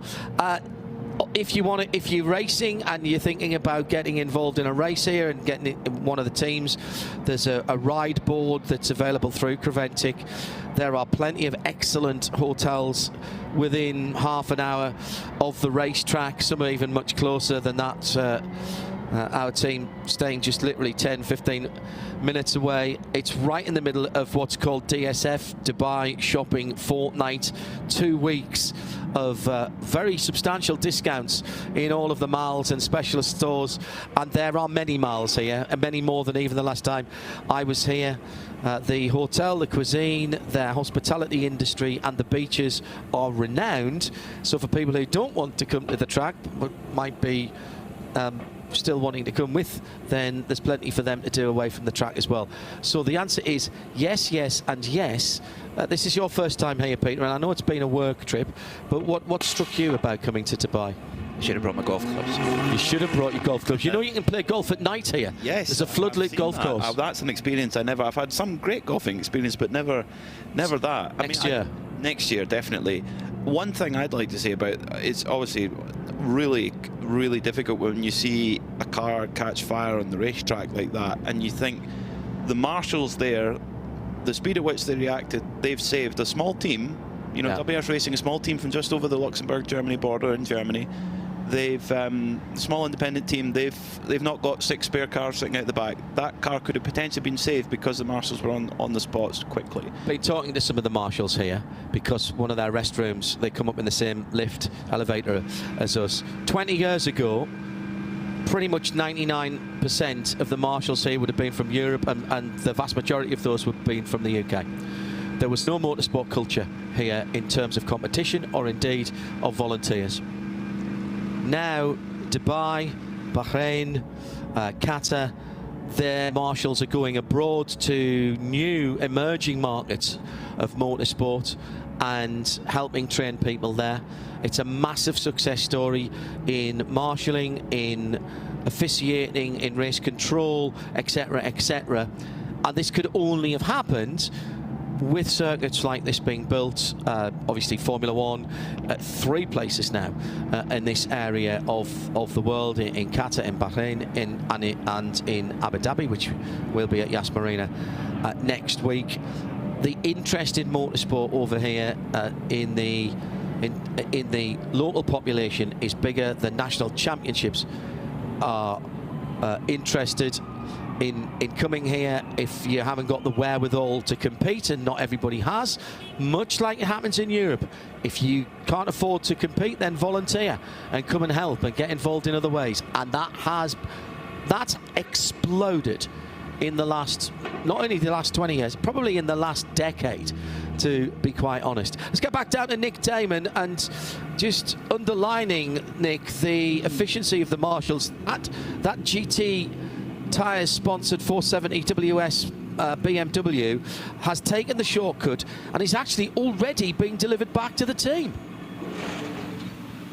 Yeah, and what Peter said about the fast acting the marshals is absolutely true. I'll give you an example of how they've managed to stop it. The dive planes are unaffected on the front of the car. You can reuse those. It's melted the bonnet, it's melted the big kidney grille section. There is a hole burnt out the front of the bonnet. Now, obviously there's a lot of cost in the engine they're going to have to replace. But there is a vast amount of this car that can be reused. And my guess is, and this is if this had been yesterday in qualifying, I reckon they could have got the car back again. I hear what you're saying. Yeah. Because the fire obviously goes up, heat goes up, so it has burnt very spectacularly a hole in the bonnet, and therefore I'm sure all the electrics you need to get around that, the wiring looms. But the actual structure and the chassis, the structure of the chassis is absolutely fine. So they've got to do a clean up. It's obviously game over for this particular event. And I was looking at the fact that it's been leaking fluids. I wonder whether this was caused by something like a broken oil union pipe, which then went onto the exhaust and caught fire. That's my observation, looking what it is. Where it started, Nick, is just right of centre quite far back. The engine's pushed quite far back. And what struck me there was that was where it was coming out from very close to the bottom of the windscreen when Emily pulled over. She obviously realised very quickly, and fair play to her for that as well. The bonnet's just been lifted, and the top of the engine round the plenum chamber where the air and fuel mix, that was gone completely. I wonder if that's been a plenum fire. There's been an issue with fuel metering or something like that that has started it, and then it's spread forward from that because it's gone all the way down to the grill, as you mentioned. Well, I think unless it burnt through the oil pipes, which is less likely because they're metal, I think it's, my guess is, because there's oil on the flatbed, so it's leaking out. My guess is, I think you're right, but I think, as you said, the engine's pressed far back. I think somehow the oil began to leak and therefore went onto the manifold, caught fire, which, as you rightly say, will be underneath the plenum because how far the engine is back. And that's just my guess because of the amount of oil that was sitting on the Let's have flatbed. a look at the overall standings with just under 16 hours to go. Under our 7th code 60, it's the Paradigm Competition BMW leading overall and GT3 AM. With Ahmed Al Hati driving the car. Dynamic in second with the 24 Porsche. They've been there or thereabouts. As is the 777 Al Manar Racing by BMW. Those cars are on the lead lap.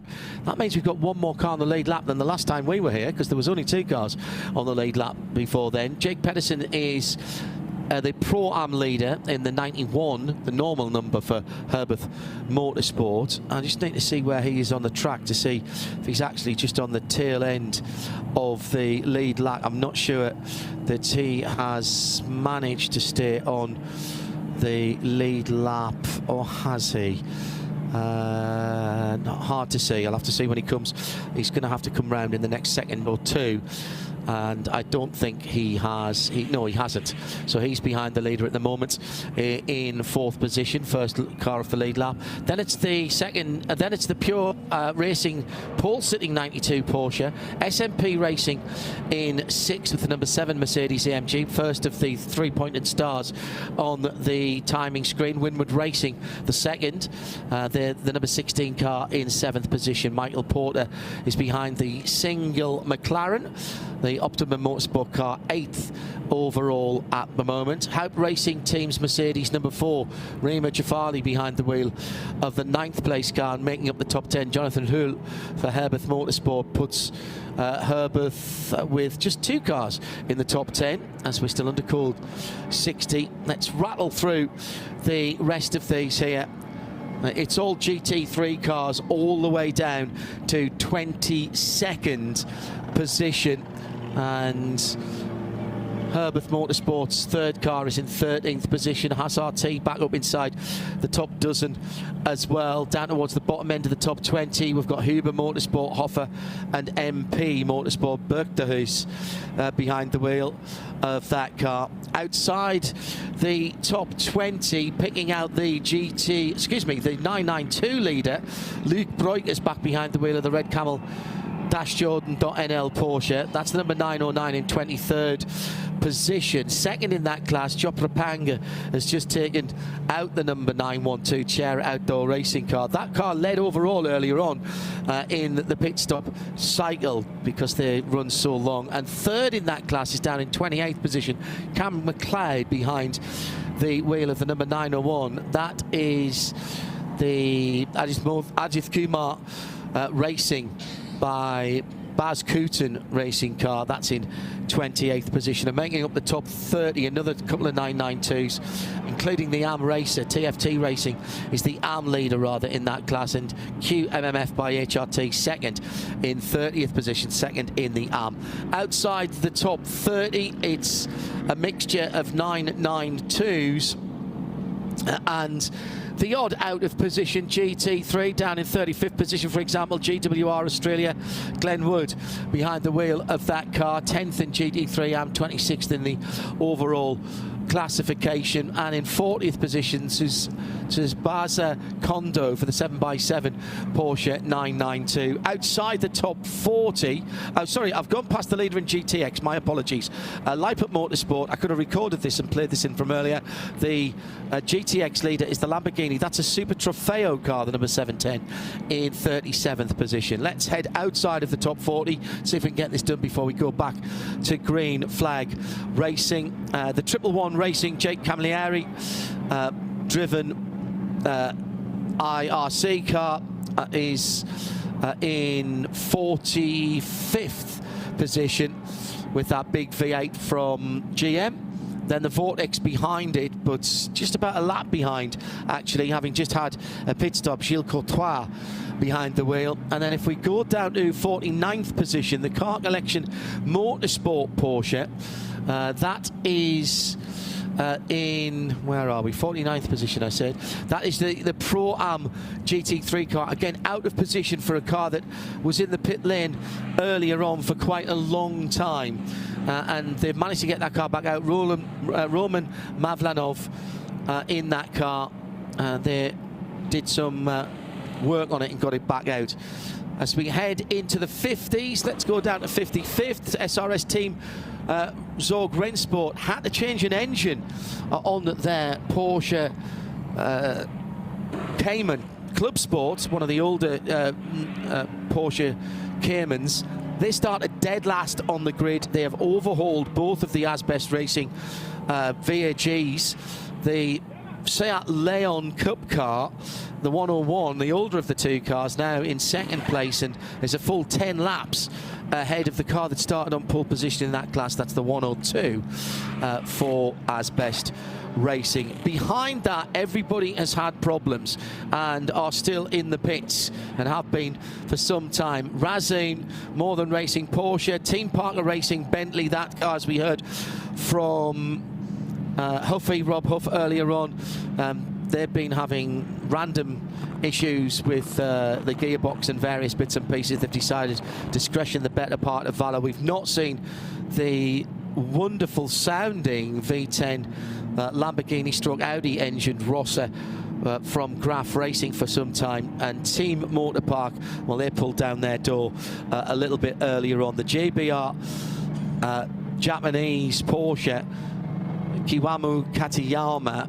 actually triggered our first and quite long full course purple, the code 60, when he came into contact with another car coming out the final corner and had a very, very heavy impact on driver's right on the front straight, right underneath the sponsor banner there, and he's fine, the car not so.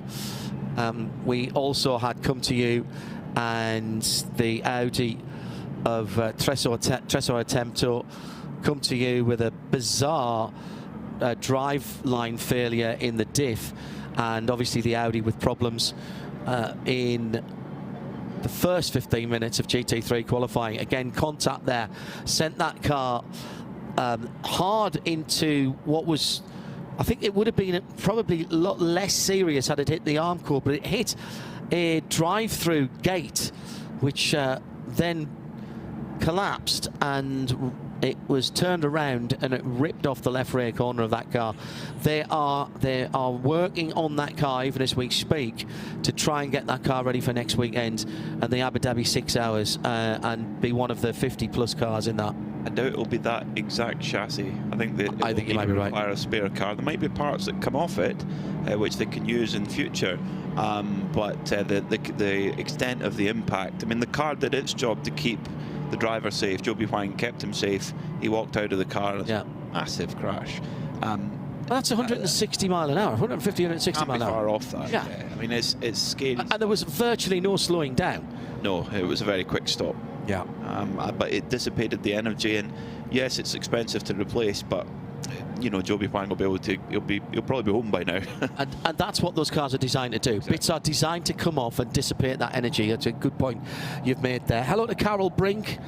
And to Kevin Brink as well, if he's managed to tune in our Coachella correspondent, right next to the Thermal Club. Cars are running there in California at the moment, although the skies are a bit smoky at the moment. I'm told that Kevin's artichokes look great.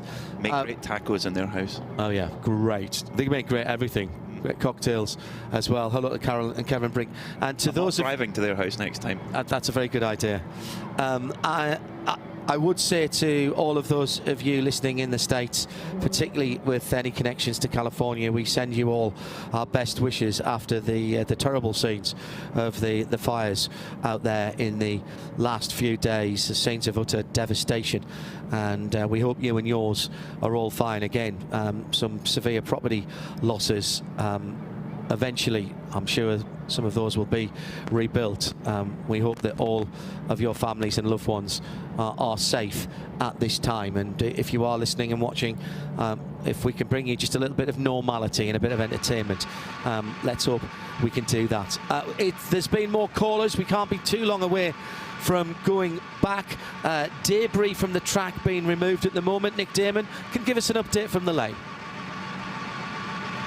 Yeah, I mean, the major incident was during the rundown was the Team CMR, that's a 795, the GTX Ginetta. That arrived dead stick, no power whatsoever at the pit entrance. Luckily it was pushed down to the penalty box, then it was run down by some very athletic mechanics all the way down. They then did a complete service, changed drivers, and they just put the auxiliary battery onto it, and it fired up. So it's a bit of a weird thing to not work. Just didn't need to change any sort of, like, put a new battery in, just use the auxiliary battery, and then of course they trundled it on down the fuel stop, obviously confident it was going to start again. But yes, it was completely dead, and then it was completely living again. So it's suffering from electrical problems. The 24, that's one of the leading Porsches, the dynamic GT car. I just need you to check something, because I looked and it was trundling down the lane.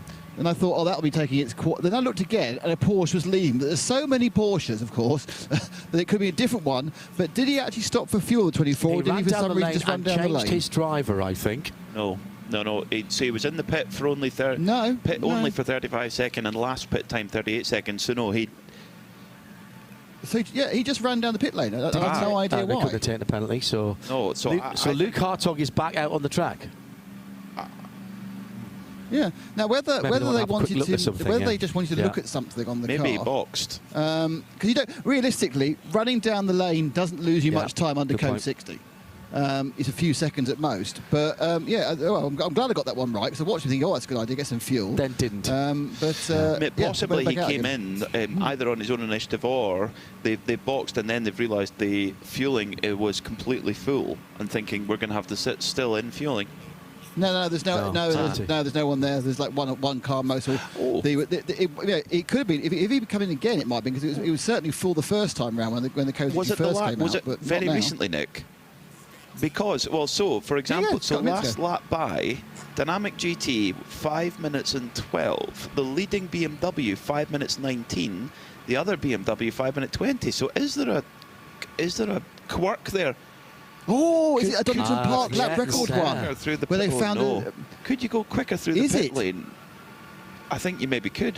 What's the pit lane speed? Well, I don't know is the pit lane speed 60 as well? It is. Is it just shorter then? It's just shorter. It's shorter. You cut off a bit of the Let's stop talking about that now. Then maybe we should stop talking about this now.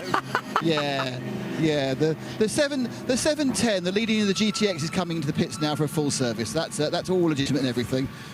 Driver change and tyres. Nick, you need to take a walk down to the start of the pit lane and just make sure that we are right about what the pit lane speed limit is, and it's not 80. Yeah, I'll have a. I think it's shorter, because the entrance was where you cut off half a corner. But I can't believe that's genius. I would think that's something. Well, I think it's something you pull once and you go, oh yeah, sorry, we did.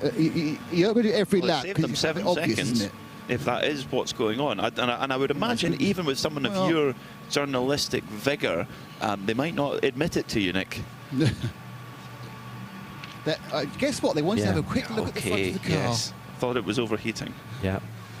So had a change in London check as well. Let me just go and... No, hang on. It says... No, wait a second. It says 40 kilometres an hour. I think they've done the calculation to think it's actually still quicker. It's a 34-second transition down the pit lane. Then they did it in 35, so 35 seconds, and then there's 3 seconds effectively on the end before you hit pit out. Well, I mean, the fact of the matter is they did a 5:12 last time by, and everyone around them 5:19, 5:20. It's easy to work out. It's 5.3 kilometres, so it has to be 5.3 minutes on a code 60 lap, right? So 5.3 minutes is 5 minutes 20. So 18, anybody who does more 18. than 5 minutes, it'll be a little bit more because it's 5.3 something. They've pitted again. Okay. So have a look, Nick. IBC Tamil Sports presents Hankook 24 H Dubai 2025 Series Endurance Racing. Title sponsor Your Journey, India's #1 all-in-one travel brand. Powered by Q1Q Pharmacy. Quality healthcare at affordable price. Your Journey, India's #1 all-in-one travel brand. Kashmir package starts from ₹15,000 only. Q1Q Pharmacy. Quality healthcare at affordable